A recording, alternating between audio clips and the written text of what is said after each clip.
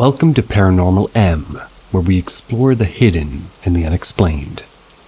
Subscribe and turn on notifications to keep up with our latest mysterious stories. We hope you enjoy the journey into the unknown. The Pale Lady in the Woods. I live a little ways out in the woods. I'm on a small dirt road with a few neighbors who also live on our small street. It's a quiet place. We all know each other and get along decently. Given that we host little bonfires sometimes and invite the neighbors around to grill and have a few drinks. We often discuss things that we've seen lately in our little patch of a forest. A group of lovely deer, a mischievous raccoon, or the odd wandering bear often are topics of conversation. However, we inevitably often end up on the subject of a mutual experience most of us have had with unexplainable phenomena happening around our homes. It's no secret that my woods tend to make people a bit uneasy. It's dark, it's quiet, and that tends to make people tense. I'm definitely no different. I don't go outside at dark if I don't have to, and I get spooked at times when an animal makes a ruckus. There are some things, though, that I just can't attribute to animals. To start, I have to go all the way back to when I was 13, when I first moved onto this property. I often felt watched at night. I was terrified to sleep without the lights on. I tried my best to ignore it, but I was honestly terrified to be outside at night or be here alone. For my 14th birthday, I decided to face my fears, so I could pitch a tent outside and camp in the yard with a few good friends. One of them left in the middle of the night because they were so anxious. Another left early in the morning after barely sleeping at night. And the last friend stayed a couple extra days, but was creeped out the entire time. She claimed to have briefly seen the apparition of a pale woman with dark hair. They were standing in our yard. Felt something touch her at night. She was truly terrified, and I could tell. When I tapped her shoulder, she startled very easily and almost hit me out of fright. This was very abnormal for her. I spoke to my uncle who lives next door too. I talked about the woman that we saw, and to my surprise, he claimed to have also seen the same apparition multiple times.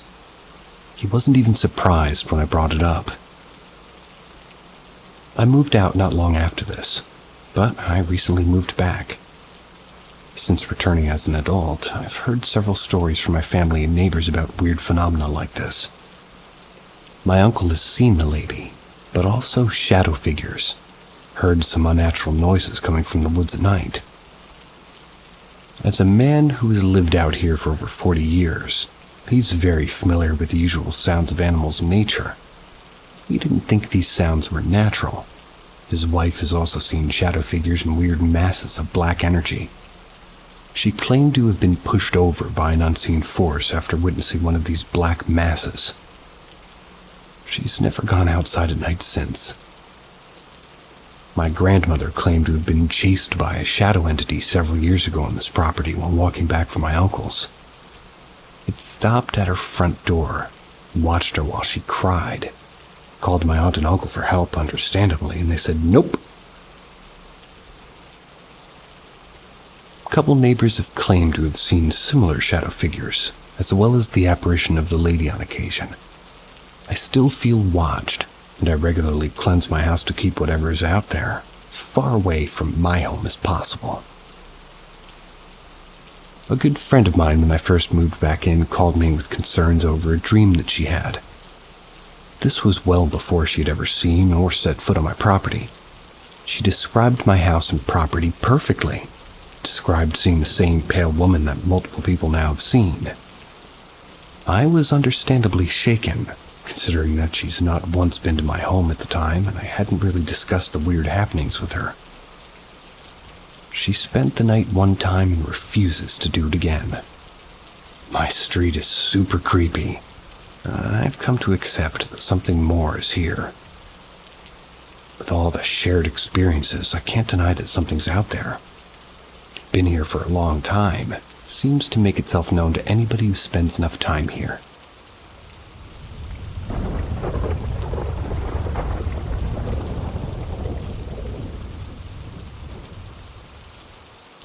Strange happenings around my home. Over the last few years, there have been strange phenomena and apparitional cameos around my home. Let me provide more detail. I live in an old property in Runcorn, England. I've lived here all my life, and I intend to die here someday, as it is the only place I can call home. I'm now 23 years of age. My house is the site of all things strange and bizarre. The Lady in White. Over the last few years, I've seen a figure in white. It was a female in what appeared to be in some white dress. I remember seeing her once in 2019, and then mostly a few weeks back. I was crying, and then I saw a white figure go into the hallway. My cousins have also seen her in my mom's bedroom. A figure behind me. This happened last year. I was on the toilet and quite drunk, and as I was relieving myself, I saw a black apparition in the mirror in the bathroom. This made me run like hell.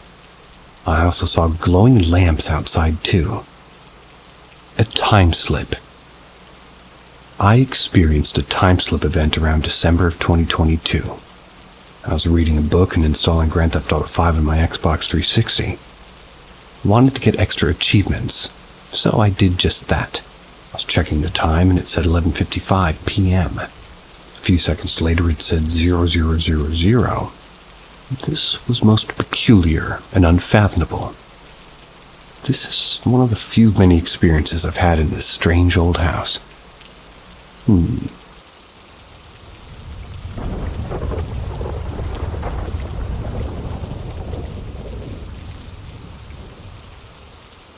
Another inexplicable encounter in my house. So a few weeks ago, me and my brother and his friend all came round to our house for a few drinks and to listen to music. Very typical mundanities, you'll notice. Went to my room for a bit and I would come down later on. I have a habit of smiling a lot, which is just my character. I always charge down the stairs, but to my brother's exasperation, he's guilty of the same thing. Anyway, as I was charging downstairs like a rhinoceros, my brother's friend heard a childish giggle behind me. We were all in the kitchen before then, but as I was coming down the stairs on the ground floor which connects the cellar, hallway, and kitchen, he heard a childish giggle and got freaked out. Thought I was pranking him, but I told him vehemently that I didn't create any sound relating to laughter. He got that freaked out that my brother had to watch over him, and he got to go outside to relieve himself as he was so scared of going upstairs. Oddly eloquently written.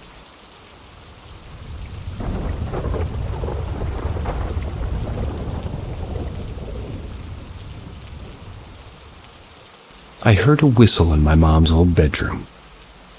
For context, my mom had passed away in 2023 after a battle with cancer. It was not the cancer that eventually got her, but hospital pneumonia. After I was conversing with my brother, I went downstairs to the middle floor in my room. After I got what I needed, I heard clear as day a whistling tune right down my ear next to my mom's old room. We live in a very large house, and it's known for its unusual happenings. My mom's bedroom specifically has a lot of unusual activity. I saw it that my mom's close by and watching me or not at all, but either way it was inexplicable. I'm a rational man of science, but I know there are things in reality that have no conventional explanation. I also can't whistle at all. Thought it could be me by accident, but I couldn't mimic it. Strange but true.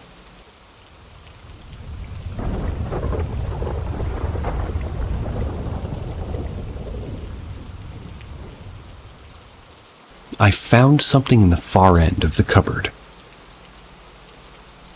I was looking for a snack to feast on as I was hungry earlier on today, so I decided to get some crisps. But much to my irritation, my brother consumed most of them. As I was about to close the cupboard door, something caught my attention at the far end of the cupboard. I reached out and grabbed it, and it was a packet of chocolate biscuits, 2 months out of date. This triggered a memory for me where my recently departed mom would hide the biscuits on me. She'd do it to my brother. We used to eat them all the time. She got annoyed when there was no biscuits to eat, so she would hide them.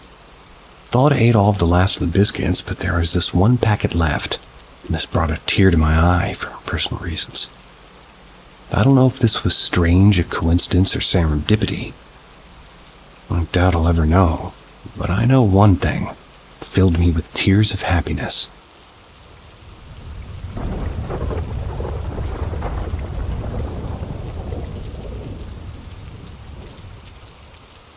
I had an unexplainable encounter while walking down my street. For context, I live in the northwest of the UK. It's in the county of Cheshire, in the town of Halton, part of the industrial heartlands in northern England. I felt like not sharing this story as I'd hoped to self-rationalize, but none of it makes sense scientifically and logically. Time to explain. I was walking back after doing some shopping. It was midday and I was therapeutically walking back home. As I was nearing the conclusion of my journey, approaching me was a family of 3, a man, a woman, and a child. They were a very typical family. I moved out of their way to let them pass. I'm quite courteous, but something felt weird. I didn't know what it was. I noticed they had like a foreign accent. They're white Europeans. I assumed that they were refugees from Ukraine, but they had a Germanic look about them. As I was rationalizing who they may be, I looked back a second time and they disappeared. It was only for a few seconds that they walked past me and couldn't have disappeared that fast. I immediately ran home as I was creeped out, and I basically replying in my mind to no avail. It felt like somebody was watching me uncomfortably. This is the most inexplicable and unsettling thing for me.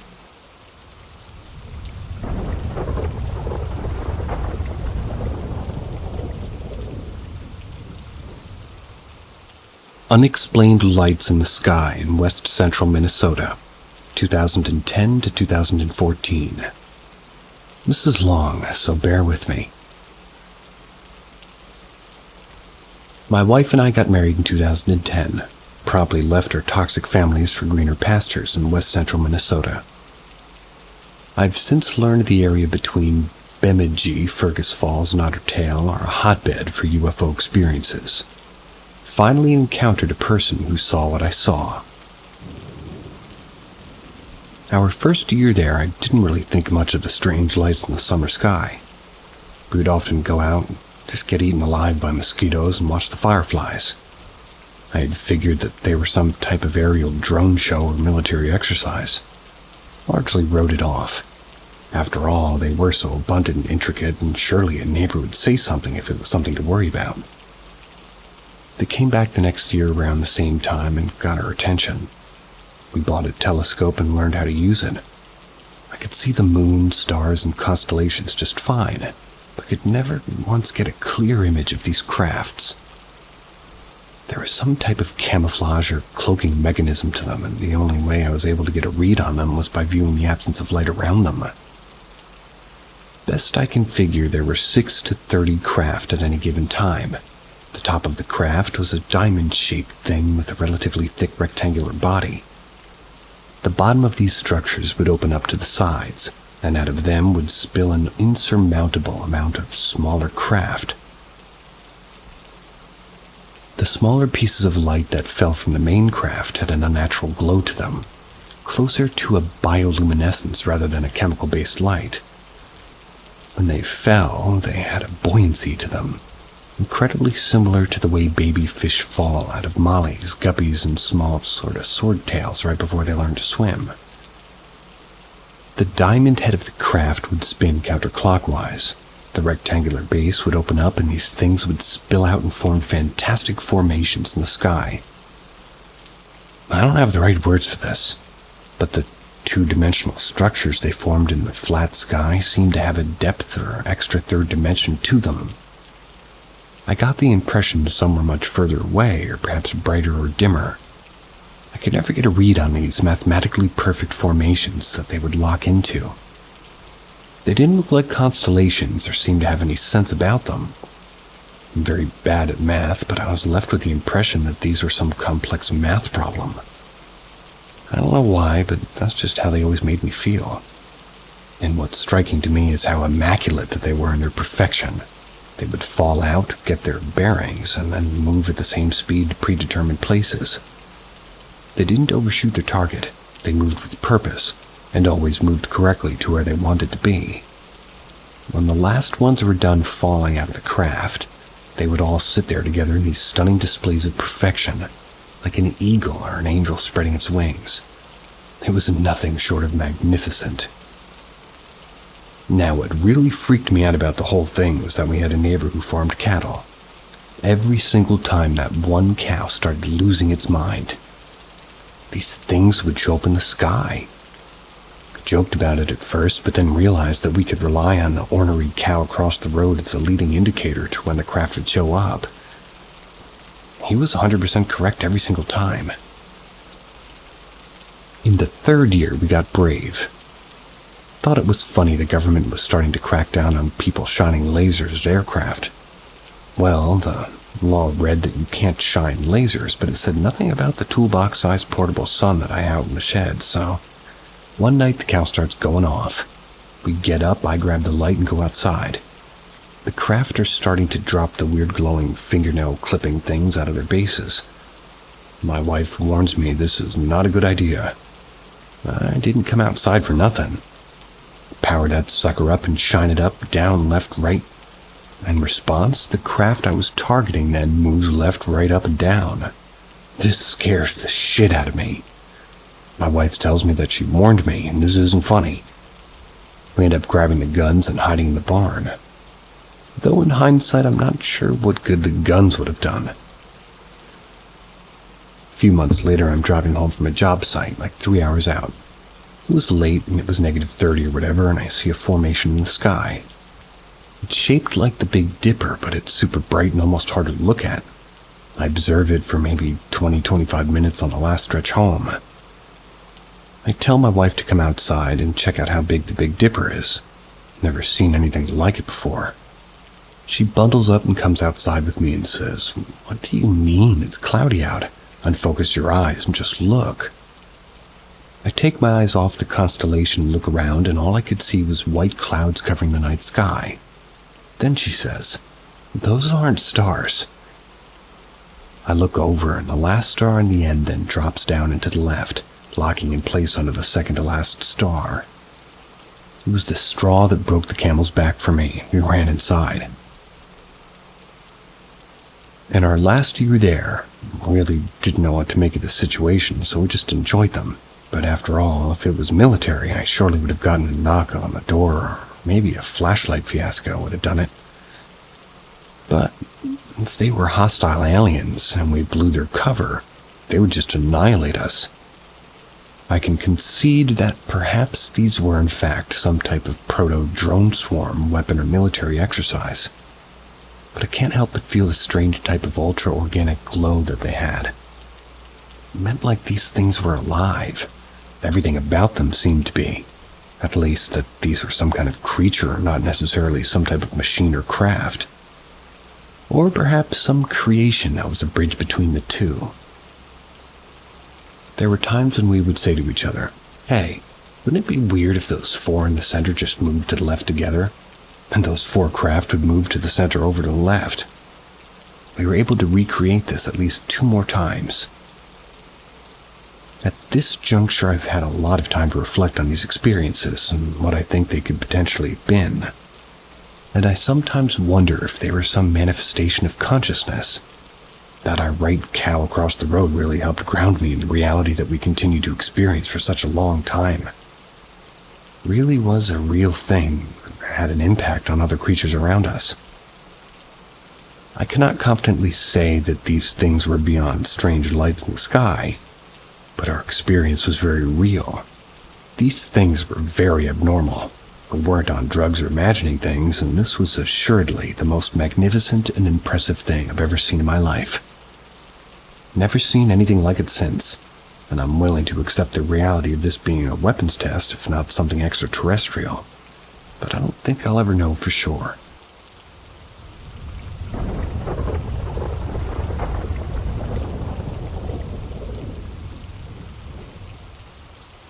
My unwanted guest is unhappy about me trying to ignore it. I stopped taking my dog out back since the encounter I had the other morning. He'd been going out for potty time and playing inside instead of out back. 2 days after I stopped using the backyard, the events have moved inside. My dog hides all the time in her kennel if we're engaged, or rather if we're not engaged in play. When in the living room, she'll stare into the kitchen and whine. Last night I was awoken by a sound downstairs. My bedroom's on the second floor, and since I was up, I had to investigate. I decided to go to the bathroom as well. I saw nothing out of the sorts and made my way and entered the bathroom. It was cold in there, colder than the rest of the house. It gave me goosebumps and my skin started to crawl. I never turn on the lights when I get up in the middle of the night. It makes it easier to fall back to sleep. So I sit in the toilet so I don't have to worry about aiming and start to pee. The bathroom door slams shut, and I mean slams. Thought it would break free if it hit with so much force. Tried to ignore it and finished and went to go back to bed. I couldn't push the door open. Something was holding it in place. I firmly and loudly said, "You're not welcome. Leave now." Still, the door wouldn't move. The sound to my right caught my attention. The shower curtain was slowly sliding open. At this point, even though I've been dealing with experience since I was 14, I started to freak out. Never have I experienced anything this strong before. I slammed into the door with my shoulder and got it to move. I made my way down the hall, heating the door open and just shut repeatedly in my wake. Heaving, I believe. I reached the stairs leading to the second floor, grabbed my dog from her kennel and flew up the stairs. We entered my room and I set her on my bed, closed my door and climbed in. Something started pounding on my bedroom door. The dog barked with a ferocity I've never heard. Nervously, I got out of bed and turned on my light. The pounding stopped. I sat on the edge of my bed and held my dog to reassure her. Seconds turned to minutes and nothing else was happening. After 10 or so minutes, I climbed back under the covers, leaving the light on. I drifted into a restless sleep. When I got up this morning, I found all of the chairs in my kitchen had been knocked over. My poor dog seemed terrified to eat her breakfast. Took her to work with me today on my way in. Stopped at a local church. I'm not a man of faith, but I met with a nun that was there cleaning. She took my information and I got off the phone with the priest. He's coming by today after I get home. During my later teen years, I suffered an injury to my left eye. About 6 years ago, a cataract started to form. The eye doctor said that it's from trauma. I lost the ability to see anything from that eye a few years back. Not absolute blackness, but the cataract prevents me from seeing shapes. Lately, say the last 2 months, there have been spheres of light forming in that eye. They float around and just vanish after 30 or 40 seconds. And yeah, I have an appointment to check it out. I kind of chalked it up to my optic nerve just making things up until today. I was going to the bathroom with my head hung, facing the floor.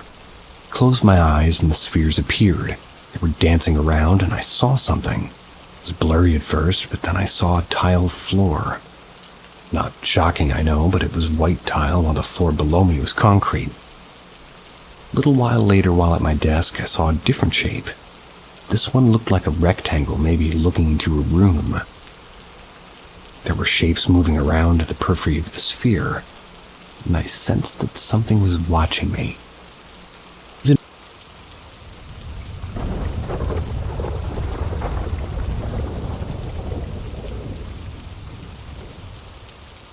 Even my dog is afraid to go outside because of the activity. For context, I own just over an acre of land. My house sits just about dead center of the property from the sides.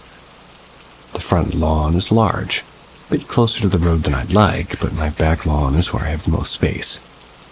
So this is where I will take my dog to potty and playtime.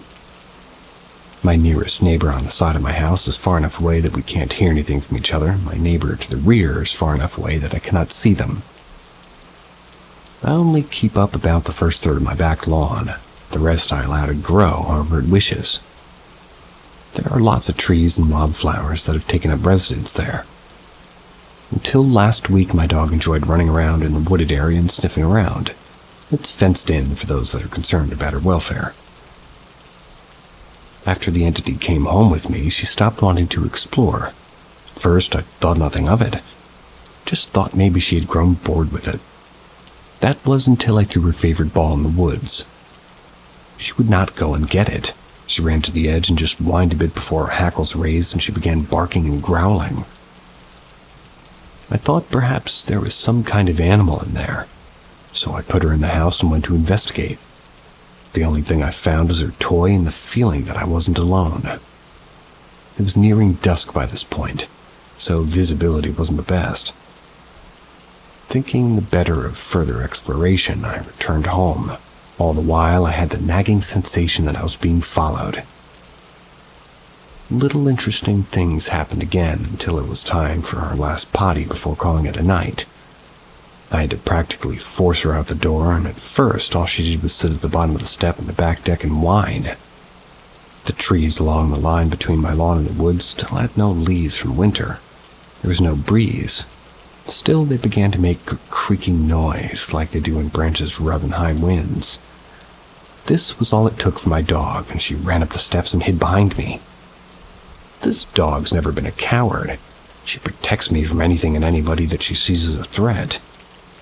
Although she's not aggressive, just protective like a worried mom. I ended up putting a leash on her and taking her out front. That's where she had no issues going potty. The next morning when I took her out, it was still dark. We went out back and she peed right away as normal. While she was sniffing for a good spot to go, number 2, something I couldn't see or hear spooked her. Again, she ran up the steps, and we had to go out front. I swear, as I was closing the back door, I saw this figure, almost smoke-like. It moved along the tree line. She will not even consider going back out when the sun's set now, and if the light's out, she's fine. Or rather, if it's light out, she's fine. But today made day number 4, where she refused to go out this morning. I live alone besides her, so I have no one to come explore with me. That being said, I've never been the kind to shy away either. Though it was chilly out, I ate my breakfast on the back porch facing the tree line. It should also be noted that although I have a light out back, I never turn it on. So there I sat in the early morning dawn, light barely beginning to show, eating my bowl of frosted flakes and watching the tree line. Today I know that I saw a shape moving between the trunks of those trees. It was definitely shaped like a man, and yet not at the same time. First, I thought it was just a trick of my eyes, maybe it was something playing with me. But the more I watched it, the more I knew it was there. It made no sound as it moved between the trunks, which would be impossible due to leaf clutter kind of just all around those woods. I'd been holding the bowl, but set it down on the glass-top table I had outside, making a light clinking noise. That caused this entity to stop moving for a moment. I do not know why, but I got to my feet and I started backing toward my door, keeping my eyes on it. As my fingers brushed against the knob, my dog started barking furiously. The entity began charging my direction. Panic overtook me, and the first time in decades, I spun, ripping the door up, and just practically flew inside. I slammed the door shut. And looking back at it logically, it makes no sense, but I locked the doorknob and engaged the deadbolt. Needless to say, my cereal bowl was still on that back porch. It's almost no time for me to go, so I don't want to go back.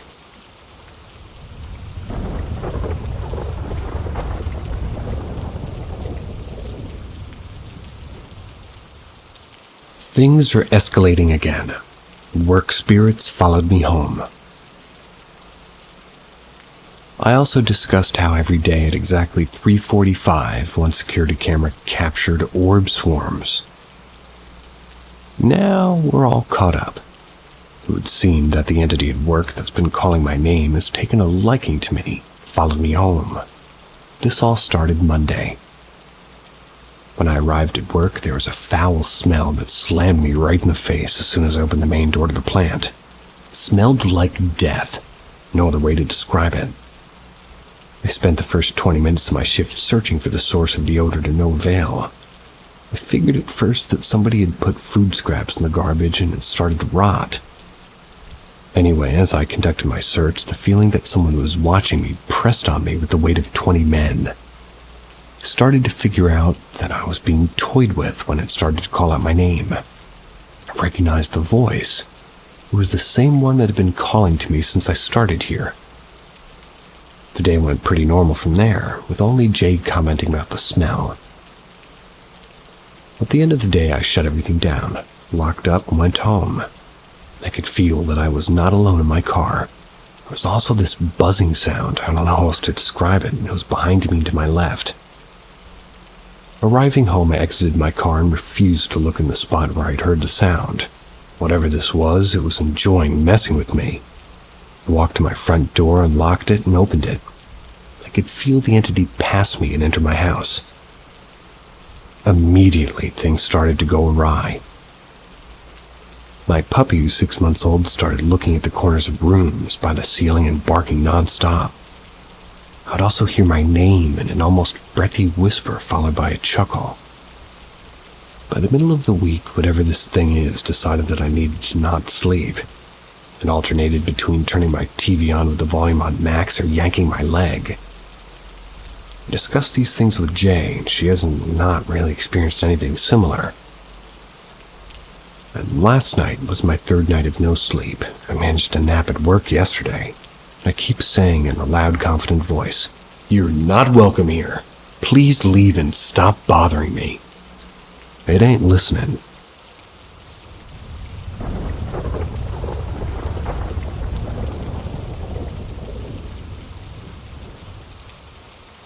I don't know how to explain this. Can anyone? Ghost story? I don't know. But in March of 2003, my first wife, Karen, had passed away at the age of 35. This was due to complications with breast cancer. On her deathbed, she said to me, "You need to take care of my parents." She was an only child. She had always told me that her father was an evil tyrant. The day she passed, I discovered how evil he really was. But that's another story. For almost 20 years, I did everything I could for her parents. No matter where I was or what I was doing, I always made time for them. Whether just having dinner or doing work around their house, I was there. December of 2022, my mother-in-law passed. She was quite ill and had been in and out of the hospital for a few months. About 3 weeks ago, mid-morning, I was startled awake by a dream I just had. I work second shift, so it's not unusual for me to be sleeping till 8 or 9 a.m., and like I said, I was startled awake.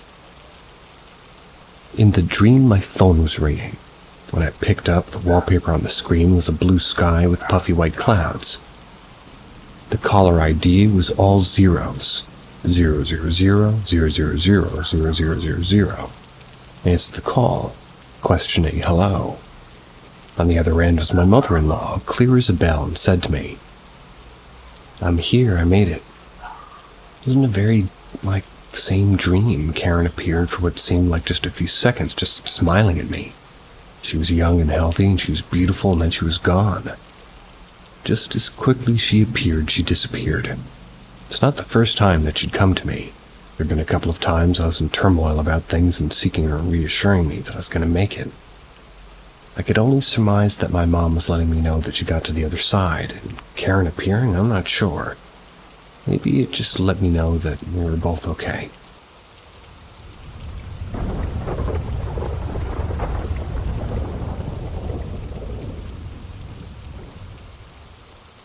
Little black flame I see a couple of times per month that dances in the air. Been living in this apartment for 18 months. Stuff would happen from time to time when we first got here, and now it happens more often. I did put my older cat down about a year after we got here. Got super sick, and the poor boy lost so much weight. Things happened before we put our older cat down, but it seemed to escalate after that fact.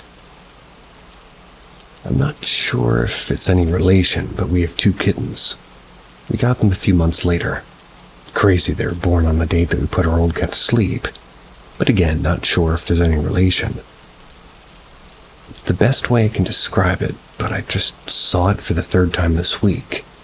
Usually a couple of times a month. It floats in front of me, like 1 or 2 inches in length, dark outline. It doesn't have a defined shape, so kind of like a transparent flame. It feels so real I go to grab it, but every time it shows intelligence, it kind of avoids my grab. It then floats away, happens at random. Looks so real I swear it's cat hair flying in the wind, but it shows intelligence and flies away. Transparent, but black in shape. Any idea what this could be? I also have a voice recorded and an orb recorded, and my kittens also display bizarre behavior that coincides with what I've experienced. Looking for advice. So far, I sense no ill will intent. I posted my story last month, but things have kind of picked up from there. I or my 2 kittens haven't been hurt, but we see things. I see my kittens playing with the thin air. I see things out of the corner of my eyes pretty often. Any harm in letting it be, or should I be concerned? The super of my building did tell me that 3 people have died in units around mine the last couple of years. And again, I don't know if it's of any relation. The building goes back to the 60s, and in the past, it's seen tough times. Many people could have passed on here. What would you do? And would you be concerned?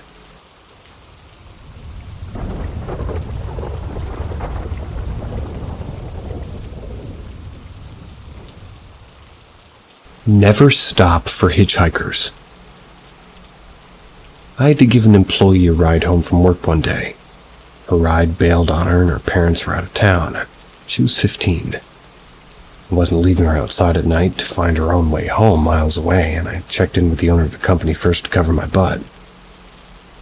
On the way to her house, we passed by what looked like a young blonde woman in a white hoodie with large patches of red. I wasn't paying close attention as the driver, and the teenager asked me to stop.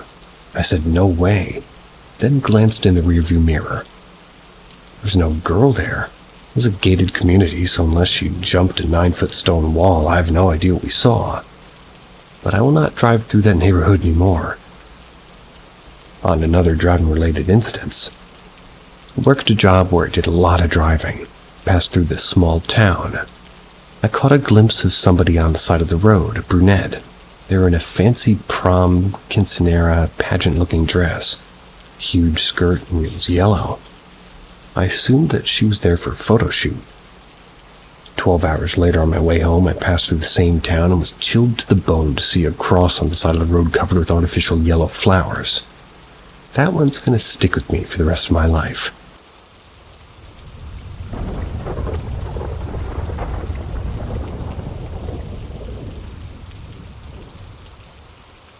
My once quiet apartment is now unlivable with the sounds and unbelievable weird vibes.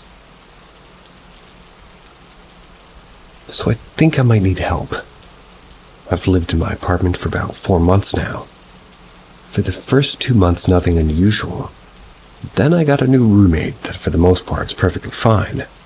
She decorated the shit out of the place. Besides that, she's okay. So out of nowhere, a couple of months ago, I started noticing sounds, footsteps. Sometimes I would hear a voice that sounded like my boyfriend, or he would hear me call him when I definitely didn't, or lights turning off and on their own. Now the activity is centralized around my closet. Like I'll be sitting on my bed and in the apartment alone, and all of a sudden it sounds like someone's in the closet and just pounding on the door. It's so loud and scares the shit out of me. Like right now, I'm not even in my room because it terrified me.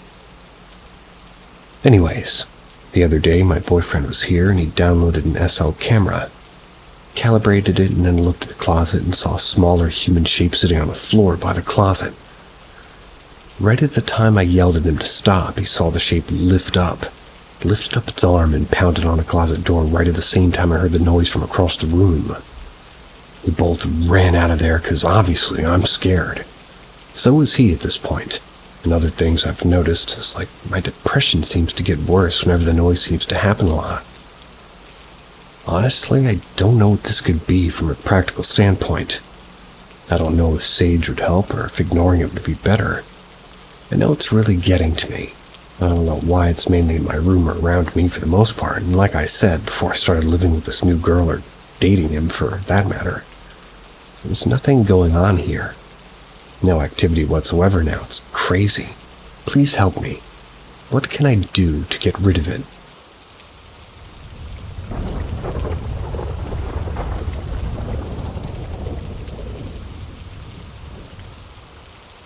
My dad's experiences when he was younger chilled me to my core. My dad has 2 short paranormal experience stories from when he was around 20 years old and living with friends in a haunted flat that is now long demolished. He lived with 4 friends in the late 70s, early 80s. They were into the punk rock scene, nights in the pub. I do wonder if the stories could be related to drugs, but he insisted he never took them personally. One night, a girlfriend of one of the roomies was staying in the flat alone while the rest went to the pub. Later that night, she came crying to the pub to find them, saying that there were voices coming from inside the flat with her. This was the first hint that something creepy was happening in the flat. His standout story, however, is pretty brief. He was sleeping on the sofa one night, woke up and saw a person with no eyes leaning over the back of the sofa looking down at him. He said he was frozen in fear and it disappeared after a few seconds. It wasn't his roommates. He didn't recognize the person. His other experiences when he was younger, around 15, when he was living at my grandparents' house. This story really gets to me. It's short and sweet, but the imagery is terrifying. One night when my grandparents, or his parents, were out, he walked out from the front room to go upstairs to the toilet. He swears he saw a naked man, wet skin with no arms, long, damp black hair down below his shoulder level, stood at the top of the stairs in the light looking down before disappearing. He never told his parents this because he didn't want to scare them, but he told me a few years ago and I told him about some of my minor experiences. I've visited that house a few times since my dad told me the story. When I stand at the bottom of the stairs and look up, I can't help but get a scary chill. I was imagining what my dad saw when he was young. He hasn't seen anything since, and is now almost 70, I think. His other roommates also had experiences in that flat, though pretty minor compared to what he experienced. I struggle to recall some of the other stories.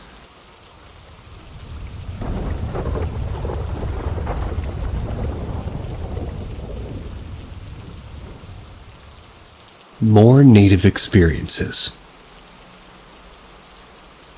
My boyfriend, basically it's something that's been with him his whole life. It's never caused any harm or negativity, but it does move things around. He sees it sometimes. It's happened to him for so long that his ghost doesn't even scare him. The first thing he told me, which was soon after we first met, he said was the scariest thing he's ever seen, which I think is saying something after the other things he's told me. So when he was around 19, it was nighttime in December. A snowstorm was outside. He was driving down a very rural road. He was with one of his friends, and they were driving next to a big field with snowdrifts on the side of the road. Basically just a miserable cold night. As they're driving, they saw something up ahead walking along the side of the road. Considering the weather, the rural location, and the time of day combined with the snowstorm, this struck them as very strange that someone would be out walking in this. But as they got closer, they could see that whatever it was wasn't a person. He could only describe it as a grim reaper in real life, this human shape and form wearing a long dark robe covering its whole body. The hood was up and they couldn't see any sort of face showing, just blackness. It continued down the road as they passed it. My boyfriend was understandably scared shitless and wanted to get the fuck out of there. But his friend, even though he was scared too, insisted on turning around and finding out what it was. Russ didn't want to, but they did anyway. They found nothing. The thing was completely gone. His friend even got out to see if there were any footprints. There were none. Russ was scared even telling me the story, which, like I said, considering all the other stuff he's told me and how long ago this happened to him, I think it's saying something. So last night my boyfriend and I got on the ghost topic, and he told me several more things that he hasn't told me before. I wanted to write down before I forgot. 2 of these just happened within the last few days, and less scary, in his opinion at least. Thing was that he was sleeping on the couch downstairs and woke up and saw someone standing in the doorway of his bathroom. He's seen it before, so he's literally not even scared of it, he just went back to sleep. But that thing is most likely his ghost, meaning the one that literally haunts Russ himself. The other thing that happened to him the other night was he was at his dad's house on the reservation. He was fixing something on his truck. It was dark out, and he was out there alone and started to feel kind of creeped out, but brushed it off. And then suddenly he heard directly behind him his dad's voice saying, "Hey, you almost done?" His dad was inside, no one was out there with him, and that one seemed to scare Russ pretty good because he said after that he went in and got his dad came out and stand with him till he finished. But how freaky is that, like something mimicking his dad's voice? These other things he told me all happened to him a while ago. One time he and his family were all having a conversation, and the topic turned to some sort of Native American folklore, specifically something Russ doesn't want to name. But once the topic came up, Russ started talking shit, saying it was all bullshit and things like that. He said when he started talking shit, he suddenly felt like something was crawling up his back, then became all dizzy and disoriented. He ended up having to have a ceremony of some sort performed to get rid of the bad energy. This next thing happened to Russ when he was pretty young, like maybe mid-teens. It was by his dad's same house in the res, but up on the hill from his house a ways, and Russ said that there's like a small little pond up there that him and his friends would ride dirt bikes. They were up there riding one evening and it was getting late. He said they all started getting a weird feeling, and that this weird mist started forming on the pond, which he said never happens. So they decided to leave. And as they were riding back through the woods, he said that there's this one part of the woods up there that he hates being in. He said it's like his skin on his whole body's crawling and that something weird or bad definitely happened up there. So they're riding home and Russ goes by this bend and he swears he saw somebody standing on the side of the trail behind a tree. So he's already freaked out, he keeps going and there's another bend in the trail.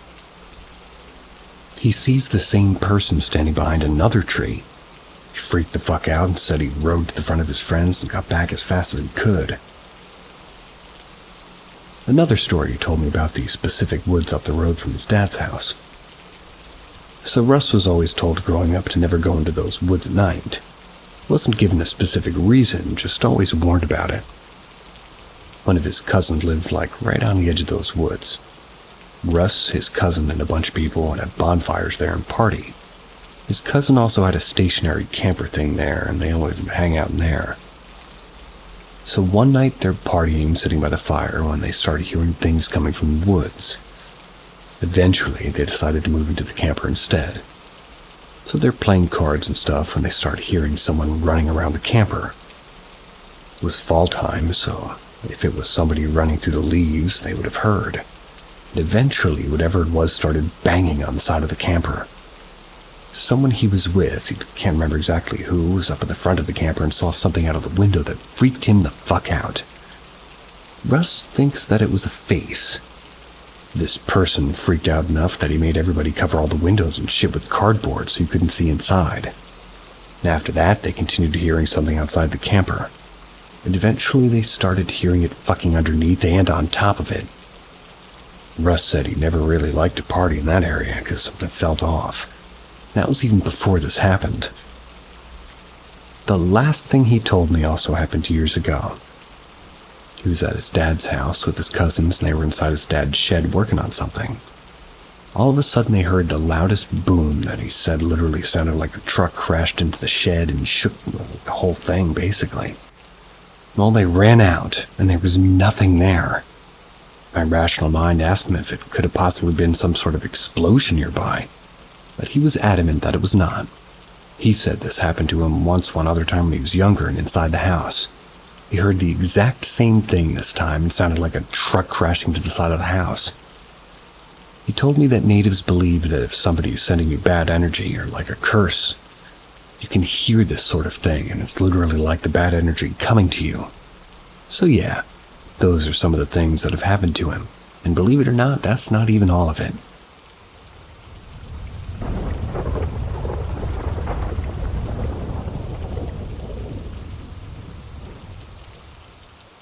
Experience with a doppelganger.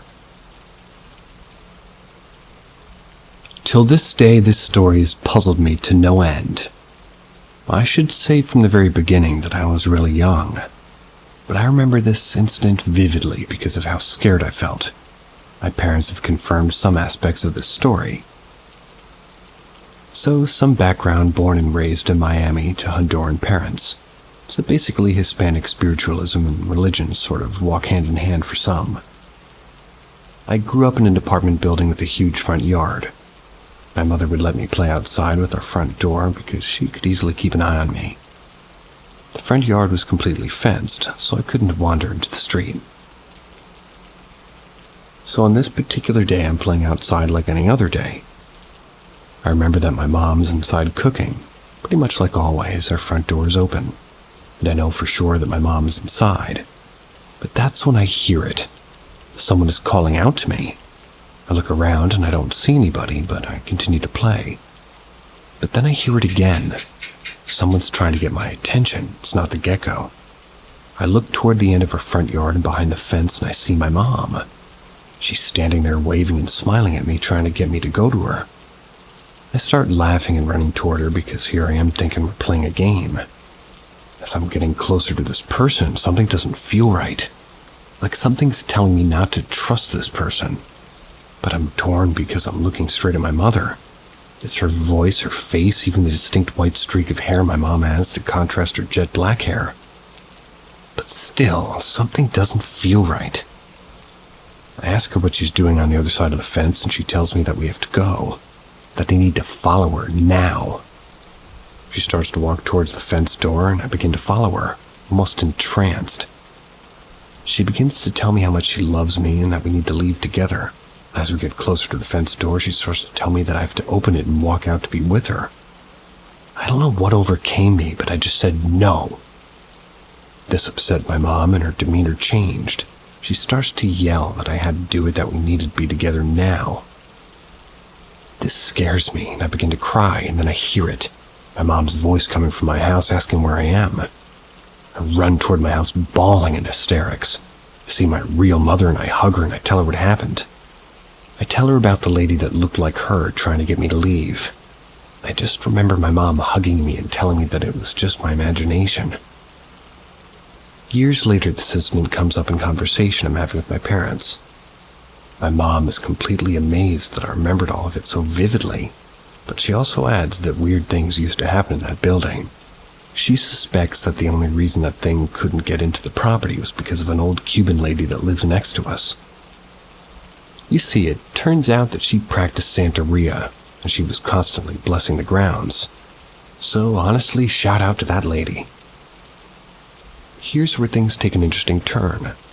While me and my mom are reminiscing about what happened, my father's completely silent.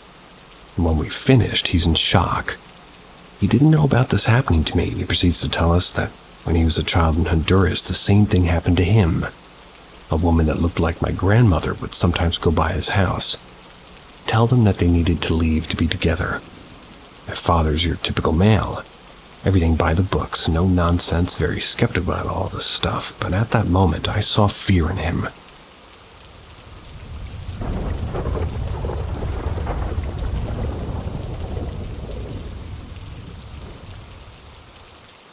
Guess who's back? I'm not sure where I left off between stories and life events, but we moved into our current home in March. It's been nice and quiet and nothing really out of the ordinary. That's until about 2 weeks ago my brother-in-law said that one of our dogs jumped up with her hackles up and started growling at the hallway while everybody was sitting in the living room watching TV. Eventually she laid back down, but my brother-in-law has always been one of those "I'll believe it when I see it" people. and it had him a little bit rattled. He told me about it when I got home, but life went on as usual. Now, last week, we all decided to sit down and watch Ghost Adventures' Demon House special. If you haven't seen it, I highly recommend whether you believe in their show and being real or not. But anyways, our dog, not the one previously mentioned, was laying in front of our front door. You can see through my living room into a portion of the kitchen from the front door, and the chair I was sitting in is next to the corner of the wall between the living room and kitchen. No one was up moving around, but her dog lifted her head and looked at someone or something that had to have been at least 7 feet tall. It was standing just past me in the wall. As she was looking at whatever it was, I felt goosebumps and cold air in my leg. I made a commotion that made it go away, and one thing about this dog is she's never given any spooky things attention, so she was curious about whatever it was. The most recent occurrence was last night. My husband and I's room is in the remodeled attic. Around the time we watched the Demon House special, we started having power surges in our room, so we've been camping out in the living room until somebody gets over here to check it out. Anyways, I opened her door to set laundry baskets on the steps to our room, and when I looked up, I saw a shadow go across the wall. It was like somebody was upstairs walking in front of the light. Flung the door shut and looked over at my husband, who was standing in the kitchen talking to me. That's when I started to tell him what I saw. He said he felt an energy move through him. It was almost as if whatever was up there came down the steps and ran through the kitchen. Like I said, these occurrences are minimal compared to others, but with my husband's attracting the paranormal, I'm sure there'll be more to come.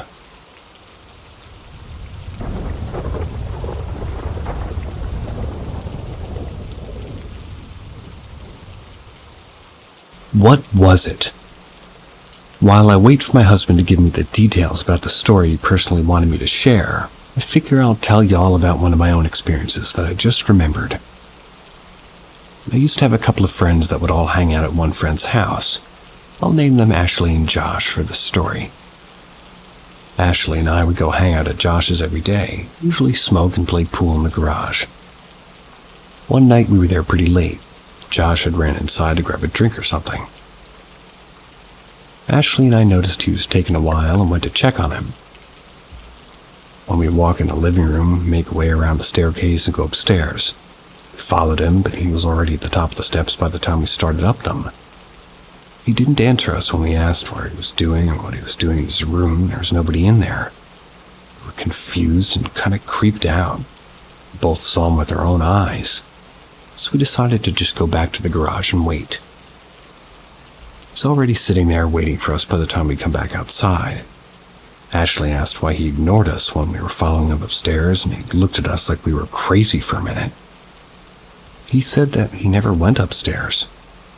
After he said that, fear hit me when I realized something weird was going on. But we chose to act like nothing happened and went on with our night. The house and property were already pretty creepy. Used to make Josh walk me to the end of his driveway every time I stayed past dark. If I'd walk it alone, I felt like some kind of dark or heavy energy was right behind me, almost pushing me till I got to the road. I don't know the history of that place, but I was always scared of it, and we never figured out what exactly happened that night. I eventually went my own way and stopped hanging out there shortly before I met my husband. I still talk to Ashley to this day, but haven't heard from Josh since I stopped going over there. But I heard he was doing pretty good in life. Now that I know everything I know, it's probably one place I'll never go back.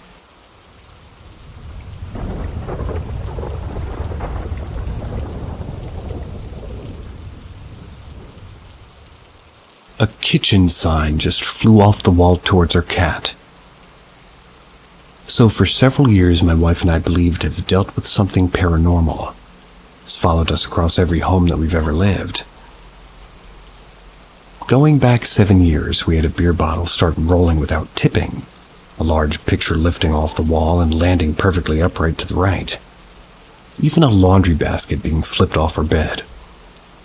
Since this, we've had tons of knocking sounds, walking, and our cats randomly watching something invisible move across our place. Fast forward to this, the AM of today. 2 of my cats are sleeping together on their bed, about 20 feet from our kitchen. Our third cat was near the kitchen island, sitting there. I was walking from our living room toward the kitchen. A 3-foot metal and wood sign on our kitchen sink wall flew across the wall, cleared a distance of 7 feet and fell straight down, hitting our cat in the neck. Though he is okay, I'm shook by this. For the first time, it's tried to cause harm. Though it simply was falling off, it wouldn't have been caused to take a flight. I checked the wall and 2 screws it was hung on, and they were still there. Hung the picture back up, tried pulling it down straight out even, didn't budge. No magic gusts of wind, as there's no windows or vents nearby. There was no one near it either. What the hell just happened? How do I make it stop?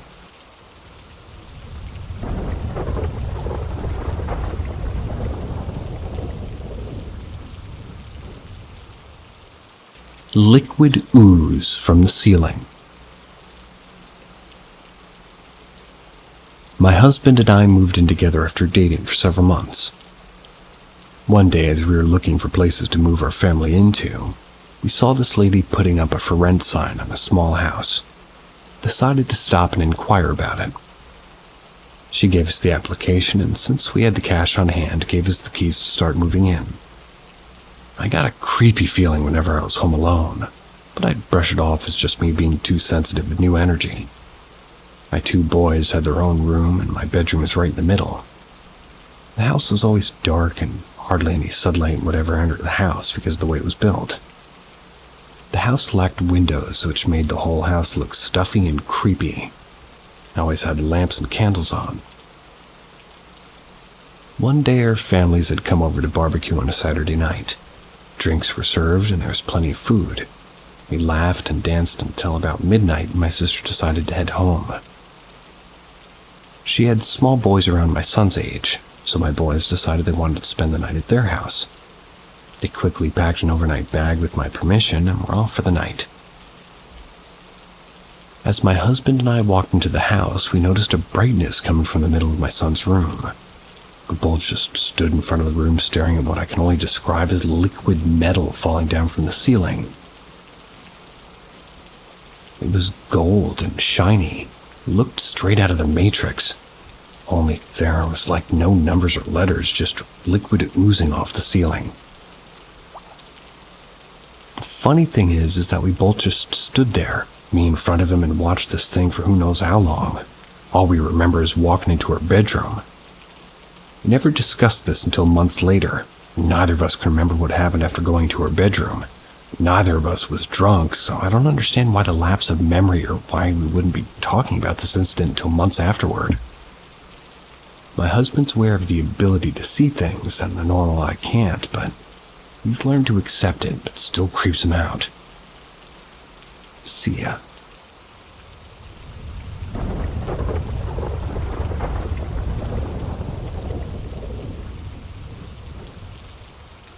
Greetings from Paranormal M, the channel that brings you closer to the supernatural. Don't forget to hit that subscribe button and turn on notifications to stay in the loop with our latest eerie tales. We hope you have a chillingly good time. A probably not paranormal encounter with a stranger. Hi everyone, this story is going to be about a super weird meeting that I had about 6 months ago. Names, of course, will be changed. Around 6 months ago, my grandmother, 94, passed away. Colon cancer spread to her lungs. My family was preparing for her funeral. The day before her body was set to be viewed by friends and family for the last time, I met this older gentleman on the street. Wrinkly white hair, he was at least in his 80s. He stopped me on the sidewalk. "You're a member of the Rose family." I was so shocked that I could only reply with, "What?" "You're Chico's granddaughter." I was stumped. I had no idea who this man was, but he was somehow able to both correctly guess my mother's maiden name and my maternal grandfather's nickname. I've never met my grandfather. I've never spoken to him. We've never even lived in the same state. He moved halfway across the country after his relationship with my grandmother failed. Never came back. This happened a good 30 years before I was even born. My grandfather, who's also been dead for about, 10 years. It could have just been a guess, but my mother's maiden name isn't super common. And while Chico is a common nickname, it isn't usually given to Irish orphans, which my grandfather was. From what I understand, he spent most of his childhood in an orphanage after his parents immigrated to the US and died not too long after. I do not really resemble my mother's family at all. My father is a dark-skinned Latino male, and while I didn't come out as dark as he is, I'm nowhere near the pale skin and green eyes that my mother and her two brothers have. So I don't believe that this man could have somehow correctly guessed who I was just by looking at me. I'm sorry that Trudy passed. At this, I was getting even more weirded out. My grandmother didn't want a lot of people at her wake. She didn't see the point in people that she hadn't seen for multiple decades wasting their time looking at her dead body. So no one posted about her death on social media. No one paid for obituaries to be put up in any of the newspapers. We all just contacted her close friends ourselves. So I have no idea who this man was, or how he knew what he did. Who are you? I used to pal around with your grandmother. This didn't help me at all. My grandmother had a large collection of friends ranging from completely randos to actual gangsters. She used to love showing a stack of pictures that she had that showed her hanging out with, people like Whitey Bulger and his crew. Lived everywhere from Florida to Boston to France of all places. I asked if he was planning on going to see her wake. I needed to see if anybody else recognized this guy, so... He said that he was. He even named the funeral home that we were using. After talking for a bit more, I had to leave and say goodbye. Of course, the man never showed up to the wake, but weirdly enough, a cop that couldn't have been more than 30 did. No one had a single clue who the hell he was. Afterwards, I joked to my mom that I met the ghost of her deadbeat father. So probably not paranormal, but pretty weird. It's stuck in my mind ever since. Every so often I wonder if that mysterious guy is even still alive. He was pretty old himself.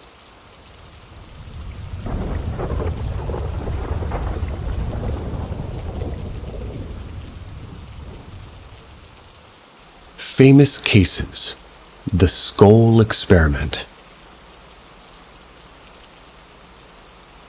The Skull Experiment, conducted from 1993 to 98 in the village of Skull, Norfolk, England, was one of the most well-documented and controversial series of seances in the history of paranormal research. Named after its location, the experiment aimed to provide substantial evidence of life after death through physical mediumship producing physical phenomenon. The Skull Experiment was distinctive in its approach, combining traditional seance methods with modern, at the time, recording equipment. The sessions were typically held in a darkened cellar. This was beneath the Foy's house. This was with the participants sitting around a table. The primary goal was to establish communication with spirits, capture physical phenomena that could be rigorously tested and verified. One of the first types of phenomena reported during the Skull Experiment was the appearance of lights. These lights, described as bright, darting, and often colorful, would move around the room, sometimes responding to requests from participants. The lights were said to exhibit intelligent behavior, changing direction and interacting with objects and people in the room. In addition to lights, the experiment also produced numerous instances of apports, which are objects that supposedly materialized from thin air. These objects included old coins, gemstones, and even a small crystal. One particularly remarkable instance involved the appearance of a newspaper from 1944. This was said to be in pristine condition despite its age. Accordingly, MK took the paper to the Print Industries Research Association, a world authority on paper and printing. They informed him in due course that their detailed examination of the typeface demonstrated that it had been printed by a letterpress, a long-since obsolete technique, too. Furthermore, their chemical analysis of the paper on which the apport was printed revealed it to be the Second World War newsprint, long since unavailable. In his further investigations, MK ascertained that the apported version differed from the copy of the Daily Mail for April 1st of 1944 kept in the British Library. That was only in that it was like an earlier edition of that day's print run. The apports often seemed to have special significance or connections to the participants or the spirits that they were, purportedly were in contact with. Audio phenomena were also a crucial part of the skull experiment. Voices were frequently heard, sometimes through direct voice communication where the sound seemed to emanate from the air, rather than from the mediums. These voices would converse with the participants, providing information, answering questions. Additionally, anomalous sounds such as music and unexplained knocking were often reported. Photographic evidence also played a significant role in the skull experiment. The group used both traditional film cameras and infrared video cameras to capture images during the seances. Numerous photographs were developed that appeared to show faces, scenes, and symbolic images. Some of these images were obtained under conditions designed to eliminate the possibility of fraud, such as sealed film canisters that were only opened and developed in the presence of independent witnesses. One of the most striking aspects of the skull experiment was the variety of spirit communication methods employed. These included automatic writing, where spirits were said to control the hand of a medium to produce written messages, and direct writing, where messages appeared on pieces of paper without any apparent physical cause. The group also reported instances of materialized hands that would touch and interact with the participants. Throughout the duration of the experiment, the skull group maintained a detailed log of the sessions, meticulously documenting the phenomena and the conditions under which they occurred. Independent investigators from the SPR included respected researchers Montague Keene, David Fontana, and Arthur Ellison. These investigators reported witnessing the phenomena firsthand, concluded that the events could not easily be dismissed or explained by conventional means. One particularly controversial piece of evidence involved the locking of sealed rolls of film in a box. These were later developed, shown to contain images exposed across multiple frames, which would only be possible by removing the film from the roll entirely. Walter describes how he bought a roll of film, put the unopened film in the locked security box, held the box in his hands throughout the session, neither putting it on the table nor allowing anyone else to touch it. He then supervised the development procedure. Despite the film he purchased being unopened and in a locked box in Walter's hand for the whole session, there was writing along the length of the film in the form of a German poem. Modern-day researcher Brian Dunning asserts that the box was vulnerable to tampering. One of the investigators, Alan Gauld, wrote critically of how he discovered this locked box and how quickly and easily opened it was in the dark, which allowed for easy substitution of film rolls. This box was provided by the mediums. Whenever any other sealed container was used, no images ever appeared on the film. Yet even while acknowledging these facts, the author of the skull report still maintained that the film images are most likely evidence of the supernatural. However, Dunning leaves out additional information which complicates matters, I would say. Just over 3 years later, he came from Germany to Skull Study Day, to give an eloquent and concise, under 5-minute account of the exact design of the box. He's a leading engineer. Not only that, but the exact way in which he had held it during the experiment. 3 fingers pressed against one side, his thumb against another, and his index finger on the top face, his palm covering the lock. The base was resting firmly on the table. Only the side facing away from him, the base accepted, was uncovered by any part of his hand. And this side was slotted into the box from above and could not be removed without first dismantling the box from the top.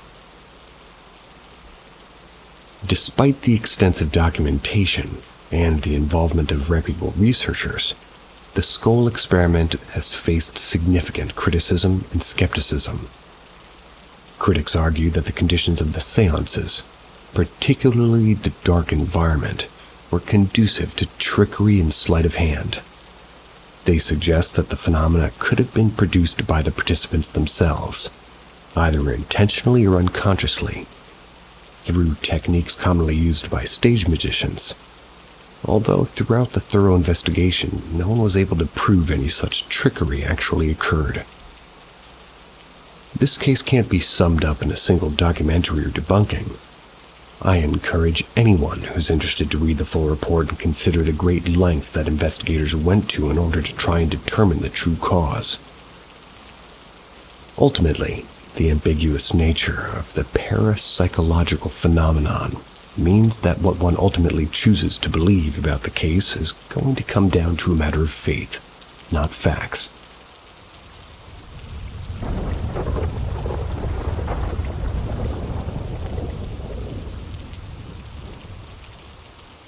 Ghosts of Gehard Monastery.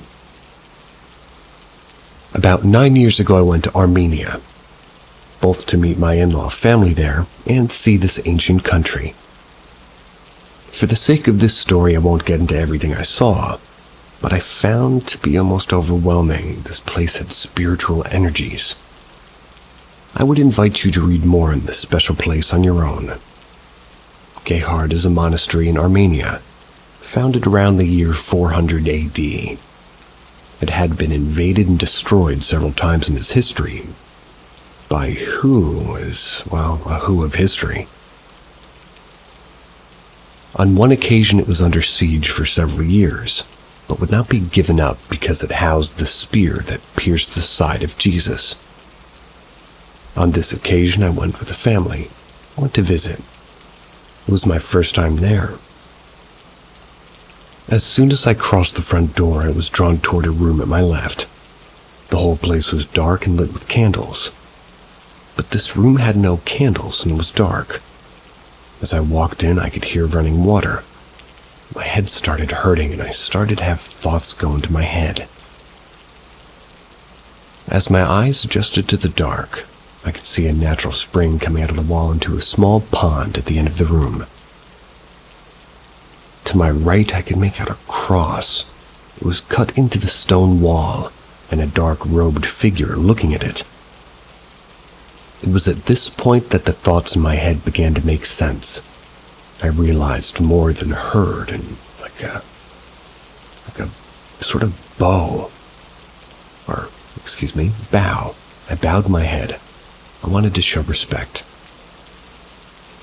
I knew I was not looking at a person, and bowed my head, crossed myself, walked out backwards facing the small altar. The robed figure in the dark room. I was a little shook by the force of it, walked outside. My family came out in a few minutes and they told me that they saw the room, but felt like they shouldn't go in there. When walking the courtyard, I came upon a rock face with crosses carved into it. There were rooms cut into the rocks and stairs. I saw 2 hands clasped together sticking out of the rock. I figured there must have been a hole or a window from the rooms cut into the rock. When I got close enough to see the rock face, there was no hole or room there. I just walked back to the rest of my family and went to the car. It took several hours to get out of the fogginess of that much energy. Experienced a few other things in the country, but by far this was the strongest and the only one that I saw rather than just felt.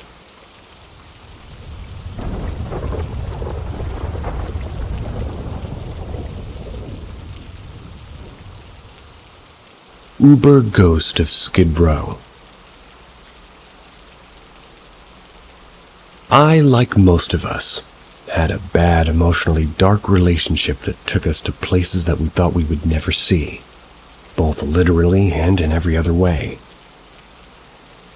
Back 20 plus years ago, I left mine at Skid Row in Los Angeles.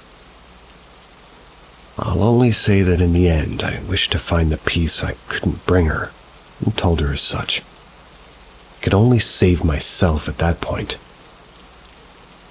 Years later, she would message me randomly on Facebook. I ran into her at a supermarket. She was married, doing good at the time. I wished her well and moved one. One day, I started getting messages on Facebook again that her husband had died, and she was once again out of control, ended up back in Skid Row. I was married and established at that point. I didn't want to kind of just train wreck, and I blocked her. I'd been driving Uber for a few years at that point, on and off, and dreaded when I would go anywhere near Skid Row. I didn't want the drama of running into her.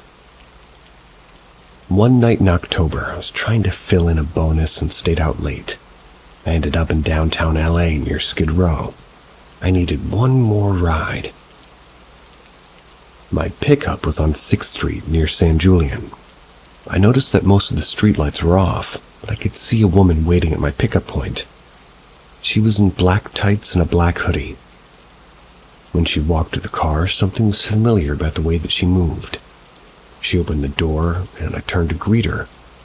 First thing I noticed was that my dome light didn't turn on when she opened the door. In what little light there was, I could see her face in the hoodie.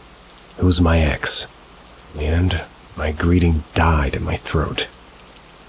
She sat, closed the door, and looked out the window. At this point, I was starting to have doubts that it was her, as her face was young, like when I first met her, not tired like the last post that I'd seen her. I mastered myself, and I quickly convinced myself it was a play of the light. My mind was perhaps playing tricks on me. I decided to just go and drop her off, and I was being silly. It was a long drive, and she sat in silence, just looking out the window. I realized that I was driving towards Torrance, where her father's house had been. I checked the map, and sure enough, the drop was a block away at a small park near her dad's house. He had passed away a few years back, and the house had been sold. And at that point, I just wanted the ride to end. I was freezing and emotionally holding on by a hair, but still convinced myself that this was a different girl and I was being stupid. She just looks like a younger version of her. We got to the park, and I turned to look at her, but she was out of the door walking into the dark park. She disappeared into the shadows of the trees. I drove to the next gas station and fueled up to go home. My dome light came on, and I checked the back doors. The dome light was working. I checked the Uber app to see if I'd imagined the whole thing. It was a real ride. I next popped up Facebook to unblock and see the messages. First thing I saw was in memorial of, then her name. It was the first time I saw that. Because she was known to lie a lot, then, well, didn't really prove anything. The messages got to me. She had had a stroke and wanted to talk to me. Then another week later, then all her posts and messages stopped a year before. I still didn't believe due to her having issues with telling the truth. A month later, I figured out how to confirm her death. The LA County coroner had a website that lists deaths. She was there. Died a year before. I believe she was in the car with me that night, but I'll never really know.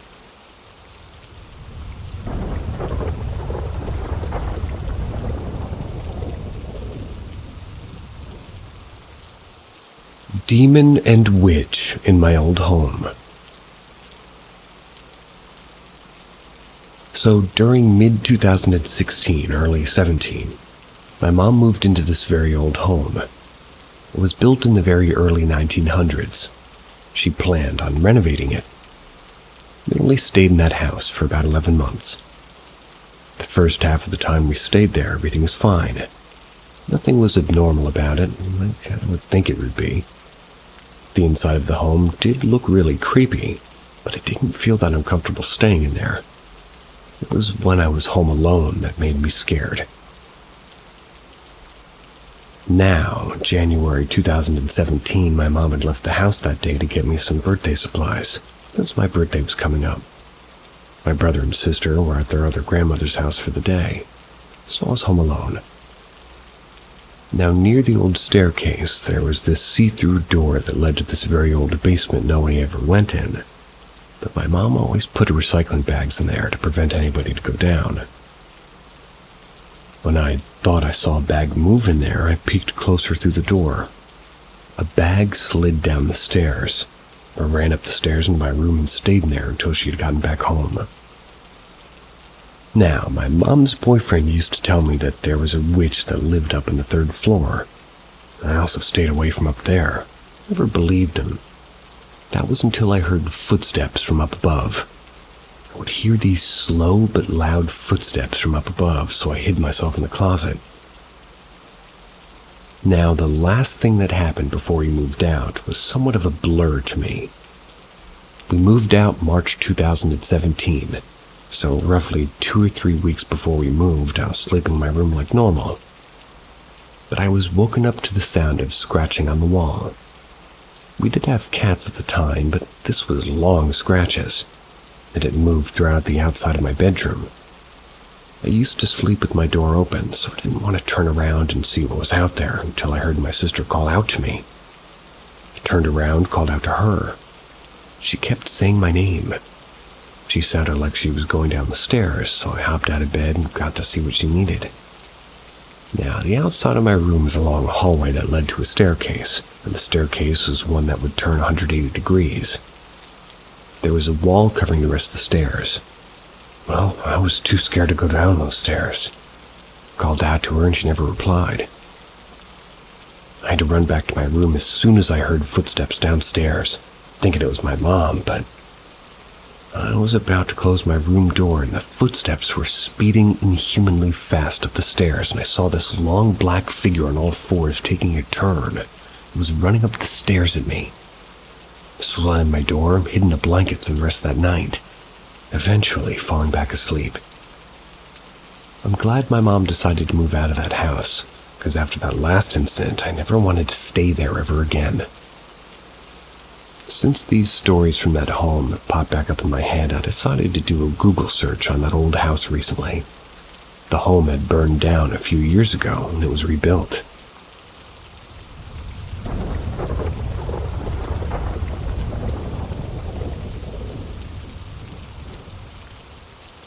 I had a paranormal encounter with myself. A few years ago, I was brushing my teeth, looking in the mirror. In one of the 2 bathrooms in my house, we have a gigantic mirror. One in front of the bathroom sink, another one behind where you stand. There's a little counter with a stool that you can sit on. That also has another gigantic mirror. So the mirrors are parallel from each other, and I was brushing my teeth. Because it was late at night and I set my goal to brush my teeth before I go to bed. That's because sometimes I forget. Anyways, I'm washing my face afterwards. I look down to make sure the washcloth was soaked in the water. I look up, wash my face, I look down again. I look up to get rid of the excess toothpaste on my face. I continue to look down and up, and I imagined in my head all those scary movies. You know, the ones where people see stuff in their reflection. So as I'm washing my face, I continue to look up and down, just for fun right before I go to bed. But my reflection is looking down. As I'm staring at my reflection looking down, I tilt my head. Can't believe what I'm looking at right now. My reflection looks up, tilts its head with me, and we both smile. It's almost like I was watching a video of myself through the mirror. Then the video synchronized with real time. Even though it wasn't a video, it was me looking at the mirror. I guess I received what I was looking for. The random thought of what happens in the movies happened to me in real time as I was thinking about it and doing it. It's almost like I accidentally manifested it to happen, but started off as something so innocent and playful, turned into something quite real and terrifying. But cool, I'm not scared of the paranormal. I don't know what I'm looking at. I mean, I was looking at myself, but I don't believe that was me in the mirror. Why? How can time slow down in my reflection? Where can I see myself doing something that I just finished a few seconds prior?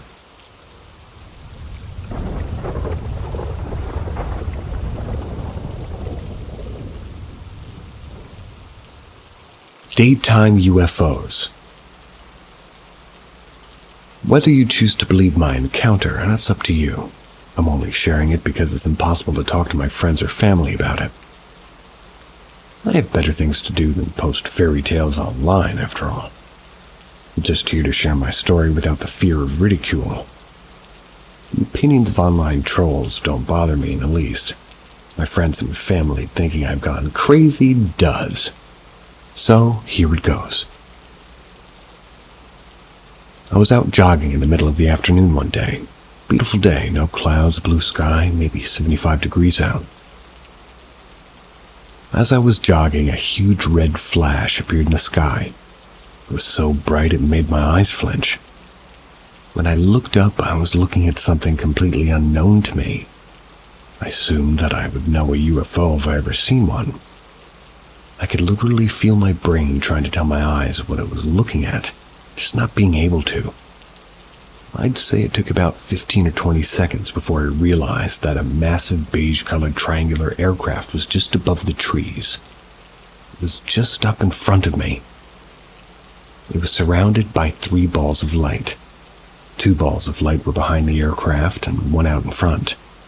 Strangely, also in a triangle pattern. They were so bright I couldn't see any shape. They looked as bright as the stars. I could see just what appeared to be a super shiny metal, but no shape. I'm not convinced it was metal either. It was comparable to staring at the sun. That's just how bright the balls of light were. The beige triangle was probably the length of 2 to 3 passenger airliners, completely silent.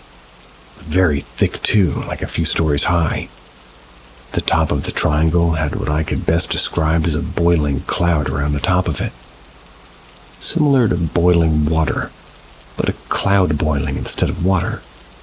It was very strange. The bottom of the triangle had 3 massive lights, 2 red, 1 white. They began rotating in sequence. The red one would come on, get bright, dim out, and then the next red light would come on and do the same thing. This was followed by a white light, repeated that sequence the entire time. What had me mesmerized was this wasn't light from light bulbs. This was like starlight or something. I remember just thinking I need to run up directly under it and look at where the light's coming from. There weren't bulbs or anything, and the bottom looked like it had opened voids where the light was coming out from. It was very strange. Now here's where the story takes a hard left. As I was standing there, I suddenly noticed all sound was gone. I didn't hear any of the traffic or anything, and I also noticed the green grass and blue sky seemed more vibrant. Just a different shade, I guess. I also felt like I was standing 3 feet in the air, even though I was definitely on the ground. Like standing on a pitcher's mound. It's the best way I can describe it. I remember seeing a man on a bicycle coming from behind me toward the aircraft. I went to yell at him to get him to look up. It seemed like he was so far away, and yelling was pointless.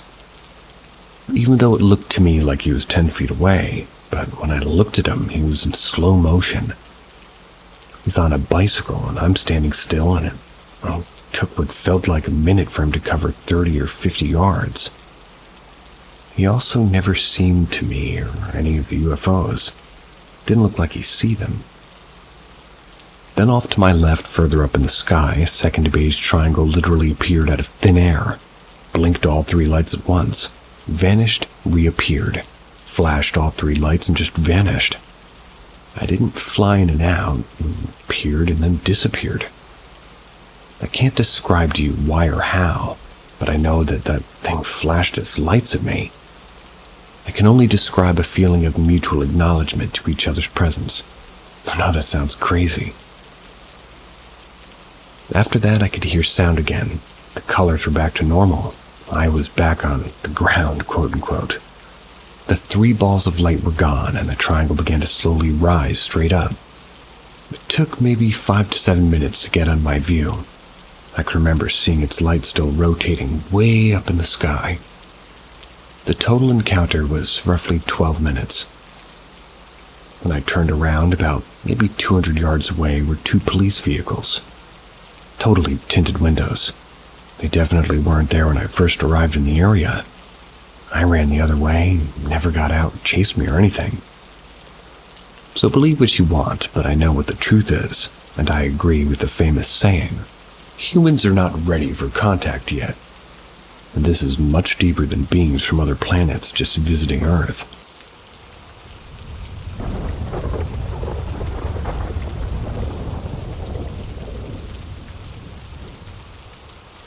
Multiple spirits, good and bad, in apartment.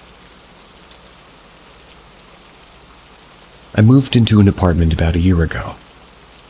I was with my partner, 25-year-old male, and me, a 22-year-old female, and my daughter, who is 1. We didn't have any sort of experience until 3 months after we moved in. We would hear creaking in the wooden floors, but blamed it on the heat. Doors were shutting, we blamed it on the wind. This was until one day my partner and his friend were over. We have a fan in our bedroom which was turned off. They both decided to go for a smoke, and my partner entered her bedroom to make sure the fan was off. 'Cause, electricity bills and all. When they came back, the fan was on full high. So they both shrugged it off. The second time, me and my partner were getting ready to go to bed. By this point, I'm in bed and on my phone, and he goes to the kitchen. He goes to take some medication till suddenly, there was the most loudest bang on the floor. He runs in and he was like, "The fuck, did you just hear that?" "What the fuck did you drop? You're gonna wake up your daughter." He said, "A fucking knife literally threw off the counter onto the other side of the kitchen." So we both run in and the knife was just there on the other side.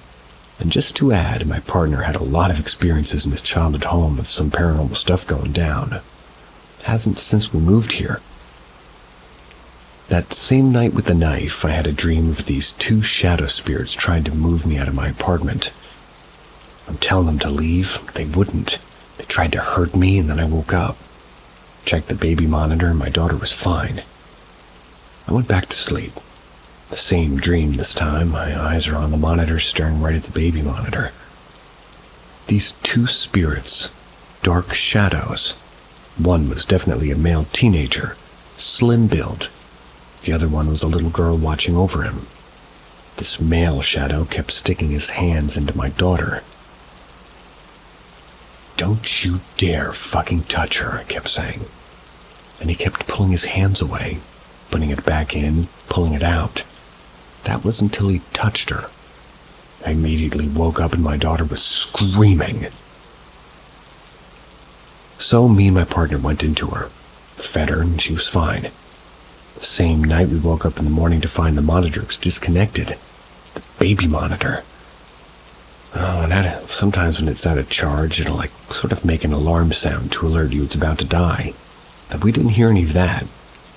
Checked the camera on my phone, and she woke up multiple times, screaming, staring at the wall where the male teenager and the female girl were standing.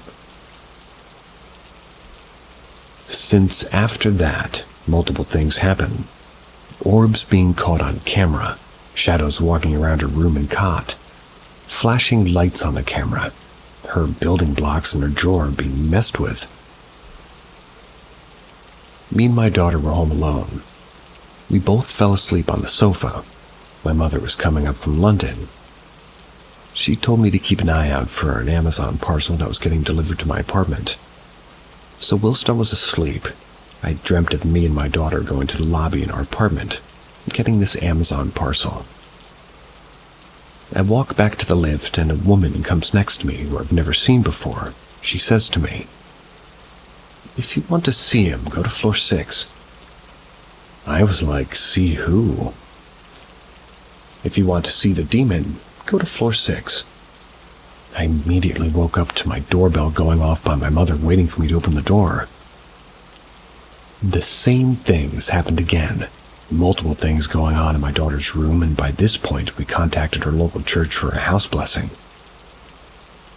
We learned about the apartment blocks being built on what used to be a massive church with several graveyards. Which one of them are still atop the gardens by the shops? They're from the 1600s or 1800s. After the house blessing, we get a couple of weird things, like the building blocks being played with, but nothing since. That's until the past couple of weeks after the blessing. The apartment still has something here, and I can feel it. Same how it started with the creaking, things suddenly falling on the floor, the door handle on the front door being messed with.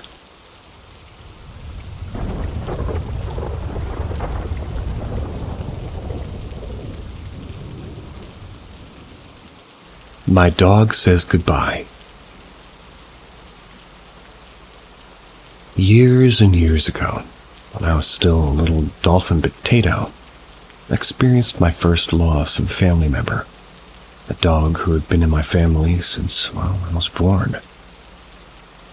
When I first came home, he became jealous of me, and so was given to my grandparents to care for. He was resilient, but one day his body began to fail him, so he was unfortunately put down. Later, my parents got a cat. He grew to sort of seem as a sibling, and kind of acted like one too. He was a little gray tuxedo who was pretty affectionate, but usually only tolerated a few pets before getting overstimulated. Let's call him Ash. Now we can get on to the story. I was laying in bed one night, only about a week after the dog's loss. My parents had given me a picture of him to look at. I was on my side, and I was just staring at it. Tears were running down my face. I was being as quiet as possible as I mourned. It was late, and I was young. I didn't want to wake anyone. Despite knowing that my parents would happily have comforted me, I still didn't want to bother them.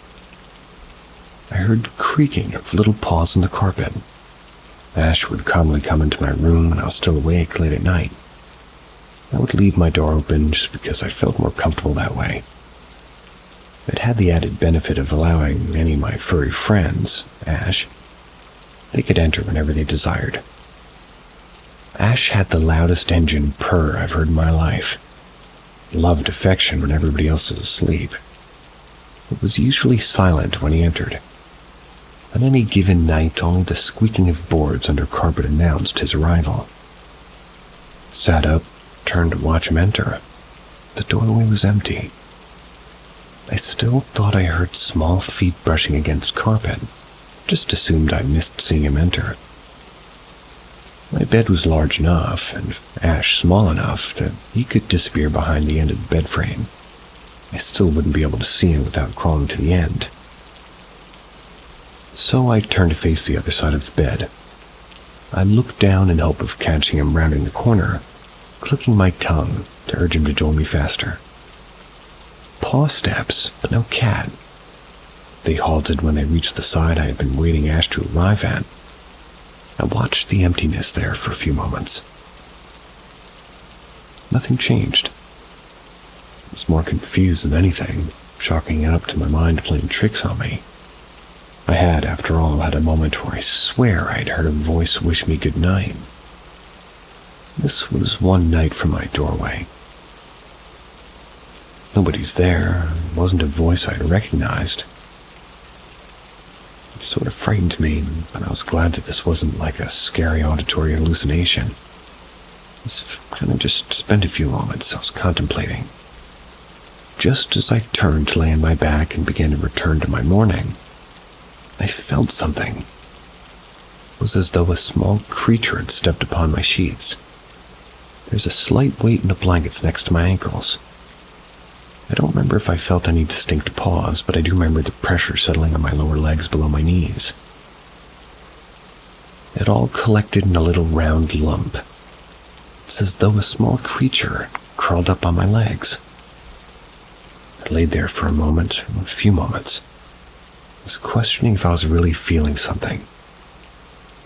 Would this sensation go away if I checked what it was? Maybe it was ash and he had come up from the opposite side. It wasn't unheard of, but again I swore I heard the carpet shuffling on the side that I'd been facing prior. Carefully, I lifted myself up to sit. The pressure didn't change and it didn't leave or readjust, it remained there. With no body accompanying it, too. I even leaned forward as far as I could to ensure I wasn't just seeing things. There was no cat, there weren't any other small animals in my home, and I was alone in my bed. I had no reasonable scientific explanation for what I was feeling. I couldn't rationalize it. I quickly recalled that I had been mourning all night. That night I couldn't sleep. I used to watch a lot of ghost hunting shows. I was fascinated by them, but never knew if I believed in ghosts or not. I was convinced by the shows I watched, but I was a child, far less skeptical then. I was terrified of ghosts. But this didn't feel scary, this didn't feel intimidating or dangerous. I still believed that our dog's way of comforting me, like he didn't get a chance to say goodbye to me in person. I was just too young to be present for that. My parents would never have let me. Him being hooked up to the machines would have been scary enough at that age. Still is for the vast amount of people. I was still confused about one thing, though. How did he get up onto the bed? This small dog. I don't remember him ever being able to get up onto any of the furniture. He's always picked up and placed upon it. And as far as I was aware. I didn't know this at the time, but later on I learned that my grandparents had put a short 3-step stool down next to their bed to allow him to climb up or down as he wished. He had just taken a set of phantom steps up to curl and maybe just lay upon my legs. He was saying that he loved me, that there were no hard feelings, despite me taking his place as the baby of the family early on. He would always be there for me, and that it was all going to be okay. Maybe he was just telling me goodbye. All of this is the only way that he knew how. With the weight of a pup resting on my calves and the thought of his love soothing my broken heart, I was finally able to drift off. I was hoping that he knew how much I loved and appreciated him in turn. Christ, I'm tearing up remembering this. It's been years. I'm assuming that my emotions are getting to me because of the time I'm writing this. It's way too late.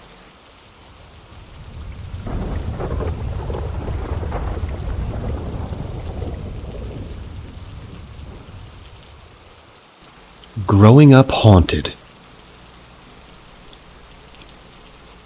I'm almost 35, but when I was 13, 2003, my family moved into a home that was built in the 50s. It's in a suburb just outside of Baltimore, Maryland. The house was definitely a fixer-upper, and over the years, my parents put in over $100,000 into additions, repairs, and beautification. This was from everywhere from landscaping to new rooms entirely, even to a wraparound deck. It ended up being a really nice house. It was kind of an envy of a lot of my friends. But when we first moved into it, it just had a sort of creepy old house vibe. We had heard from the neighbors that the couple that had lived in it previously were an elderly couple. While the man was very jovial, the wife wasn't. The husband died in the house. Because, of course, he did, but that would be later explaining some of the impish paranormal behavior. My brother and I were both immediately drawn to, but also sketched out by, the basement. It was a cliché unfinished basement. Dirty cement floors, scuffed cement walls, dank, musty, and only a couple of those janky hanging light bulbs. Like Uncle Rob and Aunt Georgette's house in Home Alone 2. The first few months we lived there, I avoided the basement for the most part. Just because I had no reason to be down there and it was spooky. My brother and I had our own separate rooms next to each other on the second floor of the house. I've never in my life had any issues with sleepwalking. Never done it. Not as a child, not as an adult. But one night I woke and was immediately jarred awake by the sensation of cold cement under my feet. I opened my eyes and look up and I'm standing in a basement. I'd walked from my bedroom on the second floor all the way down to the basement. I was just standing there, hightailed it back upstairs and tried my best to forget about it. A few months into living in the home, I took up playing drums and making music in the basement, so I spent more and more time down there and I got pretty used to it. It became like a second home essentially, especially once I started recording and having band practice down there with various bands that I joined. I had one of those Toshiba DVD players that would greet you with the text. This was across the front of the DVD player. "Welcome to Toshiba DVD Entertainment Center." So one night I'm laying in bed and suddenly my DVD player turns on and that message comes across the screen. Didn't think much of it, but I kinda did at the same time. Sometime later, my brother and I were outside playing on a trampoline. I had prepared some coffee for myself, but not yet turned on a coffee pot to brew it. In fact, if I remember correctly, I hadn't even plugged it in yet, but I did put the coffee grounds in the filter and the water in the tank. When my brother and I came back inside from playing, the coffee was brewed. Our parents were out for the day, and it was like the little things like this that would happen every so often. Nothing crazy, nothing malicious. Because we were young and stupid, we did try to communicate with whatever we believed was in the house. But things would slowly change. Some of the instances got a little bit more dark, strange. In 2007, we held Thanksgiving at our house. Whole family was there. At this time, I had moved downstairs to the front master bedroom. In the house, there were 3 bedrooms upstairs, 2 smaller bedrooms and an upstairs master. And then downstairs, there was a master bedroom on its own. We had a really big kitchen and my parents had the floors redone to be this heavy stone. Remember this for later. But the kitchen was very long and just big in general. I was outside getting some more sodas to bring inside from the back porch. When I came in, my aunt said, "Damn, you're fast." I asked what she was talking about, and she told me that she saw me walk into my bedroom like 5 seconds earlier. So she saw somebody that looked like me walk into my bedroom, which was across the other side of the kitchen and around the corner. Again, not too crazy, but weird. 2008 was the first time that something undeniably bizarre and most likely paranormal happened. Nobody can really deny this. So my brother's home and getting ready to go to a friend's house. At this point, I'm 18 and he's 14. His buddy lived up the street from us. He goes to my room and tells me that he's leaving for the evening and let our parents know that they're out. My door is cracked and lights off.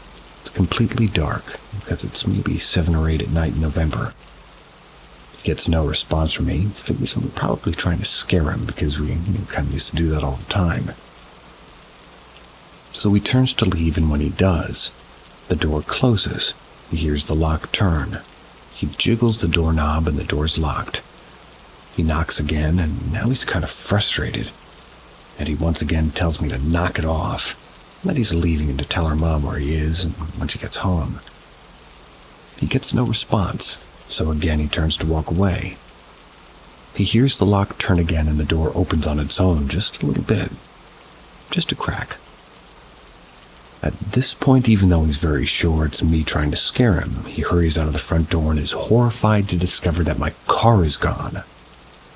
I'm in another part of town watching a football game at a friend's house. So he takes off up the street to his friend's house and calls the police. I come home from the football game and I see police cars whizzing by me and they're headed to my house. They're kicking in doors and throwing open closets, checking every possible entrance. No sign of forced entry, and obviously there's nobody in the home. It was just an unexplained thing that happened. Throughout the years, as we grew up and became young adults, we stayed together in the home. But there was a lot of turmoil. I began dating somebody, and she moved in with me and my family. Ended up just being a lot of tension in the home, a lot of fighting, a lot of anger, a lot of negative energy. It got to a point where the house almost felt alive. It's like there was just this horrible energy. Sometimes Max and I would sit in the car for an hour, just look at the house, dreading to go inside. In 2011, my brother joined the Marines, was sent overseas to Afghanistan. During this time, some things happened with the house where it went into like a default situation. Not super proud of it, but my family basically abandoned the house.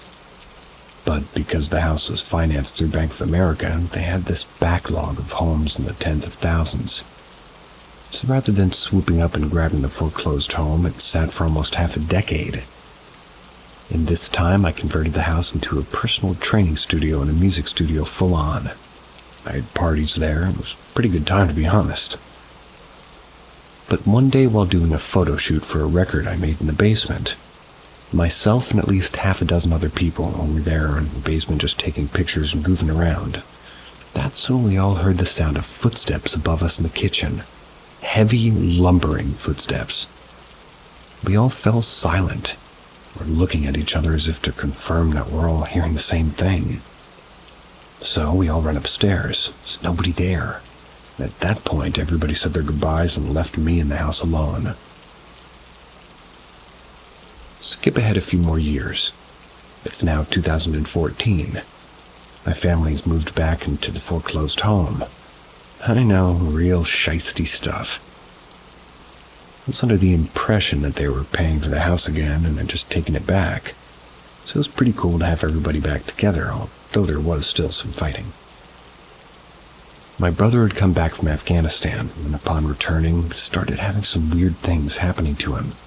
He would wake up choking his girlfriend at the time. He'd wake up in the middle of the night ravenously hungry every night almost at the same exact time. He'd just sit up in bed sometimes and get this evil, dark look on his face. My mom described it as pure evil. He would just act really strange and malicious. He would wake up bleeding, but with no cuts or discernible places the blood would be coming from. There'd just be blood on his pillows and sheets. Got to the point where he ended up going to a medium.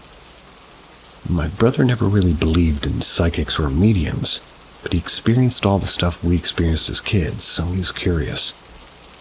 This medium told him that he most likely brought an entity back from the Middle East. Not a ghost, not a demon, just an entity. It had a feminine energy, but it wasn't female. I don't know if that makes any sense to anybody, but that's what was told to him. But the medium told him that it was very possessive and obsessed with him, latched onto him because of his negative energy. It fed off of his negative energy as he was a drinker. He always had a temper. So as the years went on, my family eventually moved out of that house. This was one more time, and I stayed behind. This was in the year of 2015, and in fact, it was my birthday. So on the night of my birthday, I was washing some dishes after making myself some dinner. And while at the sink, in that big kitchen with those stone floors, I heard the unmistakable sound of somebody's feet. Bare feet. They were marching across that kitchen and coming right up behind me fast. Not running, just walking with purpose. It was so visceral and so real. I remember hearing that sound all the time.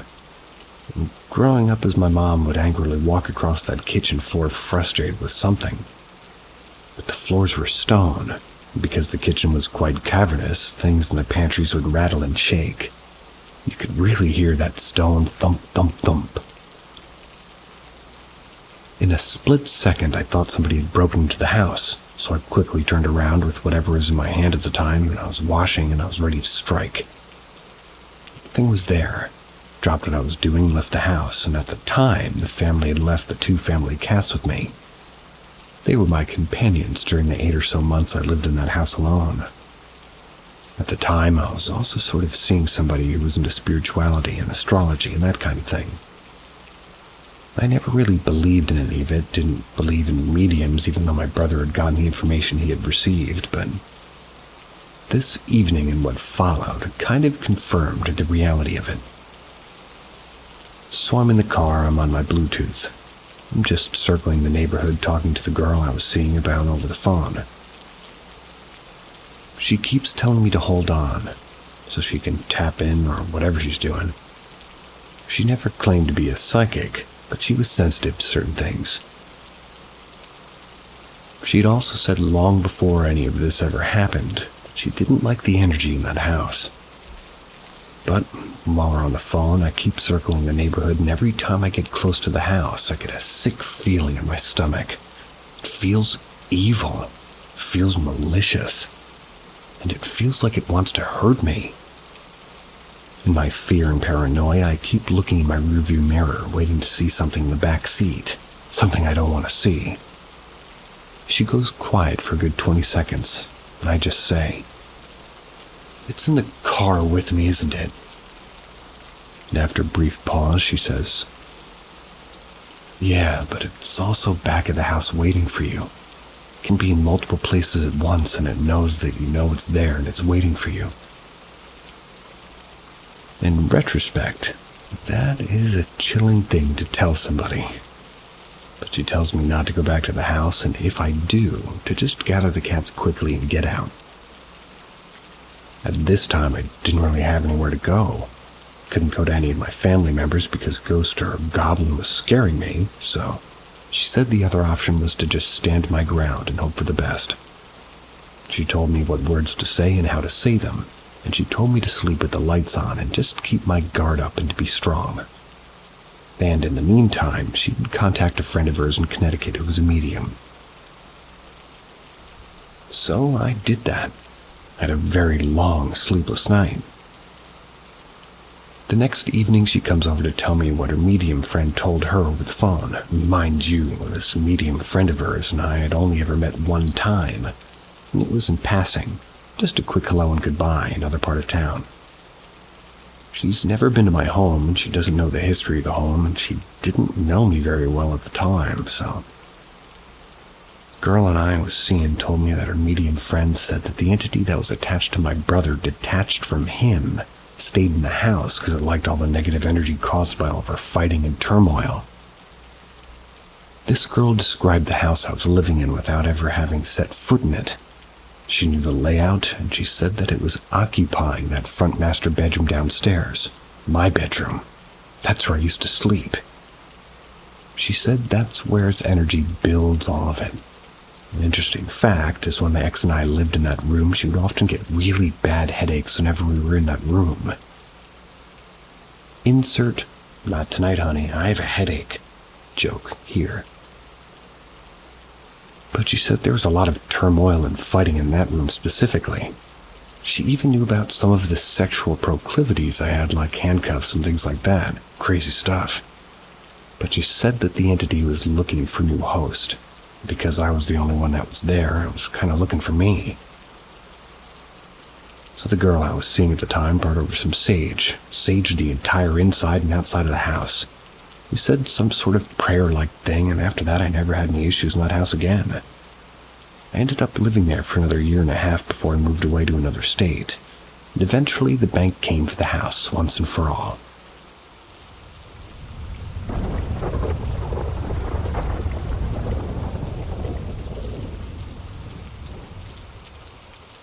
My haunted house.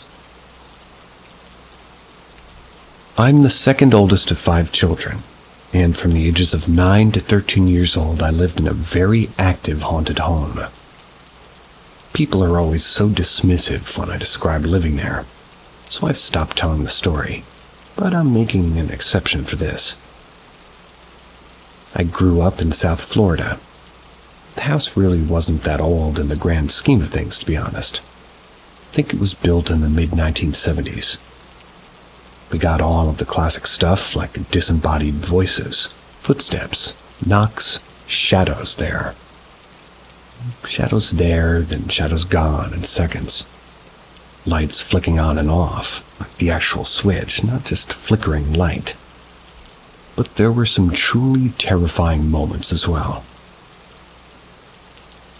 The first week we lived there, I had the same dream of a young Hispanic woman killing herself every single night. was always different. The first time she hanged herself. The next night she tied something to her foot and drowned in the pool. Then she slit her wrists, drank and took pills, etc. It was every night that first week, but I would dream about her sporadically for the rest of my time there. There was this constant unnerving feeling of being watched by something you couldn't see, but you could sense it was there. My bedroom was the most active, unfortunately. I experienced several instances of being touched, pinched, and hearing my name called and whispered while staying in there. I've always enjoyed writing. I had a big, nice desk in my room that I loved. One day, probably a year after moving in, I asked my mom to pick me up a new journal. This was when she went to the store. And as soon as I got it, I set it on my desk, closed and clasped without a pen, ready to write after going to the bathroom. After returning, every single page of my new notebook had been scribbled on, had some of it even torn out and crumpled on my floor. This freaked me out, obviously, because I'd only just been gone maybe 2 minutes. The journal was closed with the little clasp locked, and all of my pens were put away. And I told my mom she blamed my siblings, assuming that I had lied about the amount of time I was gone. It just wasn't possible with how thick the journal was for my twin toddler sibling to have scribbled. It looked more like aggressive scratches with a pen. This was every single page within the 2 minutes it took me to go pee, let alone the strength it would have taken to rip out the page from my new hardcover journal. Later that week, my little sister and I saw a t-shirt lift up out of the laundry hamper, fly across the room, and eventually fall to the floor after running into my TV. Terrifying. The fact that I still slept in there after seeing that blows my mind. But I was a child and neither parent believed me, so... On a different occasion, I was just grabbing something out of my room. I was going to the living room because I fucking hated being in there. My bedroom had 2 slatted closet double doors that you had to just pass by to leave. On this day, they were open, and as I grabbed what I needed and turned to walk out the door, I saw a small figure of a boy sitting on my closet floor. He had his knees pulled up to his chest. He was rocking back and forth. He looked about 3 or 4 years old, and he had dark brown hair with obvious tears streaking down his cheeks. The strangest part was that he had fire trucks for feet. That's a weird one. To this day, I still try to rationalize this, and I got nothing. Best I can come up with is that maybe they were slippers, but still, I don't fucking know. Anyway, his lips were blue and his skin was so gray and obviously dead. I booked it the fuck out of there and didn't go back in alone for a few days. The final straw with my bedroom was when I had to stay home alone for a week from school with strep throat and tonsillitis. Both of my parents were at work and all of my siblings were in school when it happened. I was sitting up in my bed with my legs under the covers watching something like Cheaters or Maury or some other trashy daytime show a child my age shouldn't have been watching. But my point is that I was wide awake when all this occurred. I heard footsteps walk down the hall toward my bedroom and stop right in front of my closed door. From this moment forward, I was kind of frozen. I don't know how else to describe it, like fight, flight, or freeze. I was like piss my pants terrified, but I couldn't move a muscle. I'm getting goosebumps just typing this, to be honest. My door creaked open and I could feel the presence of someone or something ominous enter. And by ominous, I guess I just mean like filled me with dread. The audible footsteps. My bedroom had carpet floors, by the way, so I shouldn't have been hearing any footsteps at all. They continued. Whatever this was approached my bed. I felt it sit down at my feet on top of the covers and literally saw the blankets and mattress lower with the indentation of a body. That's when I snapped out of whatever the fuck was going on with me, threw my blanket off, and hauled my ass out of the room. From that day forward, I only went into my room to grab necessities and slept every night on the couch in the living room. It's sad, because I truly loved my bedroom. It was the first room I had that I didn't have to share with a sibling. Painted it myself. Unrelated, but I painted little green stars on the wall behind my bed after that song Pale Green Stars from Everclear, because my name's Amanda too, and my parents also fought all the time, and I was a little on edge, or rather that, scratch that, I was a little edgelord. Really identify with the lyrics. But my point is that I loved my bedroom, had made it my own, and didn't want to leave it, but I just never felt safe in there again. I turned 30 in a couple of months, and I still have bizarre nightmares about that room. Of course, the activity wasn't exclusive to just my bedroom, and I experienced and saw many things after that. Or I slept in the living room too, and all over the house, honestly. It got so bad that I started sleeping immediately after getting home from school, when everybody else was awake, staying up at night with all the lights on to remain vigilant. Monstrous-looking things would peer through the living room windows at night, or try to call me down the hallway. I did my best to try to ignore it, but that did fuck all. Anyway, over the course of our time there, my parents grew to hate each other. My dad slid further into alcoholism, and all of our mental states got significantly worse. My parents divorced, the house went to foreclosure, ended up sitting vacant for close to 5 years. The Halloween just after turning 14, my mom, siblings, and I rented a different house in a different city at this point, but our old house wasn't foreclosed on yet.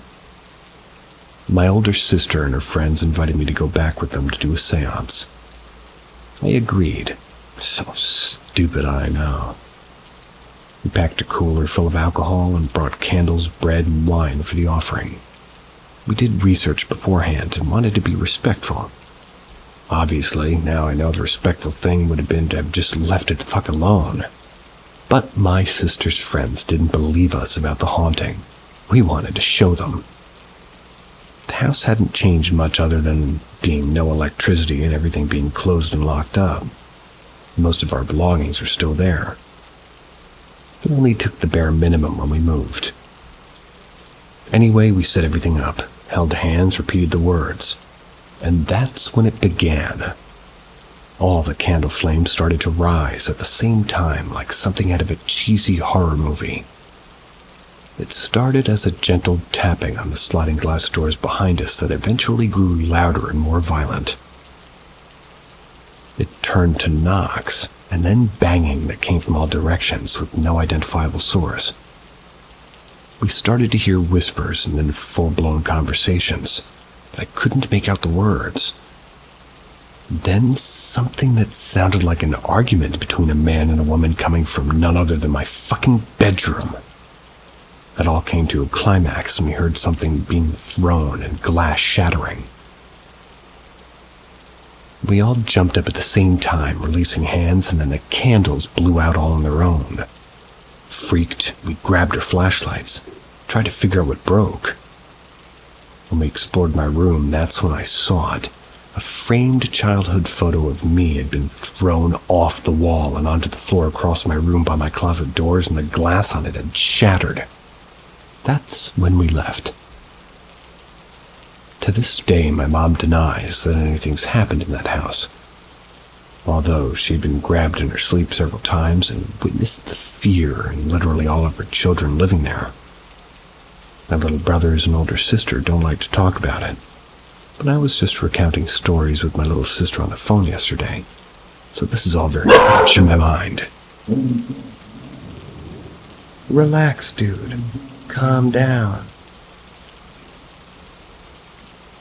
One of the things that was there, whatever it was really dark.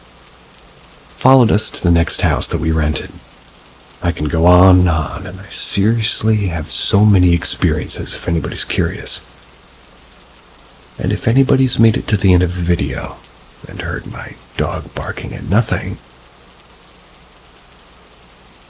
just for fun, I want to see if anybody does this.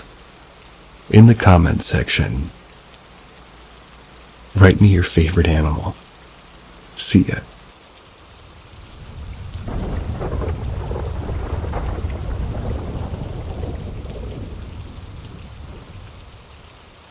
Welcome to Paranormal M, where we delve into the world of the inexplicable.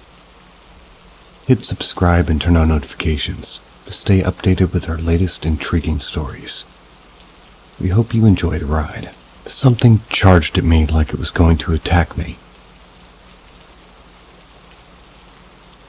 I was sitting on the couch in the living room at around 11:30 p.m.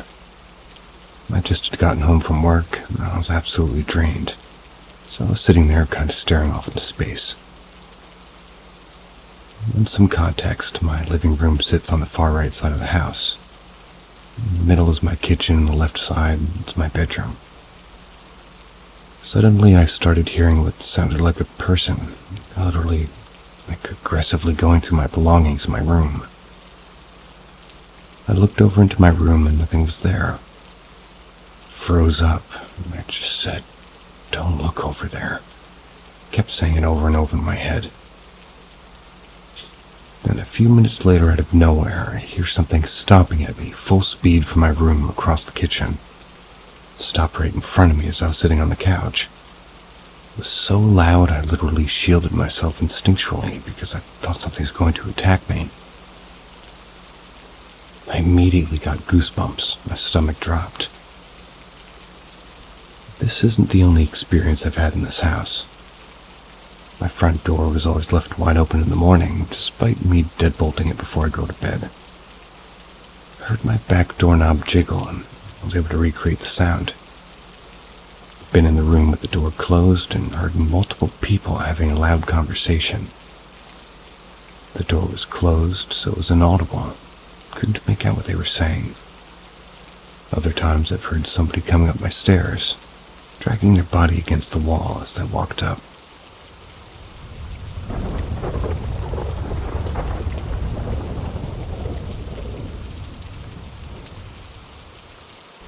My sister has seen a black figure with glowing eyes on and off her whole life. What is it? Back in 2019, my sister and her boyfriend of 7 years had an ugly breakup. Very ugly. Around this time, she'd informed me that she was seeing a black, shadowy figure with glowing eyes, and that she's seen it since childhood, normally during stressful periods of her life. She said it would be in her bedroom or sometimes outside standing under a tree or in the driveway or whatever. Mind you, she's a skeptic. Pretty much about everything that doesn't have a physical manifestation, whether that be mental illness or paranormal crap or whatever. She was very reluctant sharing this information with me, fearing I wouldn't believe her or that she would sound insane. After her boyfriend dumped her, the entity started showing itself very often to her again after a few years of it not appearing at all. She spoke about it in a very stressed and unsettled way, made it very clear that this presence was not, comforting or welcoming one for her. Here's where I got involved. Shortly after her breakup, she started dating her now husband. Almost immediately, really.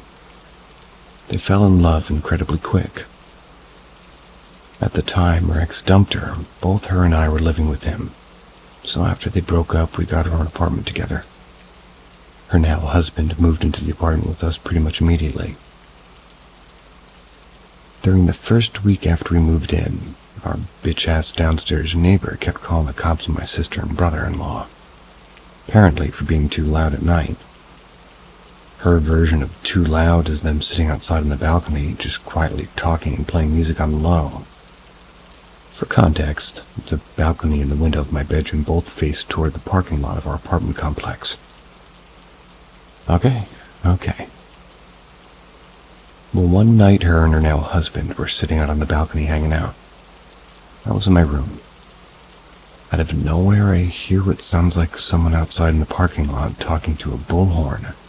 But the static from the bullhorn made his words muffled, and I couldn't make out what he was saying. My first thought was, damn, that bitch called noise complaint again. Now a cop's out there yelling at my sister and her boyfriend to be quiet. So I peek out my bedroom window, and clear as frickin' day I see an entire cop car in the parking lot. The blue lights on top are on, not flashing, but on as if the cop was on patrol. I saw the brake light, the headlights, everything. The parking lot had street lamps, and I saw on the side of the vehicle where it said police. So I immediately got up and went to the balcony to see what the cop was saying to them. Walk out, and my sister's mid-panic attack. No cop. "But that cop what, and where'd he go?" I asked him as soon as I walked out. Her husband replied, "What cop? There's never a cop out here. Your sister's not okay right now, though." I looked at her and she said, "I saw that black thing with the glowing eyes standing behind my boyfriend. I'm so scared." So with that information, I went to my then therapist, who was a very spiritual woman, told her what happened. She claims the cop wore was a helper entity, meant to summon me to go check on my sister because the black figure around her was putting her in danger. I was called outside to protect her, essentially. So with all that said, what is this? I can't remember if she said its eyes were glowing red or yellow, but it was one of the two. She said it had the same body shape as Gumby. I've always been the sensitive one between the two of us for supernatural shit. My whole life, every house I've lived in, new or old, I've seen apparitions, been touched, been charged at, been spoken to. My deadbolted doors wide open when I wake in the morning, doorknobs jiggling, children's handprints out of nowhere at the top of my car's windshield. You fucking name it. I've always had experiences, and she never really has. So the fact that this thing's been following her for the whole life is so strange to me. I don't know what it is and why it's there. Why it only comes around when she's not doing well mentally. For that reason alone, I think it was psychological, but the fact that I was summoned to do it also, it's beyond just her imagination. What do y'all think?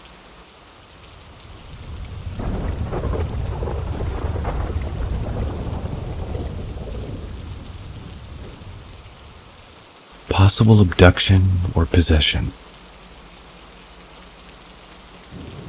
This happened to me back in October at around my university. The Thursday prior to the week before Halloween. Went to the student union at my university for lunch.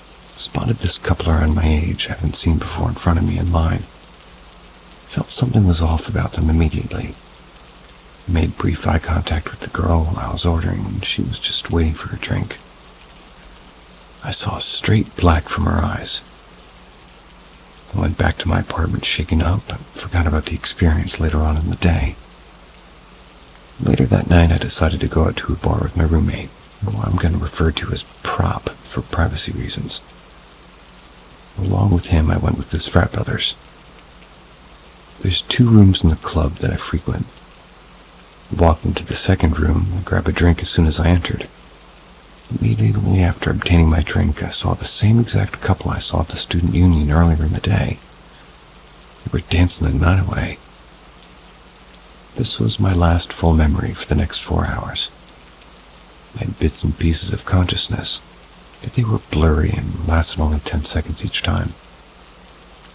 My next full memory was me slumped on a park bench while Prop and his girlfriend ordered us an Uber back to our apartment, so keep in mind I only had a few drinks throughout the night, nowhere near enough to even black out or throw up once. What followed was the worst vomiting spell of my life that lasted into the following evening, even worse than near-death food poisoning as a toddler at the times where I drank way too much. The next day, Prop told me him and his frat brothers were looking for me at the bar for over an hour. I was nowhere to be found. They assumed I went home, but I wasn't answering any calls, obviously. He also stated that he ordered an Uber as soon as he eventually found me after like an hour and a half of waiting. Here I was, standing and rambling with my eyes rolling in the middle of the bar as if I was possessed. Prop said he had never been so confused or frightened in his life, even though he's one of the largest skeptics and tough guys out there. I haven't seen this couple since. However, I have a few distinct eerie dreams where they've appeared.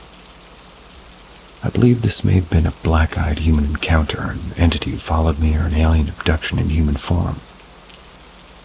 This is not the only peculiar phenomenon that I've had, as a series of astounding events on Sundays led me to write about my October encounter.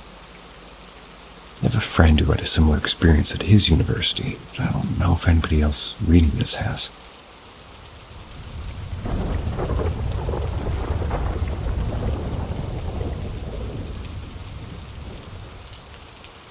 Angel Encounter.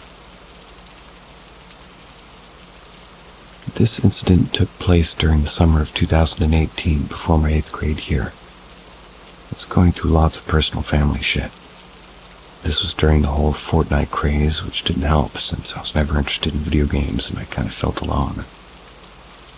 I used to boil with rage each time my friends discussed the game since it was 90% of their conversations. They seemed to forget about the real world around them. During June of 2018, I went to a trampoline park with two of my friends every Tuesday and Thursday evening to get parkour lessons for a reason I still don't understand today. Before and after each session, I would jump on the trampoline or play dodgeball.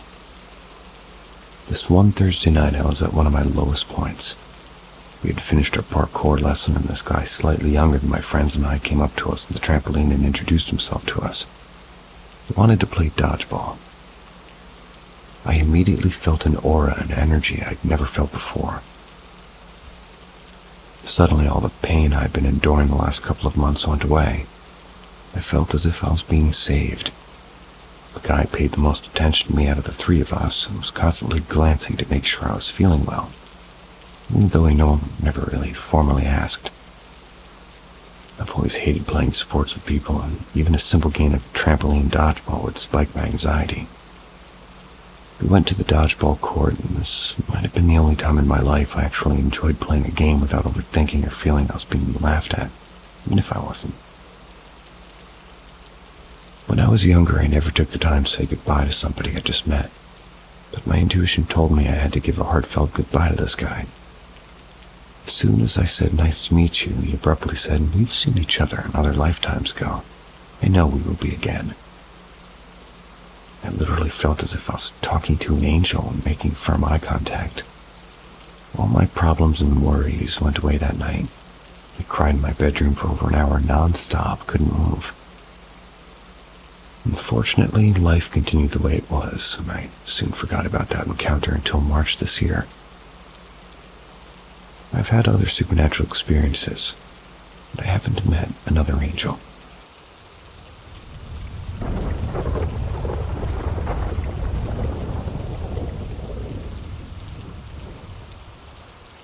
Possible entity and Men in Black encounter the same day. These incidents occurred one Sunday this past June. I went to Chipotle for lunch. While I was checking out, I noticed this random couple who looked slightly younger than me, maybe 16 or 17 years old. They were walking inside. They both were dressed normally and looked like average teenagers, but I felt something was extremely off about them. I felt uneasy and perplexed the whole time when eating my burrito. Later that night, I was listening to my favorite cover band alone on the beach. The sun had just set, and the eerie vibe of me being alone at night, despite being surrounded by people, starting to set in. A few minutes into listening to the band, I spotted the couple I saw at Chipotle earlier at a distance to my right of the stage. Suddenly, the boy started speed walking away from the girl at an extremely fast pace. I found it strange how the boy didn't glance back and the girl didn't call for the boy to come back. I glanced away for 5 seconds. When I looked back, the couple was gone. There's no possible way they could have left the premise that quickly, since everybody in front of them was still walking. I only looked away for a brief amount of time. A few minutes later, I decided to go to a convenience store on the other side of the stage to grab some water.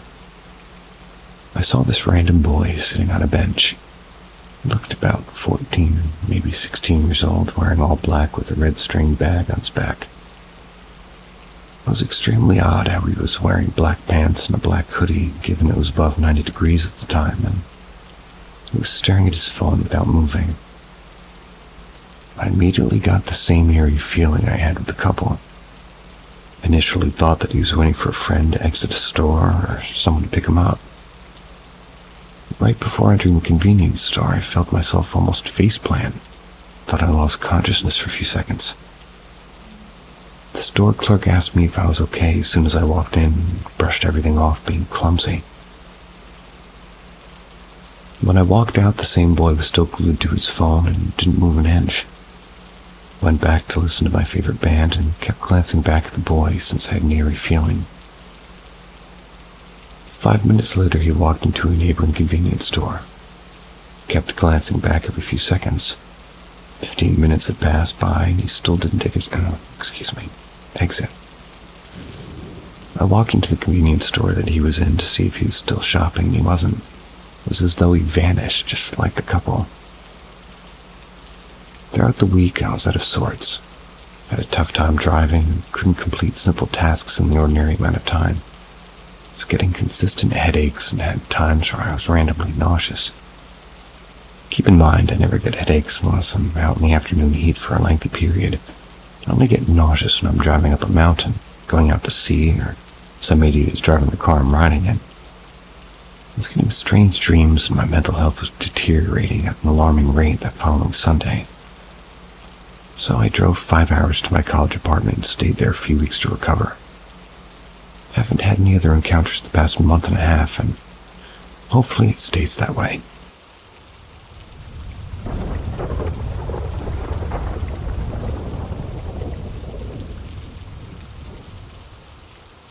Name calling to me. It's been 3 long nights since the most haunting and frightening experience of my life. Here in Ireland's ancient east, the current summer nights stretch far into the evening with the light only starting to fade at around 11 p.m. Last night, the voice returned. As I lay in bed alone, I heard it, slow and light at first. Then louder and louder. This time my door didn't open, but the booming voice circled the halls outside. My heart raced once more, but the words echoed in my head not to acknowledge this entity as my heartbeat drummed rapidly. A slow, methodical knock could be heard on my old oak door. After what felt like hours but was closer to seconds, it was over.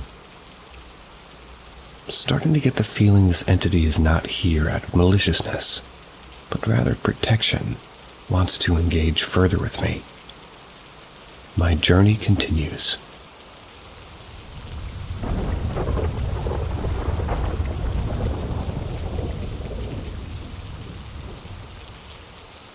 Is this a ghost? So recently I've been experiencing weird things around my house. I'm living with my family right now. I share a room with my 2 siblings. We have a cousin and their family who's living with us currently. A while back at night, typically at random times, my younger sister and I would see our television turn on without anything turning it on. Then it would turn back off. Now our house is pretty old, and the outlet, which the lamp and the extension cord, which has a television cord plugged into it, it's linked to a switch which turns off the power from that outlet. Even when we turn the switch off, the television would turn on, which was pretty weird. My sister and I didn't think much of it. Then recently, about 2 days ago, at around 3 or 4 a.m., I heard typing on my keyboard from my PC setup. I was awake at the time and wearing headphones using my laptop. When I took off my headphones, she asked me about the typing. Now you may be thinking it was probably my keyboard for me typing. But the thing is, when I stopped typing and put my laptop aside, we both heard the typing of the keyboard. Keep in mind, everybody but us, they were asleep and nobody was sitting at my desk, which would start and stop randomly. When my sister went near my desk, the typing would completely stop, but when she went away from it, it would start up again. Typing lasted about an hour before it stopped completely. This was late into 4 or 5 a.m. Now today, just an hour ago, I went to my room to grab something since I was sleeping downstairs on the couch. That's when I saw my gaming chair spin by itself. Thought it was my older sister moved the chair with her foot since it's next to her bed. She was asleep. I went downstairs and that's when I heard the chair rolling around upstairs.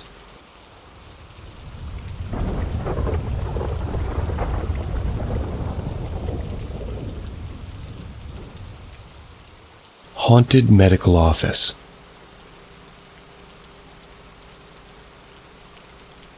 The first incident is just what sparked the discussion in the first place, so I'm going to include it.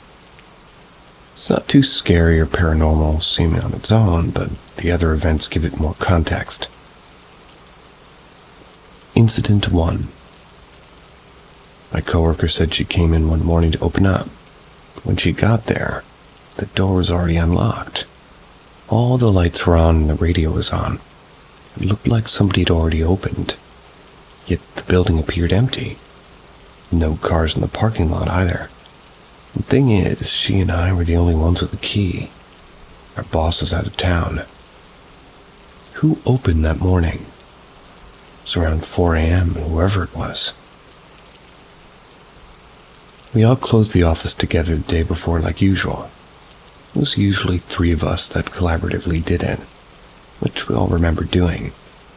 So it's not that we all left everything on and the door unlocked. Scared and shaky, she said that she didn't know what else to do but walk in and timidly go, "Hello?" When she told me the story, I was like, "You didn't." After that, we had a running joke about how she would be the first to die in a horror movie. She would bring it up sometimes, and we'd laugh about it. Incident 2. My coworker, the one who walked in and shakily went hello, said that she would be there by herself in the morning in the early morning hours. Felt somebody walk behind her as she had her back turned. Like, you know how the air moves when somebody walks past you real close? She thought somebody would come in, but when she turned around, there would be nobody. When she left later and a new girl took her place, the new girl reported the same thing happened from time to time. Incident 3. I used to come in on the weekends to use her gym. The first time I did this, I saw a dark, shadowy head peek out at me from around the corner of the hallway, then dart back. It was as if somebody was there and had, been surprised or scared. I knew it was her ghost at that point, so I would say, "Hey, it's just me," when I arrived. So maybe they wouldn't freak out. Happened the first few times, and then eventually it stopped. Guess after it got used to me arriving on Sunday mornings. Incident 4. I was there by myself on Sunday when I saw a tall man standing in the gym as I passed the hallway. He was looking at me. He seemed different than the hallway peek and goes, to a shorter and not as clear. I did a double take, but I went to check the gym, nobody was there. Incident 5. Our new Filipino PT saw the same tall man standing in the back office area. That's like the section where desks and computers were. Went back there quickly because he thought it was a patient that needed something. There was no one. Came out and asked if a patient had just gone off into the back office. He said no. The secretary got really scared, and the new PT brushed it off, saying that it was just a spirit. They see those all the time in the Philippines. Nothing to worry about. It didn't help. Incident 6. I was closing up and was the last person to leave that day. I had to stay late to finish paperwork.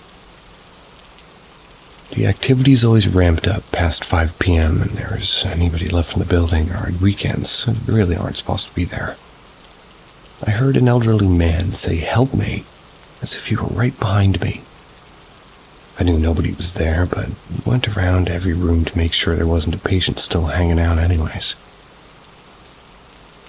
Incident 7. I was the last person in the building again.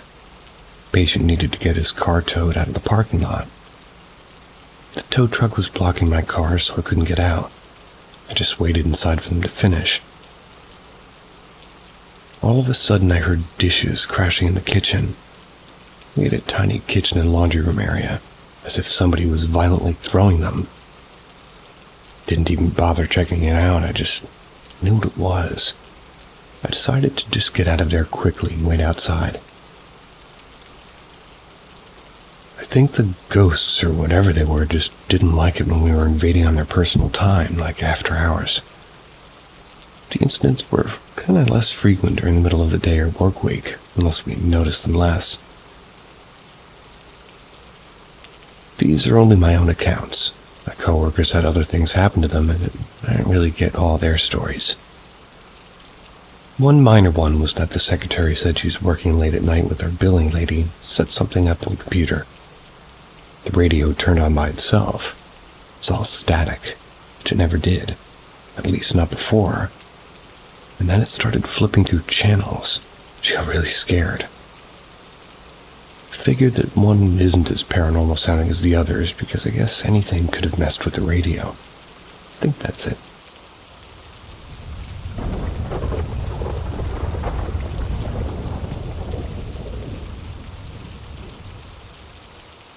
What's your favorite local cryptid, urban legend, and haunted location? I'm from Tennessee, and the main one that seems to get mentioned is the Bell Witch. But I'd like to give some special recognition to the Pigman, or Pigface. Ask someone from the Memphis area, and they'll probably have some version of the tale.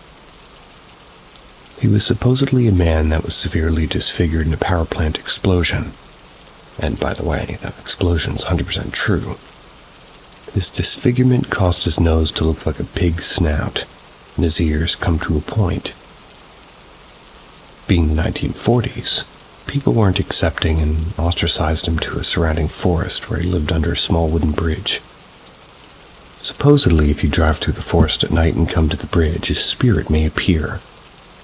As for haunts, I'd like to share a personal story. Singleton Community Theater, Memphis suburb of Bartlett, was once a fully functional school. The cafeteria had caught on fire, which is also very true, claimed the life of a little girl named Mary. What else would you be called? Apparently her spirit still haunts the building. There's said to be a few other spirits also located in that same building.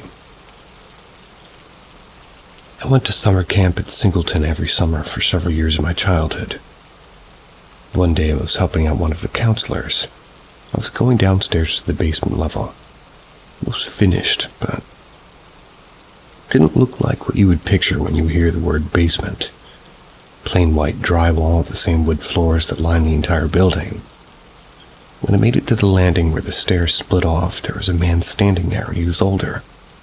Bald, too, except for a little bit of gray hair around the sides of his head.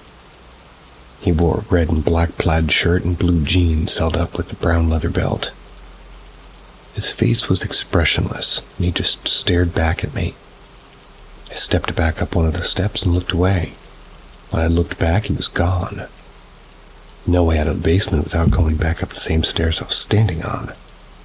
Probably 10 or 11 back then, and I'm 35 now. I still remember it like it happened an hour ago. What are some local cryptids, urban legends, and haunted spots for you?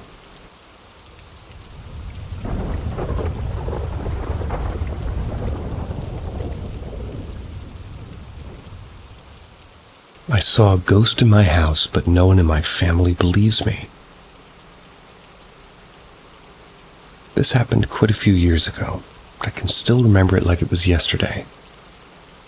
This wasn't a ghost that I saw, maybe out of the corner of my eye for a split second, or from super far away. I saw it close and personal. Good solid 5 to 6 seconds, which is when you're seeing a ghost seeming like an eternity. I was laying on my couch at night when all of a sudden I see a spectral figure made of blue light emerge from around the corner of my hallway. It started walking toward me. He was made of light, but he was also transparent as well, so I could see through him.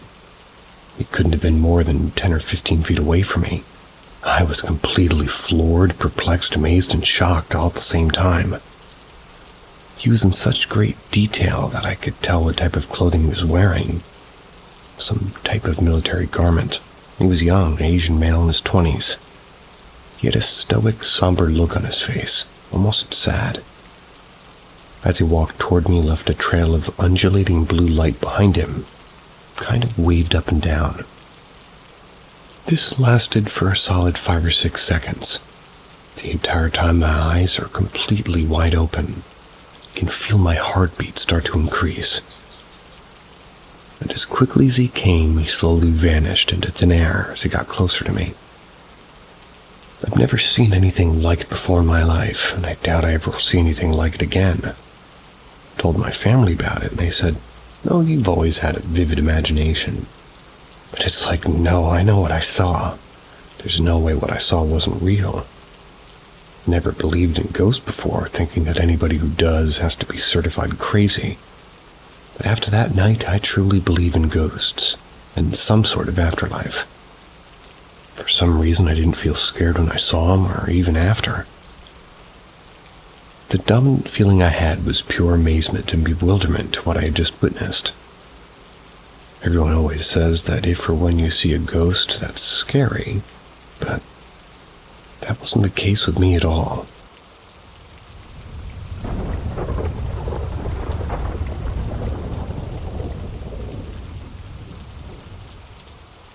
Military sightings. Was wondering how many other people have seen strange, unexplained things while in the military. What I saw isn't that crazy on its own, but it was something else that, well, I was an infantryman. I was in Iraq in 2009. I was assigned to guard duty for a fire base. Pretty boring assignment, even as even smaller places like ours rarely to never got messed with by that point. I was doing my job scanning the area with my NOS. It's like night vision. That's when I saw an aerial contact. It looked to be within a click. That isn't unusual in itself, but it's instantly standing out because it wasn't moving, so helicopter? I could only see it on the NOD, but didn't look right to be a helicopter. I got on my tail's radio, asked if there were supposed to be any units working near us. Back the FOB was just as confused as I was. I was in the middle of giving a formal contact report when it went from stationary to faster than anything I've seen flying, changed course mid-flight at a sharp angle. No way a helicopter would pull that off. I don't care if you put rocket engines on it, it's impossible. There was a strange buzzing noise when it rocketed off and got closer, but honestly I only caught it for a split second and my ears could have been playing tricks on me. The morning, an officer I'd never really seen before got sent all the way out to US from S2, or from us to S2. He didn't say much, but basically asked me to repeat my contact report and specify exactly where I saw it. Collected sworn statements from myself and several others. Almost treated it like a shooting investigation, but just as fast as he showed up, he left and I never saw him again. I asked a friend at HQ about him.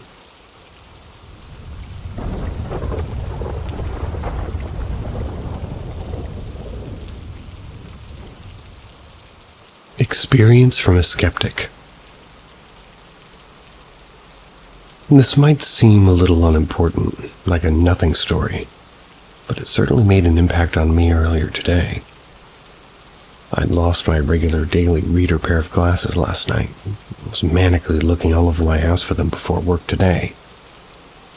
I have 2 pairs, a nicer, more expensive pair and a flexible nylon-framed pair that I consider my house glasses.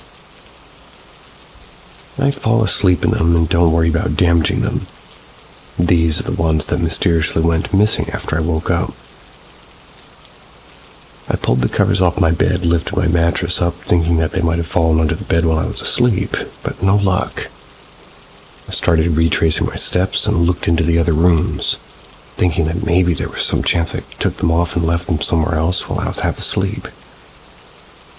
I had resigned to accepting that I'd simply lost them and I'd maybe never find them again, going as far as to start preparing to order a replacement pair. I was dressed and ready to leave for work, and I looked down to see the glasses suddenly sitting on my bathroom floor. They were folded closed with the lenses facing up. There's no way I would have gotten into the shower and not noticed them beforehand, so it was shocking and even amusing. I've had an on-off relationship with the paranormal throughout my life. I've gone through periods of believing and not believing. Finally started a healthy, skeptical approach in recent years. But this is one event I simply can't explain. I laughed it off and verbally thanked whoever was responsible for giving him back.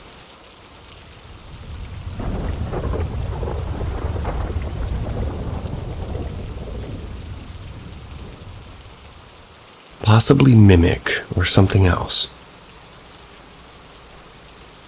The house I currently live in, and I've lived in, about 6 years, and I've seen, felt, and heard things in this house. About 5 years ago, my now ex-husband, we'll call him Joe, he was leaving for work early one morning, and after he shut the door, I heard his name being called in the laundry room, which is where he went out and also right beside the master bedroom. The creepy part about it is, it was my voice, and I immediately got chills. After that, our oldest son, who was just crawling at the time, had his VTech phone that he would play with. It ended up in the corner of our living room, and we had a recliner that sat out in front of the corner. I didn't know the phone was back there until it started going 666. Please keep in mind that this toy was off, so I picked it up and threw it outside in the trash. Later, Joe got home, and I told him about it, and he laughed and told me I was probably hearing things. Fast forward a couple of hours later, I was in the shower, and he comes in telling me he needs to talk to me. So I asked him about what he had said, and he doesn't want to talk inside. He wanted to talk outside. I get out of the shower, put some clothes on, and step outside. He tells me that he was taking the trash out, and when he lifted the lid to the trash can outside, the toy went off saying 666, and when he looked at it, he said it was off. I felt like I'm being watched. I've heard things moving. I've heard my kids when they aren't even there. Another strong occurrence was after Joe and I split. Came over to see our kids, and I still had the same recliner that the phone was behind, and got another recliner and had it in the other room before facing the TV. He sits in the left one if you're facing the TV, and I sit on the right, and shortly after he sits down, there were 3 knocks on the front door. So he looks at me, and I get a really bad feeling. He goes to open the door, and I told him not to. He does anyway, and there's no one there. So he sits back down, and a few minutes later, there's 3 knocks on the wall behind him. He looks at me wide-eyed, and I just stare at him in a "I told you" type of way. So 30 or so minutes go by, and we ended up switching recliners, just because we were both up. He now sits in the right recliner in the living room, and I had my kids' toy, just their toy box, and one of the toys that was set on the floor is like the big square thing you see at a doctor's office with colorful wire and beads on it. Well, it literally picked itself up about a foot off the ground and slammed into the floor. His face goes white and he looks at me, and I said, "They don't like you." He left shortly after that. Now my ex-husband has told me that we left the house one night because he's seen something like a dark figure. Things got really bad, like it would let us leave and some paranormal activity type shit. But I don't remember that. I've been having the feeling something bad is going to happen. Sometimes I don't feel safe there. But I didn't know if anybody experienced this, and if anybody thinks it could be malicious or just a ghost that's harmless.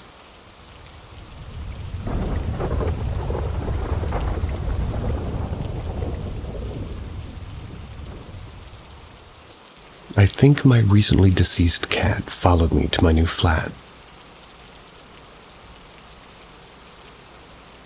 Well, about an hour ago, something happened that nudged me a bit closer to believing. I'm not totally convinced, but it was still very strange. Since 2011, I've lived with my dad. Back in 2013, we got 4 wonderful cats. They were all from the same parents, but 2 of them were a year older. The 2 older ones are Thor and Athena. The younger ones are Zeus and Amaya. They're adorable, and I'll post a photo of them later if anybody wants to see. Athena was very close with my dad. She always slept on his bed. She was 100% a daddy's girl. She still cuddled with me, but I was closer with Thor. Anyone who's friends with me on Facebook knows how much I adore Thor since I uploaded photos of him like every day. Last month, Athena sadly passed away. She got injured and succumbed to her wounds. I was with her when she passed, lying next to me on my sofa. Me and my dad were both devastated, as tends to happen when a beloved pet dies. Not long after this, I moved out for the first time, got my own flat. It's been going well, although adjusting to living alone has been weird. It's really quiet. I've been thinking of getting a cat, but I work 12-hour shifts and don't think I could reasonably raise a kitty, unfortunately. I've not been feeling well for the past few days. I must have picked up a cold somewhere because I've been feeling really rough and terrible, like just trouble sleeping. Frequently, I'll wake up at night at about 3:25 a.m. I woke up really needing a piss, and I went to do so, crawled back into bed right after.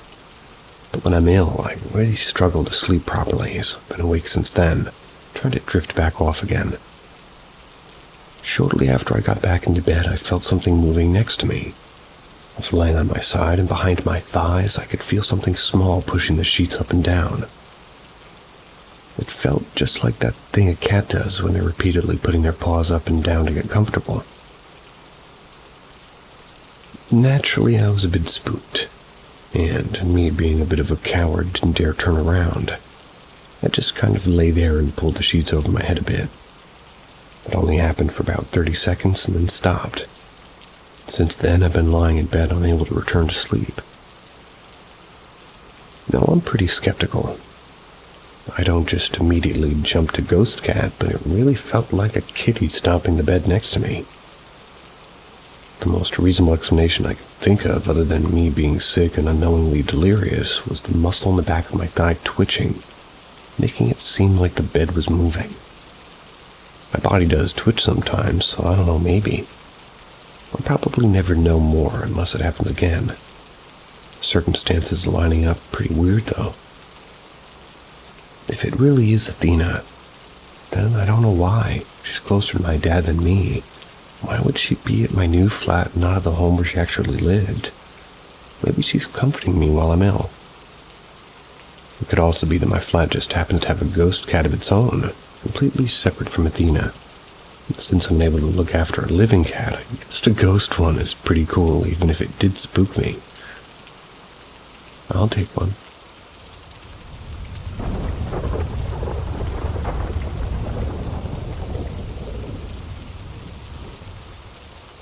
Guardian angel? Who knows? I think it's important to note before starting that I'm not religious in any way, shape, or form. Total atheist. So for me, I'd say it was paranormal. The other religious person in my family is my grandmother. M8 Motorway, Glasgow, Scotland, 2016. I had not long turned 22. And I had just purchased my first ever brand new car. It had a 2-liter diesel engine, and I felt like I was driving a Ferrari after my crappy old underpowered car. It wasn't long after midnight, and I was approaching a dead straight stretch of desolate motorway. I decided to hit the gas and see how powerful and fast my new car was. No lecture required, I know how stupid speeding is now. As the speedo climbs, the thrill builds. As I just drive along the road, there's a flash of lights in my mirrors, as if a car had high-beamed me. I look, and it was total darkness except a faint red glow of my taillights. I put it down to the nearby airport. As I look once more, my eyes are immediately drawn to a white feather stuck in the wiper blade. It was fluttering in the wind. I'm certain it wasn't there beforehand. My grandmother always preaches, a white feather means your guardian angel has paid a visit. I would roll my eyes. I think about what my gran would say, and I call it quits and slow down with the adrenaline dwindling. I'm now cruising at around 50 miles an hour. I eventually came off a junction, and as I glide along, I notice some dark shadows a short distance ahead of me. I flick on the high beams. The shadows are getting closer fast. It dawns on me it's a group of deer in the middle of the carriageway. I hit the brakes and hold down the horn. Come to a dead stop, just feet from where they stood before, prancing away into the night. What was the light? Where did that feather come from? Whatever happened that night, it encouraged me to slow down. Well below the speed limit, too. And if I hadn't, I'd likely have plowed into a group of deer well over the speed limit, which would probably have killed me stone dead. Never sped in a car since, and I now believe in guardian angels.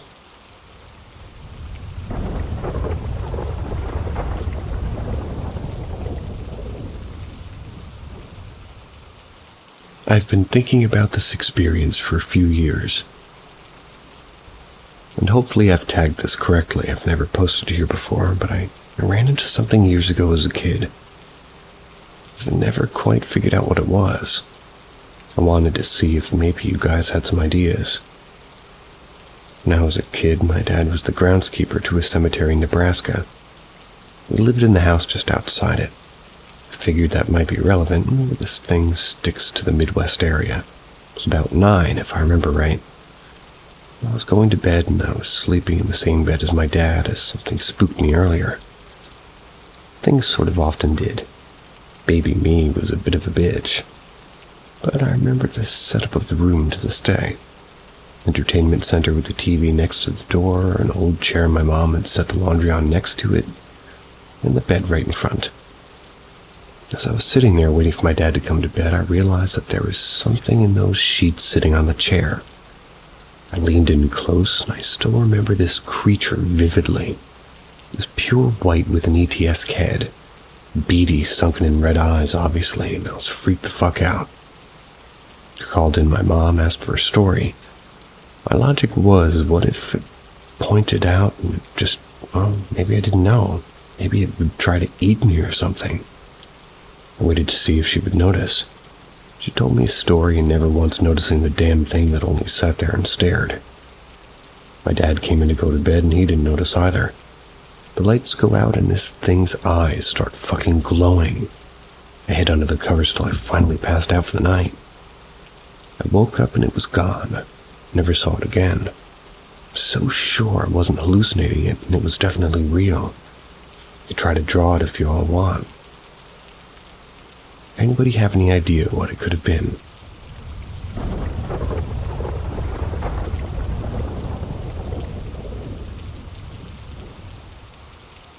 Why we don't leave our summer cabin at night. This story takes place in a very remote wooded area in northern Sweden. At the time, I was about 15 years old. Me and my cousin's family were staying in our summer cabin. The cabin is placed on a hill, and at the bottom off of this hill, there's a lake with a wooden bridge and 2 boats. The property is surrounded by a dense forest. It's the only thing you could really see when looking out the window was the hill leading down to the lake and boats. It was maybe 9 p.m. when me and my dad and my sister and my 3 cousins and their dad decided to light a fire down by the lake. My grandparents, aunt and mom decided not to go because it was getting late. We just wanted to look out at the lake, stargaze, and chat. We brought our grandparents' dog and our cousin's dog out with us. We walked down to the lake, lit the fire, and started talking. After about an hour, the conversation had fizzled out, but it was a nice silence. Suddenly, I started feeling a bit off. Couldn't shake the feeling of being watched from the woods. We were sitting with our backs facing the woods in the cabin. The feeling was unsettling, but I tried thinking about other things. And then out from nowhere, my dad just says, "Yes, I'm good." Everybody turned to look at my dad in confusion since there's no conversation taking place. Dad looks back at the cabin and then my cousin who's sitting next to him and said, "Yeah, I'm doing good." "What?" she responded confused. "You asked me how I was doing, so I answered," Dad said. "I didn't ask you anything," my cousin said. Dad looked confused and then said that he had felt somebody lean over and whisper in his ear, "Hello, how are you?" He described feeling whatever it was breathe on his neck and put a hand on his shoulder. He thought it was my mom at first and turned around but didn't see anything. Right after explaining this, the two dogs that were with us started growling loudly while looking behind where my dad was sitting toward the woods. We all freaked out, put out the fire and started running towards the cabin. Yeah, we haven't gone outside the cabin when it was dark ever since, and it's a memory that I'll never forget. But whatever it was nice enough to ask my dad how he was doing, so I don't think it had bad intentions. If anybody has any idea what this could have been, please comment. The only thing I can think of is a Swedish nature spirit called Vitra. They play trick on people, but according to some people, they can burn down buildings or capture people if they're bothering them. But they aren't really known for being nice, so I don't know.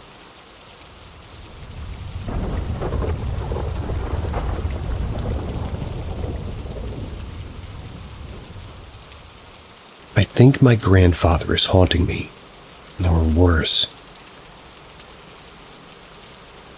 I'm at work and it's kind of weird as it is. So if this doesn't make sense, let me know and I'll answer any questions you might have, because I'm trying to solve this as soon as possible. This all started Friday. I was watching Smile, pretty much all the movies, and well, I was on my bed. The only thing that's on my bed is several pillows and squishmallows, as well as blankets. I was buried into them when I started my nap. Within half an hour later, I felt burning and itching, kind of when you cut yourself, when burns and also itches because it's trying to heal, if that makes sense. I look down and I see etches on my arm, and they're both smiley faces, and the sort of straight face, the colon with the straight line. I was so worried I took a video to show my friends, in what I thought was a silent room. My friend watched the video and asked what the sound was. I replayed it back and there was a literal growling. So at that point I got scared. Reddit will not let me post the video though, so I slept with my TV off as well as my light so I could see and hear everything going on. On Saturday they were still there, but not as bad and nothing happened. But on Sunday I was out at Plato's Closet with my friend. I made a comment showing her that the faces went away. And while I was trying on clothes, I felt the same burning sensation. I looked down, and there they are again. You can see where the hangers were being held on my arm. However, you can still see the faces clear as day. This time, however, there was one that seemed to hurt more than the others. It was thicker and bigger and almost angrier. I started typing this out and stopped to get my next client, and he had no chalk on him. Picked him up and put him down to see his back where he was smiling with his face in his back. Or he had a smiley face on his back. But back to the title. My grandfather died last year, and he had everything yellow and smiley faces. My sister brought up that she thinks it's something trying to be him, but they're unable to get the smiley faces correct. Something about it is so fishy. The pictures we time-stamped, so we all can see the days.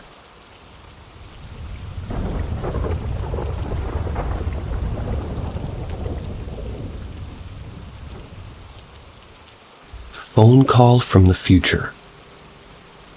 I'm not sure what to call what I experienced, but I think I received a phone call from my future self. Last night around 4 a.m. I woke up to a phone call.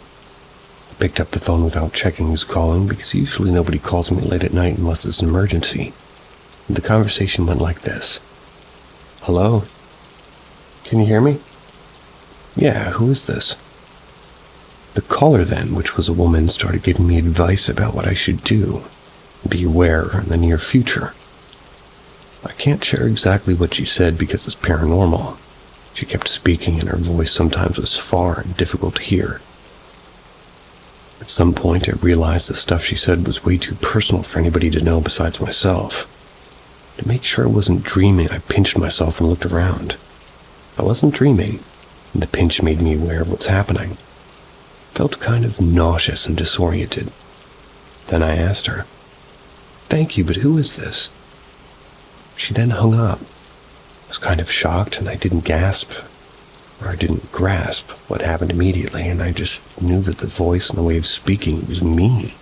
I checked the phone log, no number was there, but the phone was very hot. I don't know what I experienced, and I'm so sure, or rather not so sure, if this is the right place to share it. I'd love to hear if somebody experienced anything similar.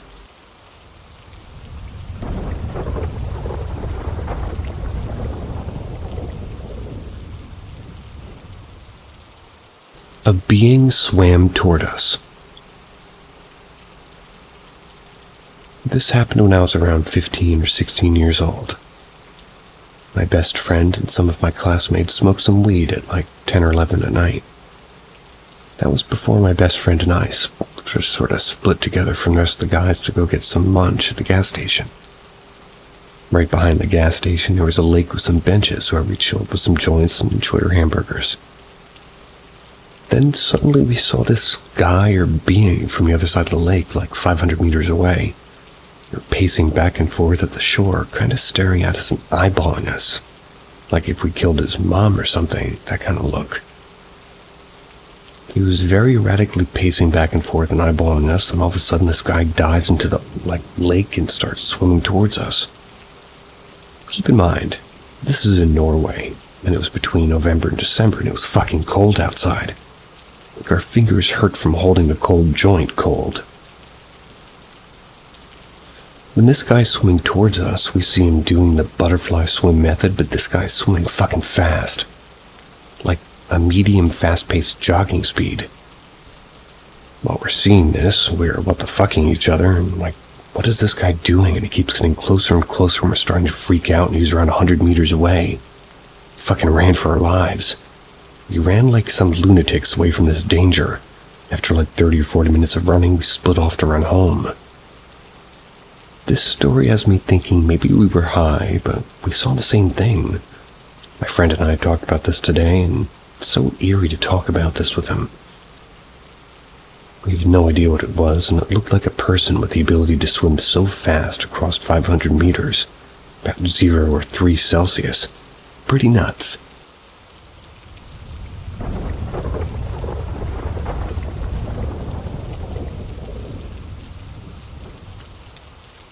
Is it possible to feel a hug from spirits or past loved ones? I've been extremely sad recently. A lot of family turmoil and mental health complications myself. I have a relative I've never met, but I've always heard so much of him visiting people's dreams and having these experiences with said person in the dreams. He was a late uncle of mine. Never got to meet, nor did he meet me. But I think of him often when I get sad. Tonight I was having a cry and started to feel a shiver down my back and on the side I wasn't laying on. When I sat up talking to myself about how I missed him, the feeling intensified. It felt warm, and every time I started getting more upset, the feeling would continue of that of a shiver and warmth. I have a moth plushie that, for my gram, his mom got me years ago. I don't know if spirits can manifest into objects or kind of intertwine with them, but I always hug the plushie. It makes me feel safer. Feels like he's with me sometimes. I've never really delved into this matter, so I apologize if any of this was ignorance or really not well explained. I just feel a presence or that somebody's watching over me. If you've never met him before, how can you miss him? Well, I suppose I miss people who were have died and were in movies and things, but still confused.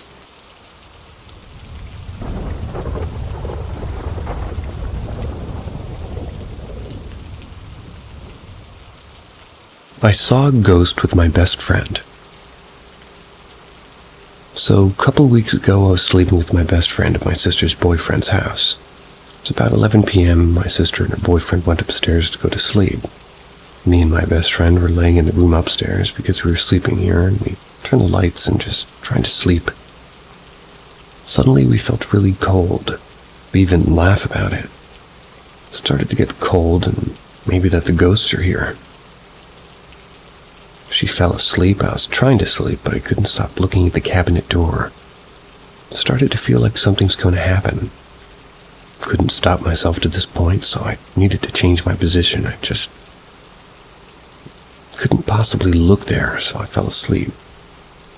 About 3 a.m. I woke up all a sweat and I was feeling really hot.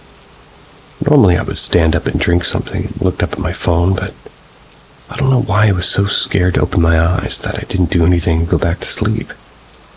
Suddenly my friend woke me up. She was in shock and couldn't even scream, saying a couple words to me that I didn't understand. But I knew that she was seeing something.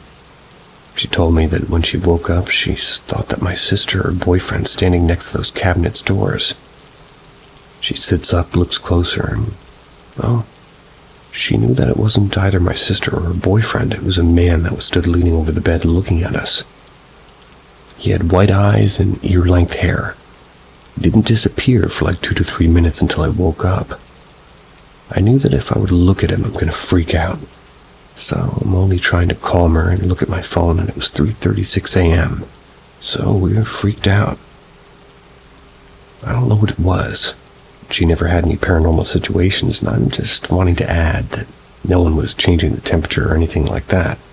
First time we were sleeping in this house, so our brain was half asleep because we didn't know this place, you know what I mean? Tell me what you think. I know what you mean about that, but not quite grasping the story.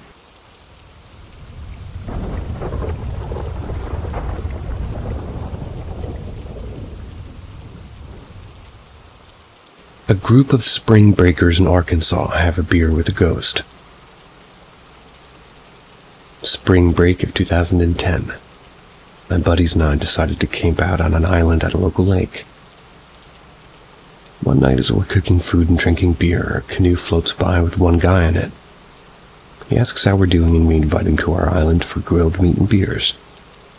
Being in South Arkansas, we naturally assume that everybody's friendly and wants to hang out.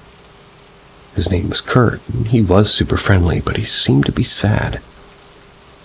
We asked him what was up, and he replied, "Oh, nothing really, it's just that my friends are probably worried about me." He looked at me and winked. They'll find out soon enough.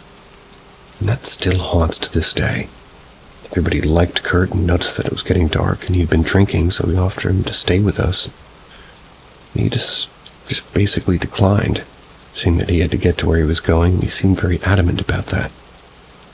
I asked where he was headed, thinking that maybe we could give him a ride on a jet ski or something.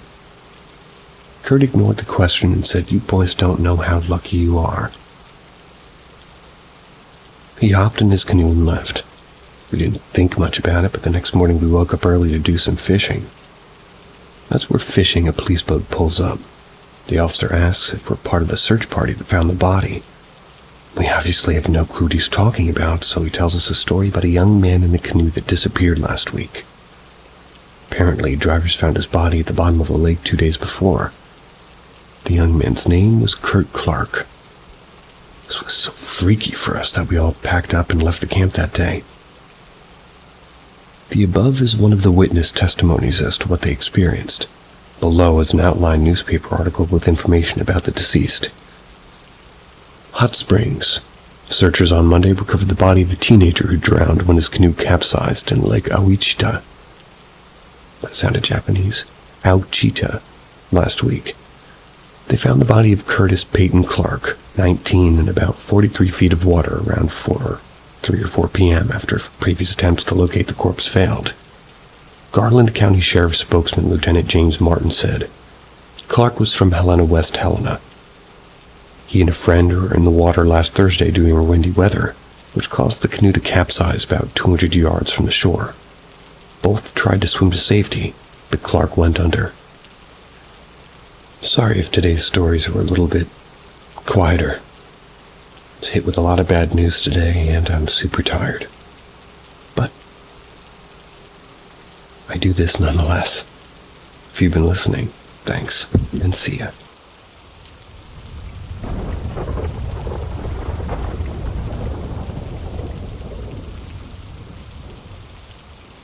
Greetings from Paranormal M, your go-to channel for the most intriguing paranormal tales. Subscribe and turn on notifications to never miss out on our latest spine-tingling stories. We hope you have a thrilling time. My last walk through the long grass. I've always been aware, like growing up in a house of old-time Romani people. What gives you that? I say aware in respect of that, to quote Shakespeare, that there are more things in heaven and earth. There's places I've been where I will never go again. And here's one of the last of them. I'm going to go back 30 years or more, to a day in the summer holidays where I found myself alone.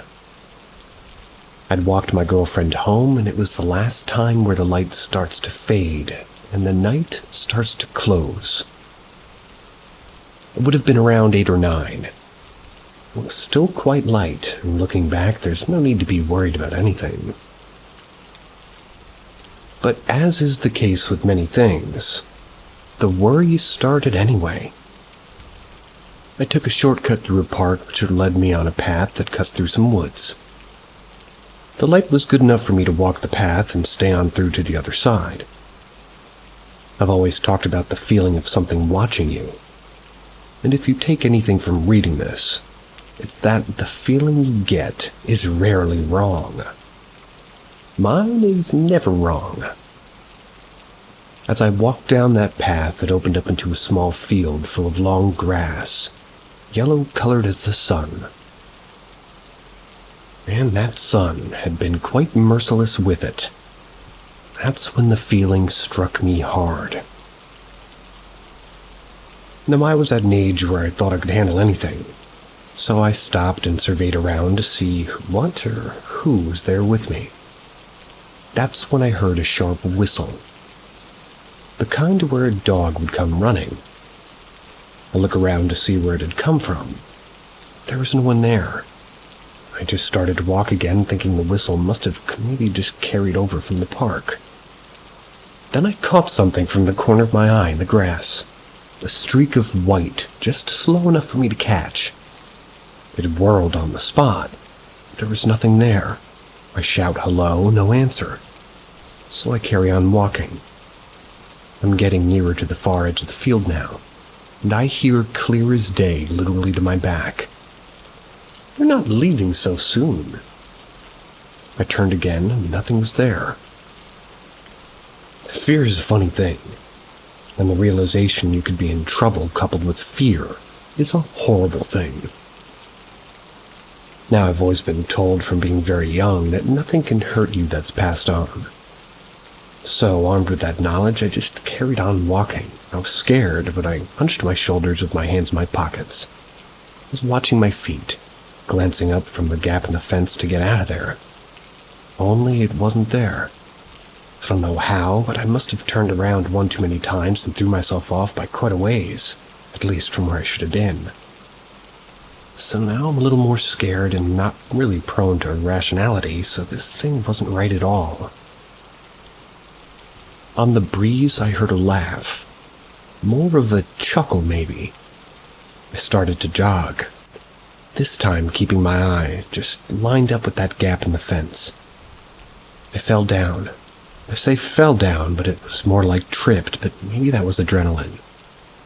My memory gets a bit hazy there, but maybe because in the dying light I swear I saw a man. Just an outline silhouetted by the setting sun, but he was there. Dog at his feet, the long walking stick like shepherd's crook. I sat up, and for the first time in my life, I realized my family weren't as crazy as I thought they were. It's a humbling experience. I bounced onto my feet like Jackie Chan, and I shit you not. That jog turned into a dead sprint. I knew in my head and heart I'd seen something that wasn't right. I needed to get out of the way as fast as my legs would carry me. The very last thing I heard or thought was, "Don't be a stranger, lad." There's places that should really be left alone. There are things there that want you to come and visit. After that, even with my mates hanging around at that park, I felt watched. I'd look down that path and swear I'd hear laughter. They built some warehouses on that land, so I suppose it's not somewhere to worry about these days. I still tell my boy about things like this that happened to me, and he rolls his eyes and sometimes even laughs. I might take him there one day and see what happens, just to see.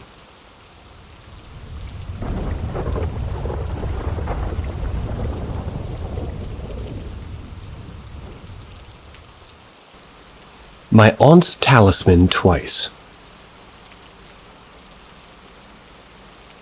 Here's something I remembered earlier today. A lot of things I post and write about on here are things that have happened to me, and I write about how I remember it. Some people may think that it's a creative writing project, or that I may be a fantasist, but it's probably just because I'm fairly loquacious and maybe my memory was conjoined with my imagination.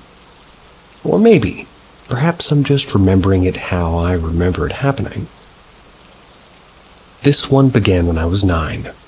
This part of it was recounted to me by my grandmother. She was as English as they come, yet she married my Romani granddad and put up with his ways throughout his marriage to her.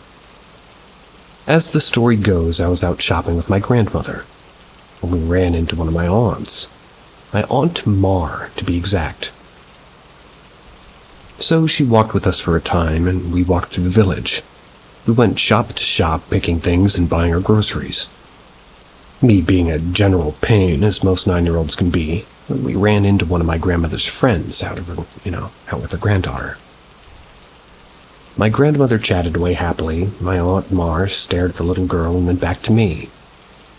My grandmother said my Aunt Mar practically hissed the word, "Twice." But it sounded like she was a little incredulous. My aunt then pulled me away and said, "She's no good for you, stay away from her." Not gonna lie, scared me more than a little bit. Fast forward 9 years. I ran into the young woman that little girl became and started courting her, as was often described by my elders at the time. So I started getting serious between us and, it. It was getting to the stage where I was going to meet her parents. I remember walking up to the house that first time. I was nervous as anybody who's ever meeting a girlfriend's parents for the first time until I got right up to the door. This is where the problems begin. My head started hurting and I started shaking. I considered for a second it might be nerves or nausea resulting thereof, but progressively got worse. So I knocked at the door, and as I was worried, I was maybe going to pass out. She answered the door with a smile. It sort of slipped when she saw me. She thought I'd been drinking at first. I looked so bad. She ushered me in, and I felt worse. Felt like the gravity in there was way too heavy, like it weighed down on my shoulders so much that it hurt. The air felt cloying, and at one bit I thought I'd pass out. It was at this time I asked if I could sit on the garden, as it was sunny and her parents were out there having a drink, so thankfully I managed to get out before my legs gave way. After I sat down and had a drink, and the drink was pressed in my hands, she asked me if I was okay, and after a while I actually was. It was like being in the open air was better as it was away from that house. I spent the evening there in the garden till it was time for me to go. This is time going through the gate and walking away from the house instead of going through it. I got back to my house and I felt much more myself. My nose at some stage had bled, so I put it down to that for the way I felt. I went back the following evening to see her and try again, and this time the feeling came back to me almost the minute I got near the house. I went in and my head felt like my brain was going to leak out of my ears. I again didn't stay too long, ended up home quite early. This entire thing started bothering me. I'd already spoken to grandmother.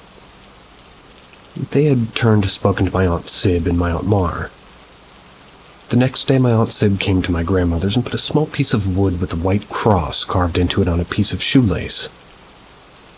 Wear that when you have to go to that house. You'll be fine. Point of fact, I'm not religious. But I loved my aunt, so I put it on and I did. I went back to my girlfriend's house, and for the first time there was no sense of pressure or sickness. The evening went well until right at the end of my girlfriend's dad asking me why I left early the other times. So foolishly I told them how bad I felt, what my head felt like, and how sick I was. Their entire demeanor sort of shifted. They looked genuinely uncomfortable, and so did my girlfriend. When her parents went to bed, I asked her what was going on, and at first she tried to fob me off and tell me there was nothing. But the sense was there that there was. After a lot of cajoling, she told me. They had to have the house ritually cleansed. Some people felt the way I had gotten these particular bad things from there. Not just once, but twice. The reasons behind I'll write about at a later date, but it was certainly something that gave me reason to be worried about going there without my talisman.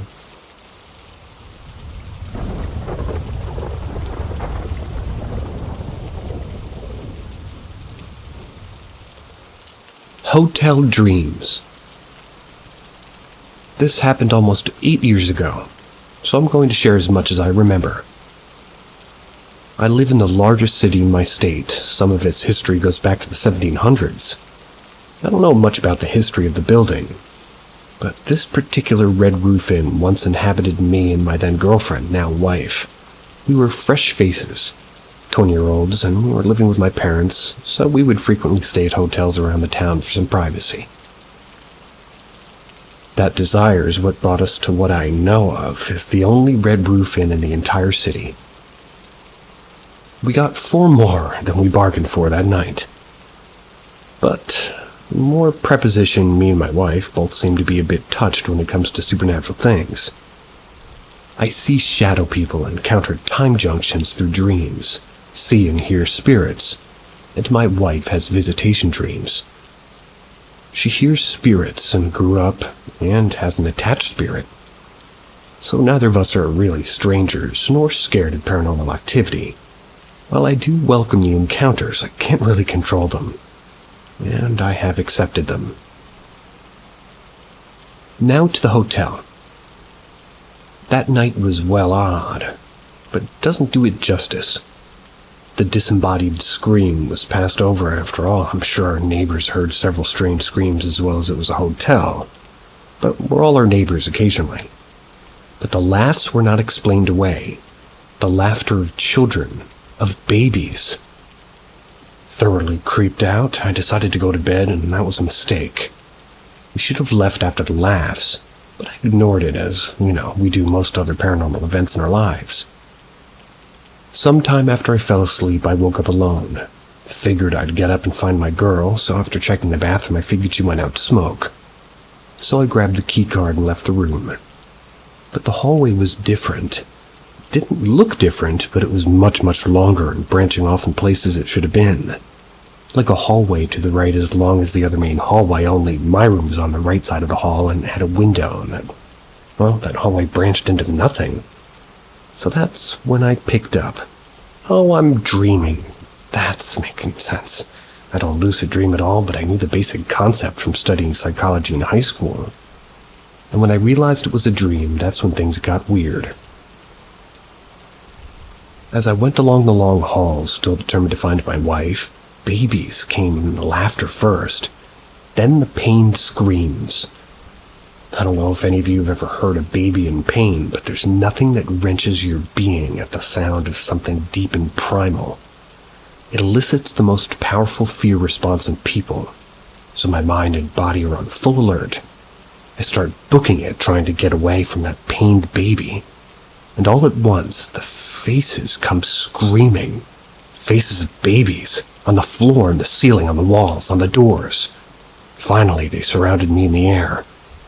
Itself circling around me, screaming in fear and pain. I'm running through these unnaturally long hallways, and you finally just, from out of nowhere, run into my wife. We both just launch out of bed at the same time, screaming and drenched in sweat. It was as if we were both running a marathon in the desert. After we both calmed down and she was able to explain, that's when I realized that we both had the same dream at the same time. Only her dream started with her outside as if, like we were smoking a cigarette and dozed off against the wall. We left within the hour.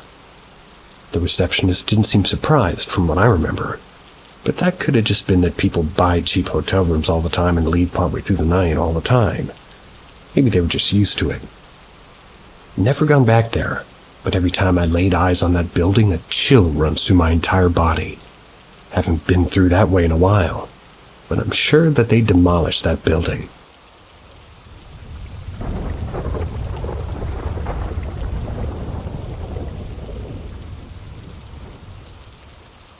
Reincarnation. I remember how my past life died. I'd say it's a dream, but honestly my dreams come out of Tolkien with their absurdity. So this is a memory, and has been a memory since I was a child. Well, it's just too small to understand. Still had it. I would quote-unquote wake up, and upon opening my eyes, I would see that it's nighttime. I'm surrounded by burnt-out, destroyed buildings, and off in the horizon it's orange. When I was a kid, I thought it was night and day all at once. As I aged, I learned different. This is what it looks like when an entire city's on fire. I've never been able to really suss out where I am at some small country village. But as I see my comrades begin to run toward that flaming city, they're dressed in a gray uniform. Which I know it doesn't bode well, but that's the color. After a bit of running tracer rounds flying around in the darkness, I pass by this thatched roof cottage, or what's left of it. It has a stone wall. That's when suddenly the ground in front of me explodes. Once, twice, 3 times. Then it hits me. I'll always wake up panting and shaking, unable to fall back asleep. Which isn't like me. Took me years to figure out what was happening at the end. I was too young to know what mortars were. Those are good times.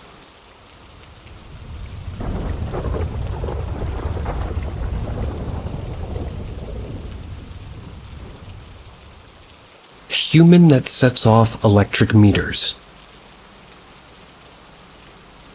Myself, I set off electricity detectors.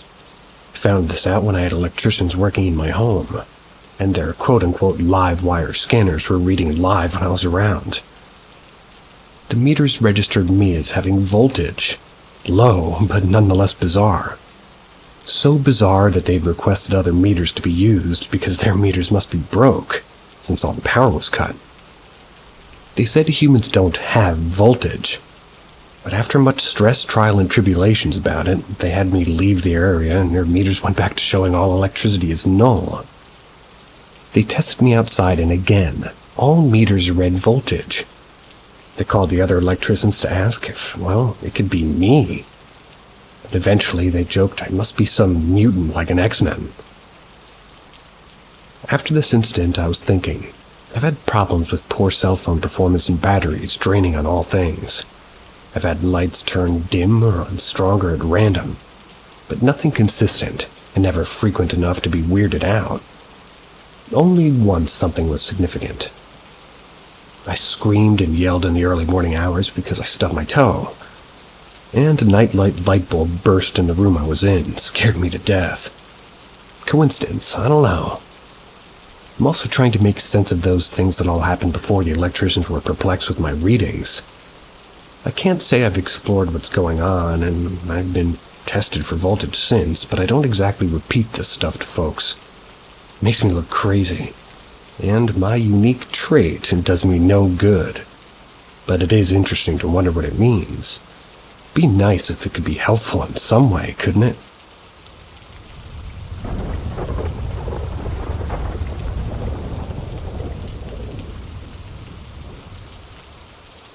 paranormal time portal. I was born in Amherst, Ohio, April 7th, 1984. When I lived in Lorain, Ohio in the late 80s, I lived in this 2-story house. It was old. There's just some things in that house that always left me puzzled and in total mystery. 40 now. I've talked about my experiences with other people, but all I get back is snickering, made fun of, or laughed at.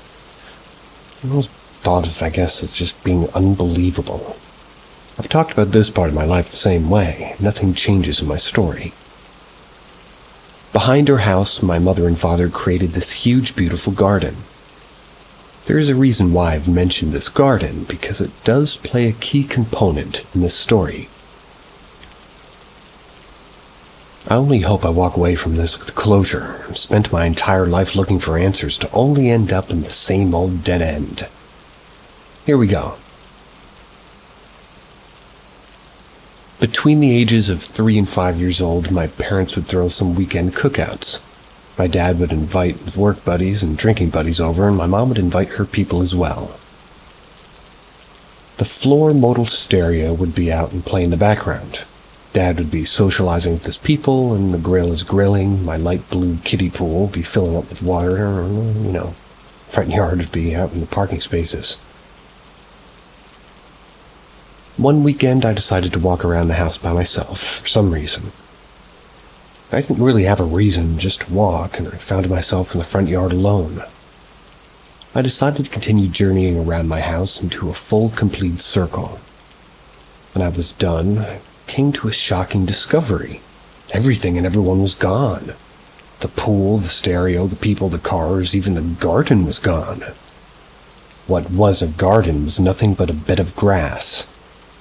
But here's the thing, I can still hear everybody. Yeah, I was awake, I wasn't dreaming, I wasn't just seeing things. In my dreams, when talking about dreams, you only know about 5% of the dream and it's all over. I remember everything, the way I experienced to the readers. It's like the way I've explained it for almost 40 years. Ever since that time, finding that what seemed like a portal, I kept doing it. It was the same result every single time. Everything would be gone. Sometimes I often wonder what would have happened to me if I just kept walking circles around the house without stopping. What if I'd happened to become a missing persons case or someone erased from memory altogether? I've recently went back to that house in Ohio since moving away in the late 80s. I was excited to show my wife and kids the first house that I lived in. And I was also excited for the thought of actually getting answers and putting to bed about this mystery. But when approaching the house, we arrived to find an empty lot. I feel sad, pissed, and beyond disappointed. All that I have are what seems to be made-up stories that still live in this mystery. Well, that's just one of my paranormal stories. I really hope somebody would have something similar, or an answer or thoughts. All are welcome.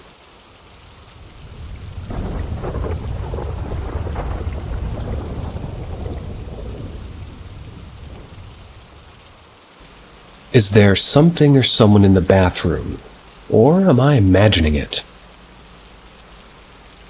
At my work in one of my women's bathrooms, there's a large mirror on the wall at the end of the row of stalls.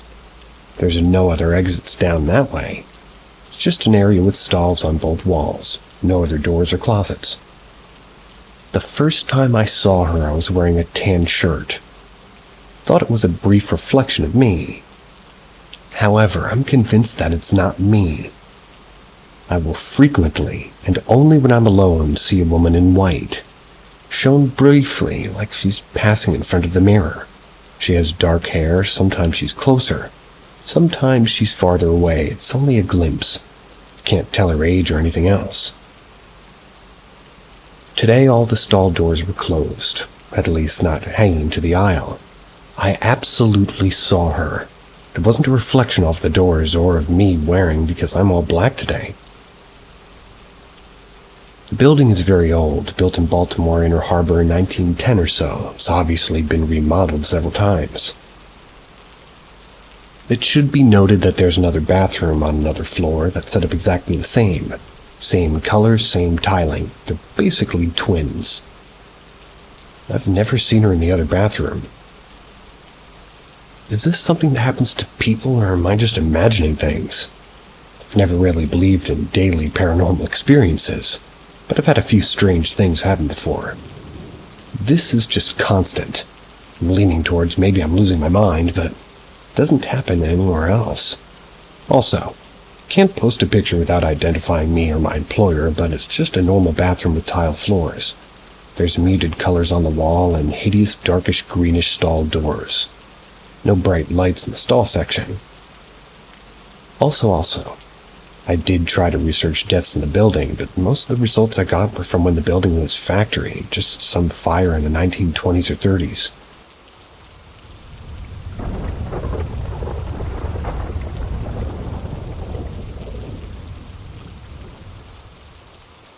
My sister and I had the same reoccurring nightmare as kids. Growing up, I had a huge fear of the light in my room burning out. It's because of this reoccurring nightmare that I had. It always took place in the early afternoon with overcast weather, and I was always home alone, even though I was quite young. I'd always leave my room to go get something to eat from the kitchen, and then I'd start hearing loud thumping throughout the house. In my dream, I always felt like that meant something was coming. I'd usually hide under the kitchen island and try to watch my room from down the hall as the thumps continued.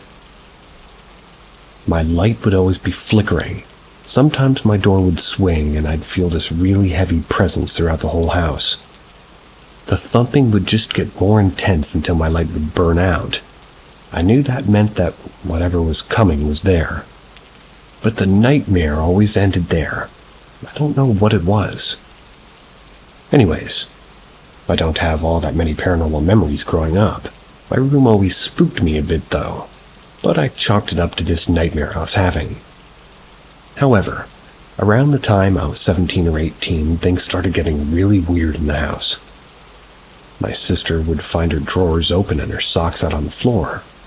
The animals never liked coming to my room, stuff like that. My mother and I thought that we saw apparitions on 2 separate occasions, but since we both saw them at night when we'd get up to use the bathroom, I assumed it was just our tired brains playing games on us.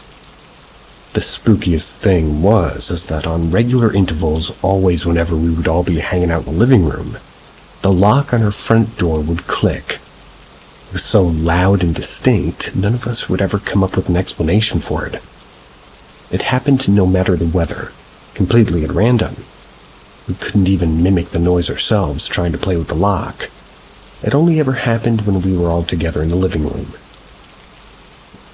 I moved out a few years ago, but even when I'd go back to visit, and all the way up until I left when I was 19, I was never able to sleep without a light in my room. My room was the only place I could never sleep in the dark. My family ended up moving out of that house almost a year ago now. Sometimes we reminisce about the things we experienced. That's why we were there, and we've never had any explanations for it. My sister and I were talking about the one time, and I remembered the nightmare I had. I started explaining it to her mostly because I was curious if she thought it had any connection to what we were experiencing in the house. I hadn't thought the two could have been related until then.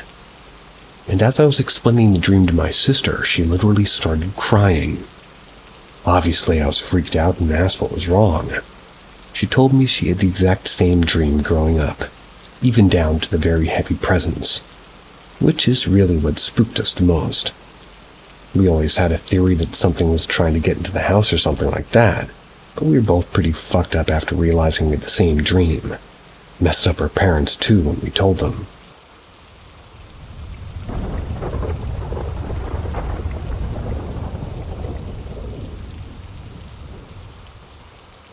How did I hear that? A few days ago, I stayed with my boyfriend at his grandma's house. At around 11 or 12 at night, we decided to watch Annabelle. Since his grandma's house has a single bedroom, we were staying in the living room, watched the movie on his laptop. We connected a speaker and started watching. Halfway through the movie, we started falling asleep, so we decided to shut everything off and disconnect it so we could sleep.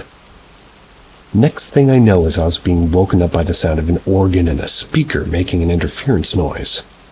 Thought it was my imagination, so I tried to brush it off and go back to sleep.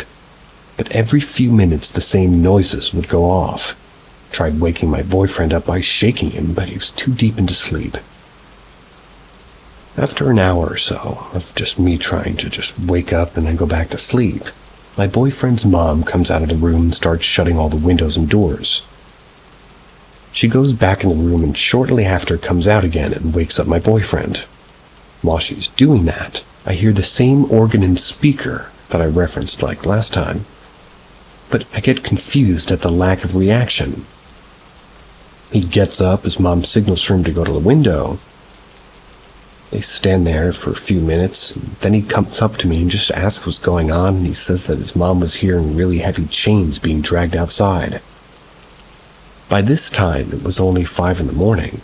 I decided to ask them about the organ and the speaker noise, and they looked at me confused, told me that they didn't hear any of that. My boyfriend even showed me that the keyboard was disconnected and the speaker had run out of battery. I just stood there confused, trying to figure out why I was the only one that heard that. Stayed there a few more minutes and slowly started to fall asleep again. And right before I fell completely asleep, I heard a woman's voice saying, "Stop, don't do that."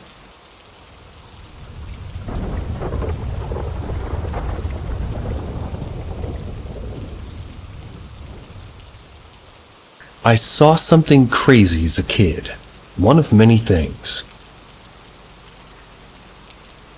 I had a stressful and traumatic childhood, drug-addicted older brothers, traumatic, bratty older sisters. Boo-hoo, who cares? But honestly, the other traumatic stuff, it's pretty good nightmare fuel, and as an adult I always appreciated the crazy aspects of it. Whatever it was, hallucinations, overactive imagination, whatever it could have been. Long distanced by time from the primal fear and rage I felt in those situations, there's a novelty to it. It makes me feel special. One of the experiences I had that was particularly intense was towards the end of these encounters. They did stop happening to me eventually. That was when I was in my early teens. The second time I saw a yellow-eyed thing. I was playing hide-and-seek with my brother. There were 7 of us. Our parents were still together. 10 years separating me from my oldest sibling. 7 years from my youngest. We had a hectic household as a result, screaming matches, being beat up by our older siblings, drug addictions, and drama abound. I was just trying to not be like my annoyed, loud, angry, dramatic older siblings, honestly. I was trying to avoid them and just play video games or maybe be with my cousin and other brother. So there we were, playing hide-and-seek.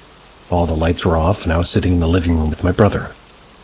We decided to up the ante, as we were the only ones at home. I forget why the other stuff kind of blocks the little details out, but it was dark out, and that I remember pretty clearly. I told him to go outside, and I'll find him in our neighborhood somewhere. I started counting. I started flicking off, and on my flashlight, I was just doing this along to the count. Like I was the girl in Freddy Krueger. 1, 2, scary cadence. I turned the flashlight toward the hallway wall. It had wood panels with thick knots on them. One of the knots started to swirl and unravel at the center, and I froze. This thing felt like it was a bubble that made its own rules of reality around it. Out emerged was yellow eyes first. Then an elongated face with saurian nostrils and mouth. Then a dilapidated humanoid form behind it, hunched and scrawny like a Holocaust survivor. It started to move towards me, though I didn't really see it move. Like arms and legs, none of that was registering. Just the black pit in the center of its yellow eyes was getting closer. Breathlessly, I was stunned. I stood there. But this wasn't my first rodeo. I broke free, ran down the street screaming bloody murder. "Come out, you bitch, I'm not playing anymore. Some weird shit just happened." That wasn't one for one what I said, but it's close enough. The rest of the night was a blur. My parents got home from a movie or whatever, and my older brother got back from doing drugs or whatever they like to do, and I explained it to them to get the same old overactive imagination stuff. Along with the we're definitely not paying for a therapist type stuff. All my childhood I went from shooting my brothers with vacuum cleaner parts as if they were rifles in World War II to worrying about what I would see the next night. Would I wake up at 3 a.m. on a dot, or would I sleep through a dreamless night like I hoped? Anxiety-inducing over the years. People would claim anxiety was crippling, but I was born in anxiety, molded by it. They were simply adopted by it. It was like a cold river that I long acclimated to.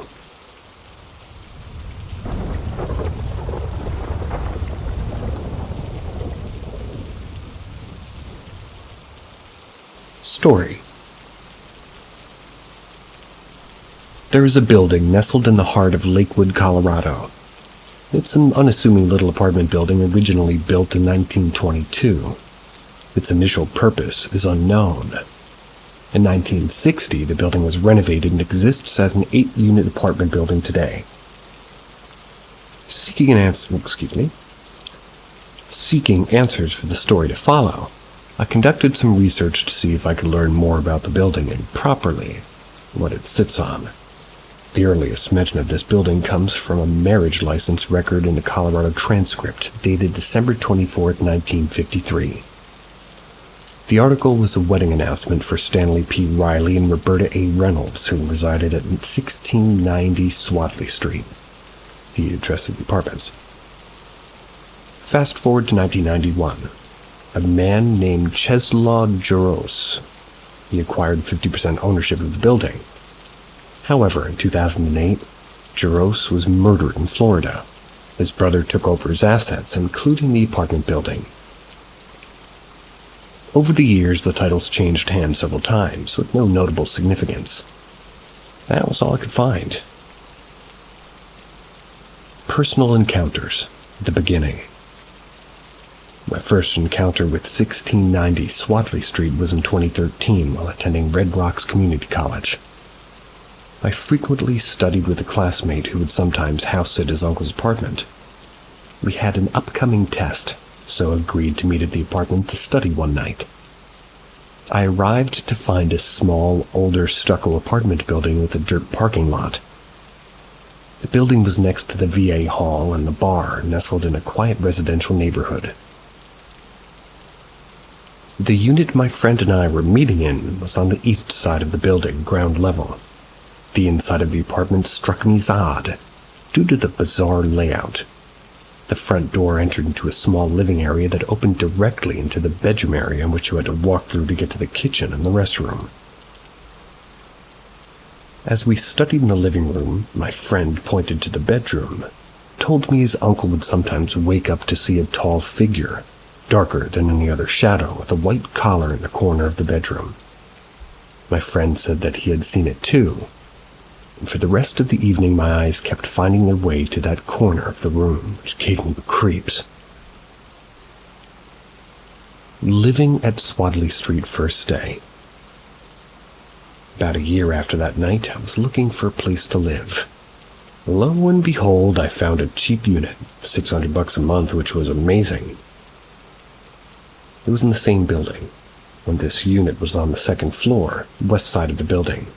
The space was bright and far less oddly configured than homeboy's uncle's unit, so I moved in.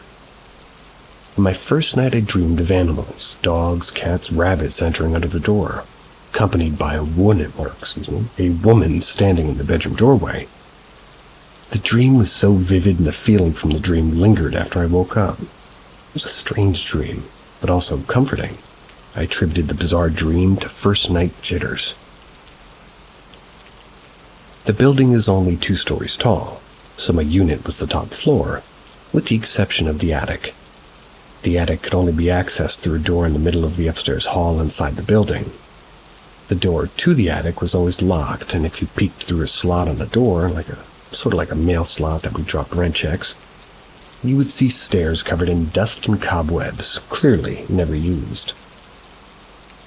Regardless, I frequently heard footsteps, what sounded like pacing coming from the attic day and night. Sometimes when I heard it, I would go out into the hall and check if the door was open or if the light was on up there. The door was always locked, no sign of entry, and in addition to the disembodied footsteps above, I had a different kind of footstep visiting me in my room. Sometimes throughout the night and early morning when I was half asleep, I would feel the sensation of a cat jumping onto my bed and walking over my body. I had no pets at the time, however, did have cats growing up, so I know how they feel, their weight, and how they sound when they jump onto something. The sensation would always dissipate when I woke up. Despite these oddities, I really enjoyed living there. Never felt creeped out or unsafe. I was sad to leave a year later when I chose to move into a house with some roommates. Return to Swadley Street, second stay. 5 years later, tired of roommates, I was once again looking for a place to live. My volume cut out. In my search, I stumbled upon another available unit, 1690 Swadley Street. This time I moved into the unit across the hall from the unit I lived in before. The first night a girlfriend of mine stayed over. In the morning when we woke up, she told me she had a strange dream. She described a woman surrounded by animals in my apartment, standing in the hall between the living room where we slept and the kitchen, exactly like my dream from years before. Similarly, the strange occurrences resumed. Footsteps in the attic, ghost cats on my bed.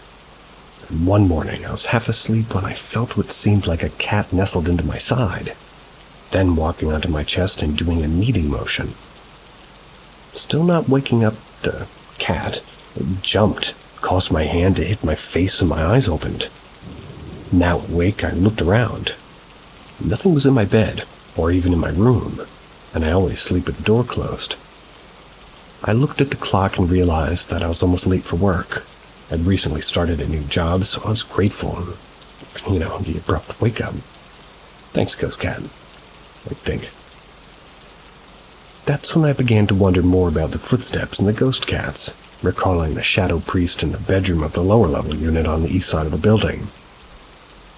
I actually began looking ghost cats up on the internet, started learning about things that disguise themselves as cats. I quickly decided that ignorance is bliss, deleted my browser history. Several months later, I was moving out again. While I was looking up my car, there was a woman just sort of sitting in a grassy area on the east side of the building smoking a cigarette. She called me over to chat. She was the current tenant of that first floor unit my friend's uncle occupied. We made small talk for a while before she leaned in and lowered her voice to a whisper. "I think this building is haunted," she said. Going on to say that some nights she would wake up and see a tall, shadowy figure with a white collar in the corner of her room, just as my friend and his uncle had described back in 2013.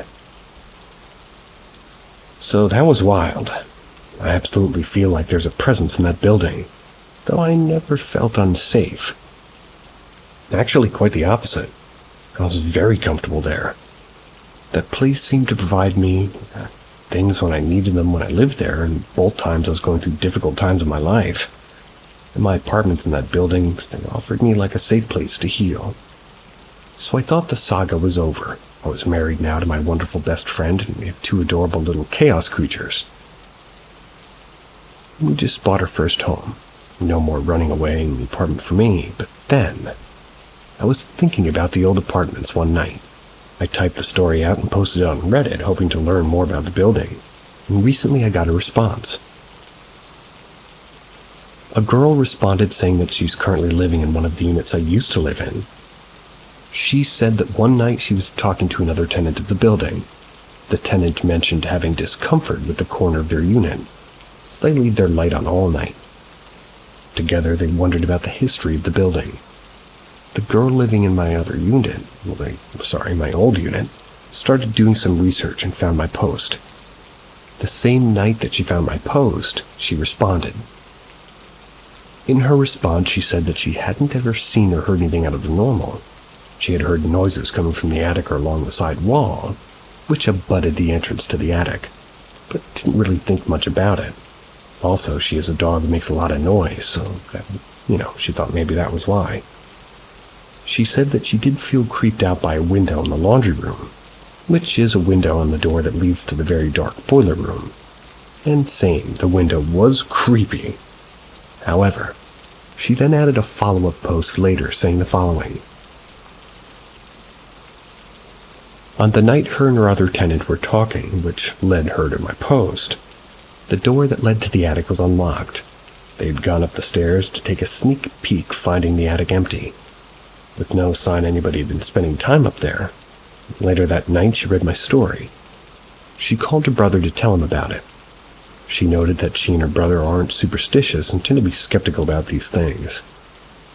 It was late at night, around 1 a.m. While she was on the phone talking about presences out loud, she started to hear pacing up and down the staircase to the attic, which abutted the wall to the bathroom of her unit.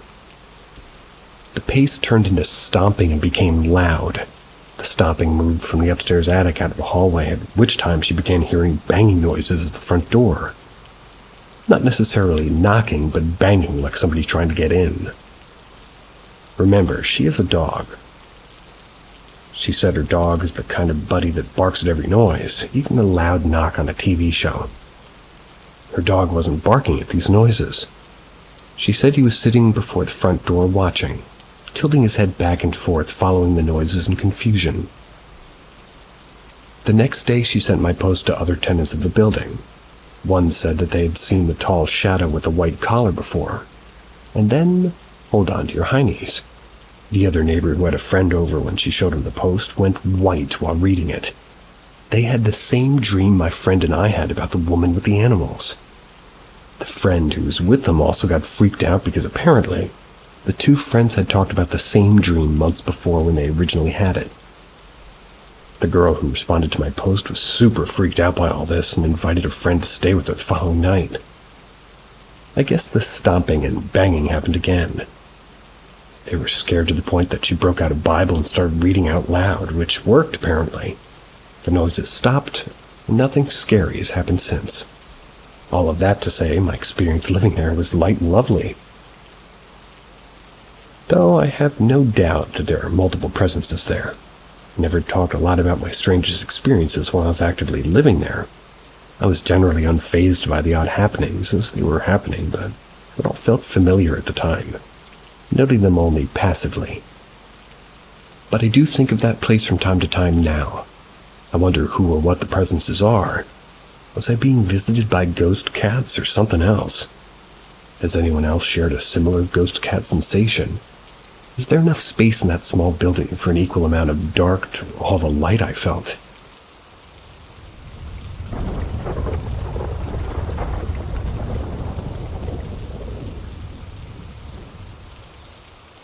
Spiritual cleansing attempt made things worse. My girlfriend had been experiencing a lot of irritability, anxiety, and crying, but I don't know why, but I thought about doing some spiritual cleansing here at home. Maybe I noticed strange nuances in some things, some bad smells around the house.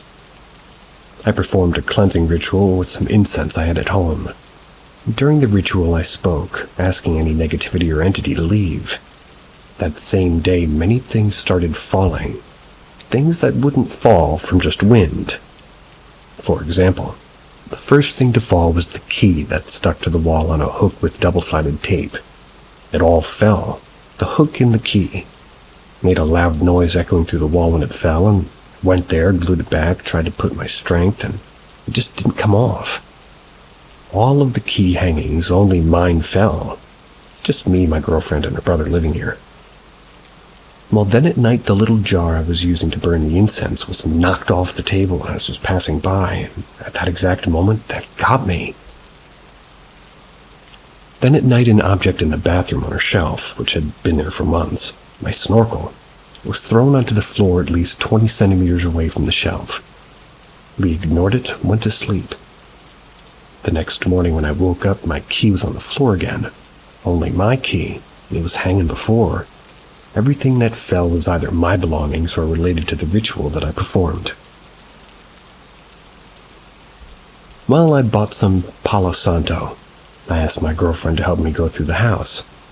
We did another ritual, sending whenever it was away, and for a day we were fine, but she still felt a tightness in her chest, which went away after the next day. In the afternoon, I started having chest tightness and anxiety. I asked if that's what she felt. She said yeah. Sometime later, she started feeling it again. We went to lie down, hugged each other, and it passed. But at night, as I tried to fall asleep in the early hours of the morning, I heard noises that were getting closer and closer to the bedroom. And when I thought, it's here, I started feeling intense chills, sweating, palpitations, anxiety, and insomnia. I could only sleep 3 hours later. The next day I burned Palo Santo again, as I started smelling vomit in the bathroom while taking a shower. And this smell of vomit randomly appears throughout the house. The hallway, the living room, then at night I try to fall asleep randomly, my heart starts to tighten. I start to feel anxious. Last night I even woke up to this. I had already fallen asleep and everything. Well, this is my situation. I don't know if I made things worse by trying to spiritually cleanse the house, if whatever it is now inside me. Maybe I disrespected the spirit and now it's seeking retaliation. I don't know if I should just ignore it until it gets bored and stops, or if I should do heavier cleansing with other herbs. My intentions were good, I just wanted to relieve my girlfriend's anxiety.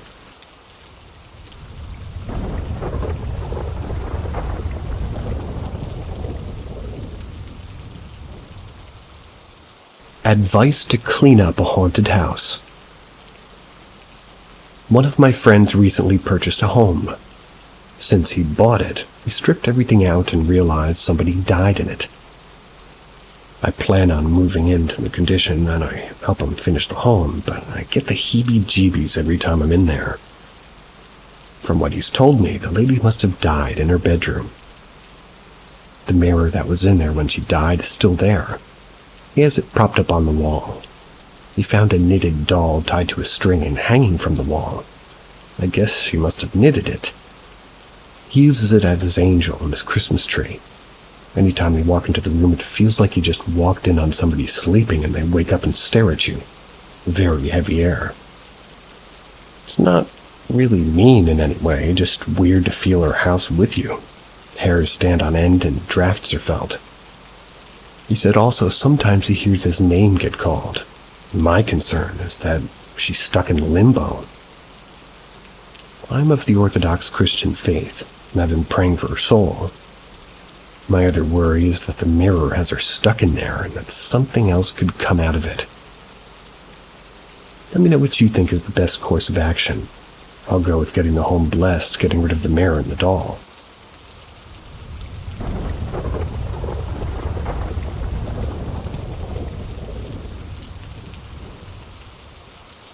Question: was I experiencing something paranormal? I'll set the scene.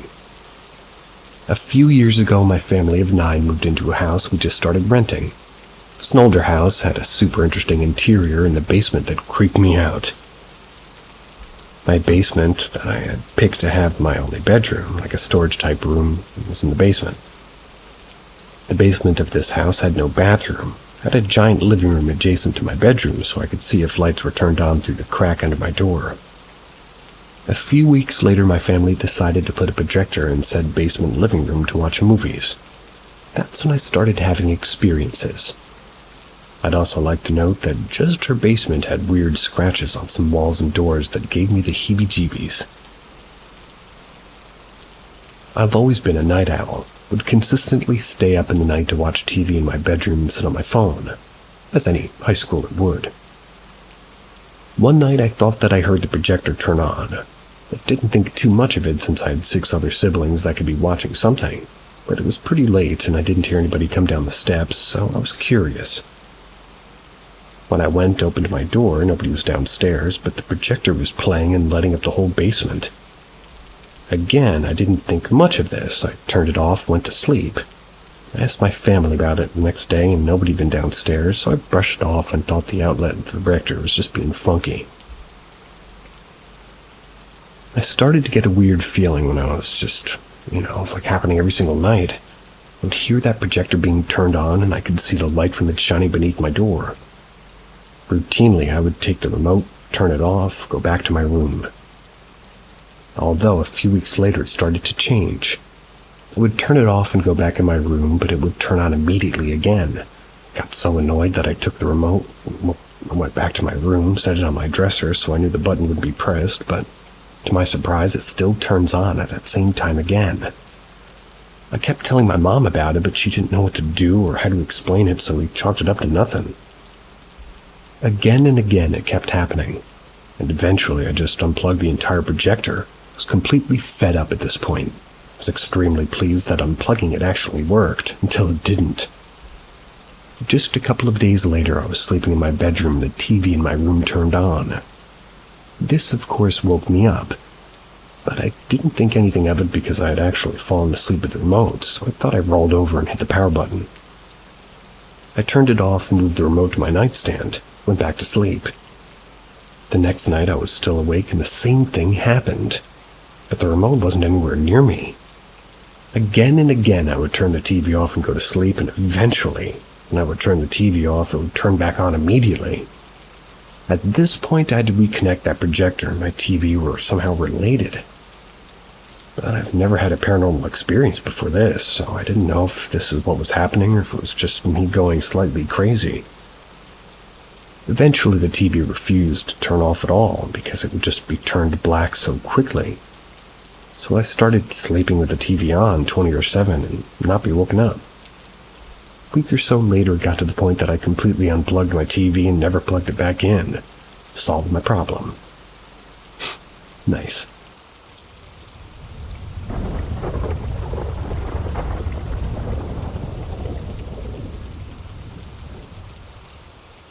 Experience with World War II ghost. I'm a military historian with certain love for naval history. About a year ago, I was on vacation with my family in Wisconsin. We went to the Wisconsin Maritime Museum in Manitowoc. As a part of this particular museum, they had a World War II-era submarine by the name of USS Cobia, which you were able to board and do a self-guided tour on once you paid the museum admission fee. I'm also highly interested in the paranormal and activity. I seek out haunted locations. However, in this particular instance, I had no idea the sub was haunted until after the fact. According to online accounts, it's haunted by a sailor named Ralph Clark Huston, who was killed in a firefight with the Japanese whilst manning the submarine's deck guns. While on the submarine itself, I saw nothing, though people who go aboard the sub alone report that items which they had dropped through the floor managed to find their way back to the railing of the stairs towards the entrances, despite no one having gone down to fetch them. There are also reported cold spots and footsteps, but I saw none of that. The experience I had happened when my family and I went back to our timeshare. Back at the resort, my mom was out of the building or just doing laundry, and my dad was in the shower on the other side of her suite. I was in my room alone, reading and meditating.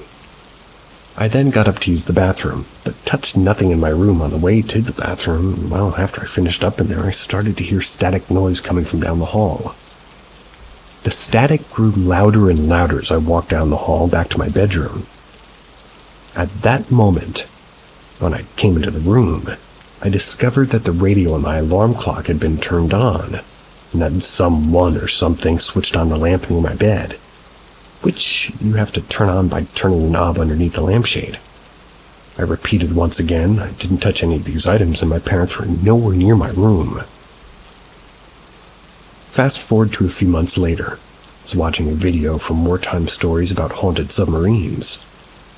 I typed my story out in the comments. I got a reply from somebody stating that perhaps the ghost of this sailor knew or felt that I was a historian, wanted to reach out to me to tell a story, as well as to pray for him. He also mentioned that after you pray for the soul of a ghost who's reached out, they typically have a way of sending signs to say thank you. I then prayed. I asked for the intercession of Saint Michael in order to guide the soul of the sailor to heaven. The next day I was out kayaking, and while in the bay I came across a boat with a very interesting name. Cobia. That, I feel, was my sign.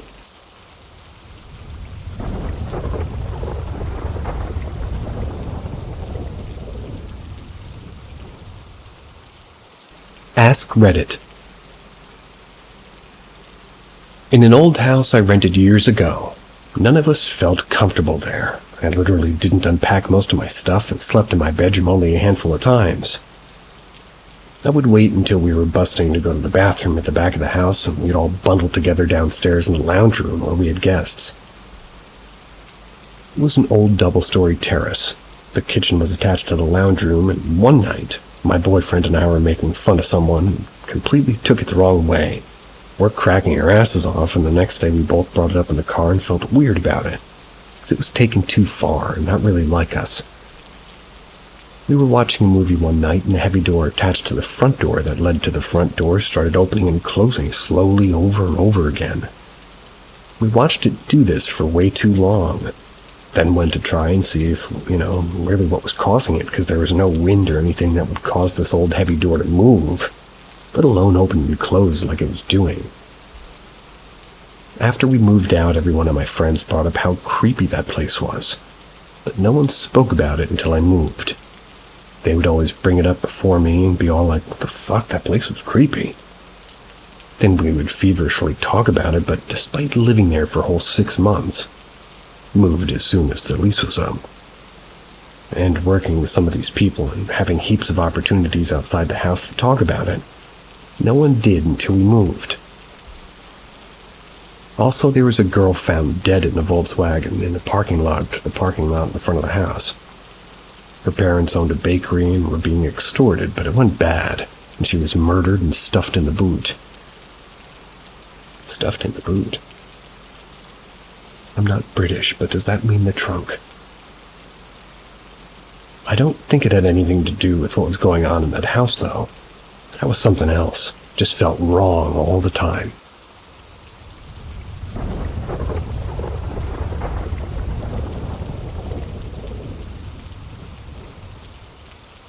True story about my dad's ghost experience. My dad drove a truck for a living. We live in California. Years ago, he was driving north on Highway 5. He doesn't recall exactly where, but it was somewhere south of Harris Ranch. He's northbound to the Bay Area coming from LA. It's the middle of the night, Highway 5. In this area, it's very desolate. There's no other cars on the road at this time in this area. No drugs or alcohol were involved. Neither my dad nor family have any history of mental illness or anything like that. We're your average healthy folks. He drove an 18-wheeler big rig. While driving, 2 different truck drivers pulled up next to him and signaled that he had a flat tire. My dad wanted to get home, acknowledge the drivers, but he had no intention of stopping to have it fixed. Finally, a 3rd truck driver pulls next to him and signals my dad to pull over. My dad said the truck had weird lights that weren't the standard big rig light colors. The truck driver's parks, like behind my dad and on the shoulder, and he approaches my dad's cab. He tells my dad that he has a flat tire and he should get it fixed so it doesn't catch on fire and cause an accident. My dad, not wanting to be, seem like he was driving on the flat, acted surprised and then said that he'd get it fixed, but he had no intention of actually getting it fixed. The guy walks back to his big rig, which is parked behind my dad's, and my dad decides he'll let the guy leave, so he doesn't follow my dad to the tire station, since my dad doesn't plan on going there. My dad's waiting for the guy to pull out, but he doesn't. My dad gets out of his truck to tell him to pull ahead, and when he steps out, the guy's truck is just gone. Disappeared. I asked my dad every critical question you could imagine here. There's no one else on the road. There's no way a guy could have driven away without my dad seeing. This freaked my dad out. So he pulled off at the next stop, found a gas station that could plug his tire. He told the guy fixing the tire this story. The guy said report it to Highway Patrol because he's heard a few other people who've reported the exact same story. My dad recently reached out to some people that we know from CHP in North Cal. They hadn't heard of it, but since it happened around Central California, yesterday reached out to some friends to see if they'd ever heard of it. I can assure everybody that my dad's not lying, and not on drugs. There's no deception in the story. My dad's an extremely honest, humble person. It's one of those stories that I'd hear periodically when I was younger, and I started thinking about it recently, after a recent death in the family.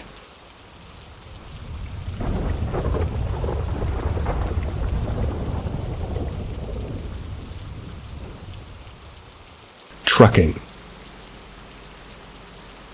I'm an OTR driver. I've seen a lot of weird things in the years, from gore crashes to random creeps jumping in front of my truck at 2 a.m. But I was driving once through the Four Corners in Utah, California, screwed that up. The Four Corners, which is Utah, Colorado, Arizona, New Mexico. I was passing an Indian reservation. I didn't have anybody around me, so I rolled my windows, turned up the radio, and started singing while driving. I was drinking a Monster Energy, and I hit a long stretch of clouds, sort of partially covered the moonlit night. I could see some stars, and then a moment, like 2 miles, my radio started static. Wasn't uncommon to lose service being in bad remote areas delivering goods, but I've been through the highway before. I don't normally get static. So I shut off the radio. Click. Silence. I drove for a mile. Clicks on. Static. I notice a car coming up behind me. I whip my trailer to see how close it moves to my trailer, and I speed up confused. I'm in the middle of nowhere, and it's keeping up with me. This light from the car lifted up above the road. It was getting brighter, and it was like at my catwalk, then just dimmed out, gone. My radio kicked back on with no static. I pulled over at a casino rest area truck stop, and I went in to get a coffee and a bag of Cheetos. Guess I had a look of confusion still on my face. The gentleman said, "Did you see the orb?" I said, "Orb?" He said, "Yes. You're the third trucker who's come in and grabbed a snack and a coffee. A woman took her life near here a few miles away." They point the way it just came from. She's popular here, harassing trucker drivers and just knocks on cabs, follows them, messes up radios, whatever. I've heard it from all the drivers. I was so dumbfounded. I've had lots of things, but this one was weird.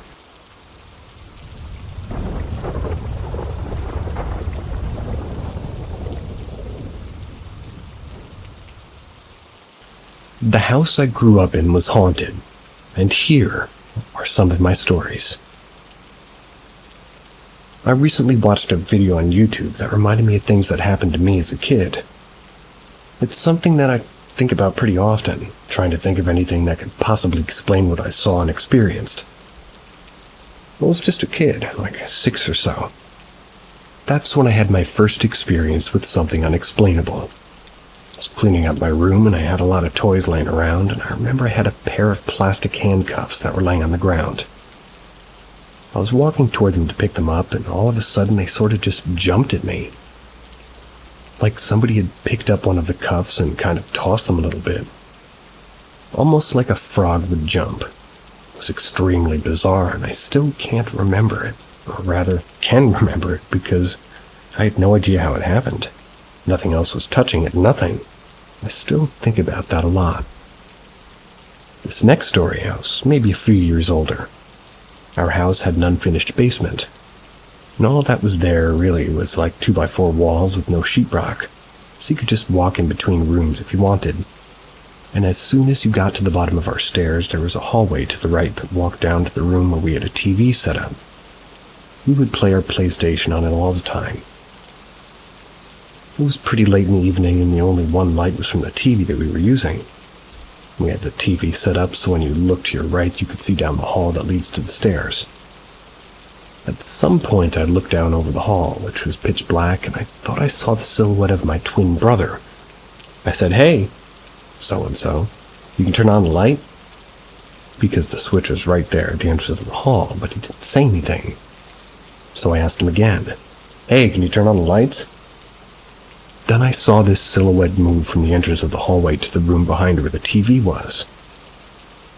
As it moved, though, it was getting bigger, like the size of an adult. Then it proceeded to move behind the TV, then just sink behind it and vanish. Freaked out. as did my older brother. We booked it upstairs to find my twin brother with my mom. Some years later, we had a PC set up down there as well. I remember one night my brother running upstairs to find me asking if I was just down there, because while he was on the computer, he heard something breathing behind him.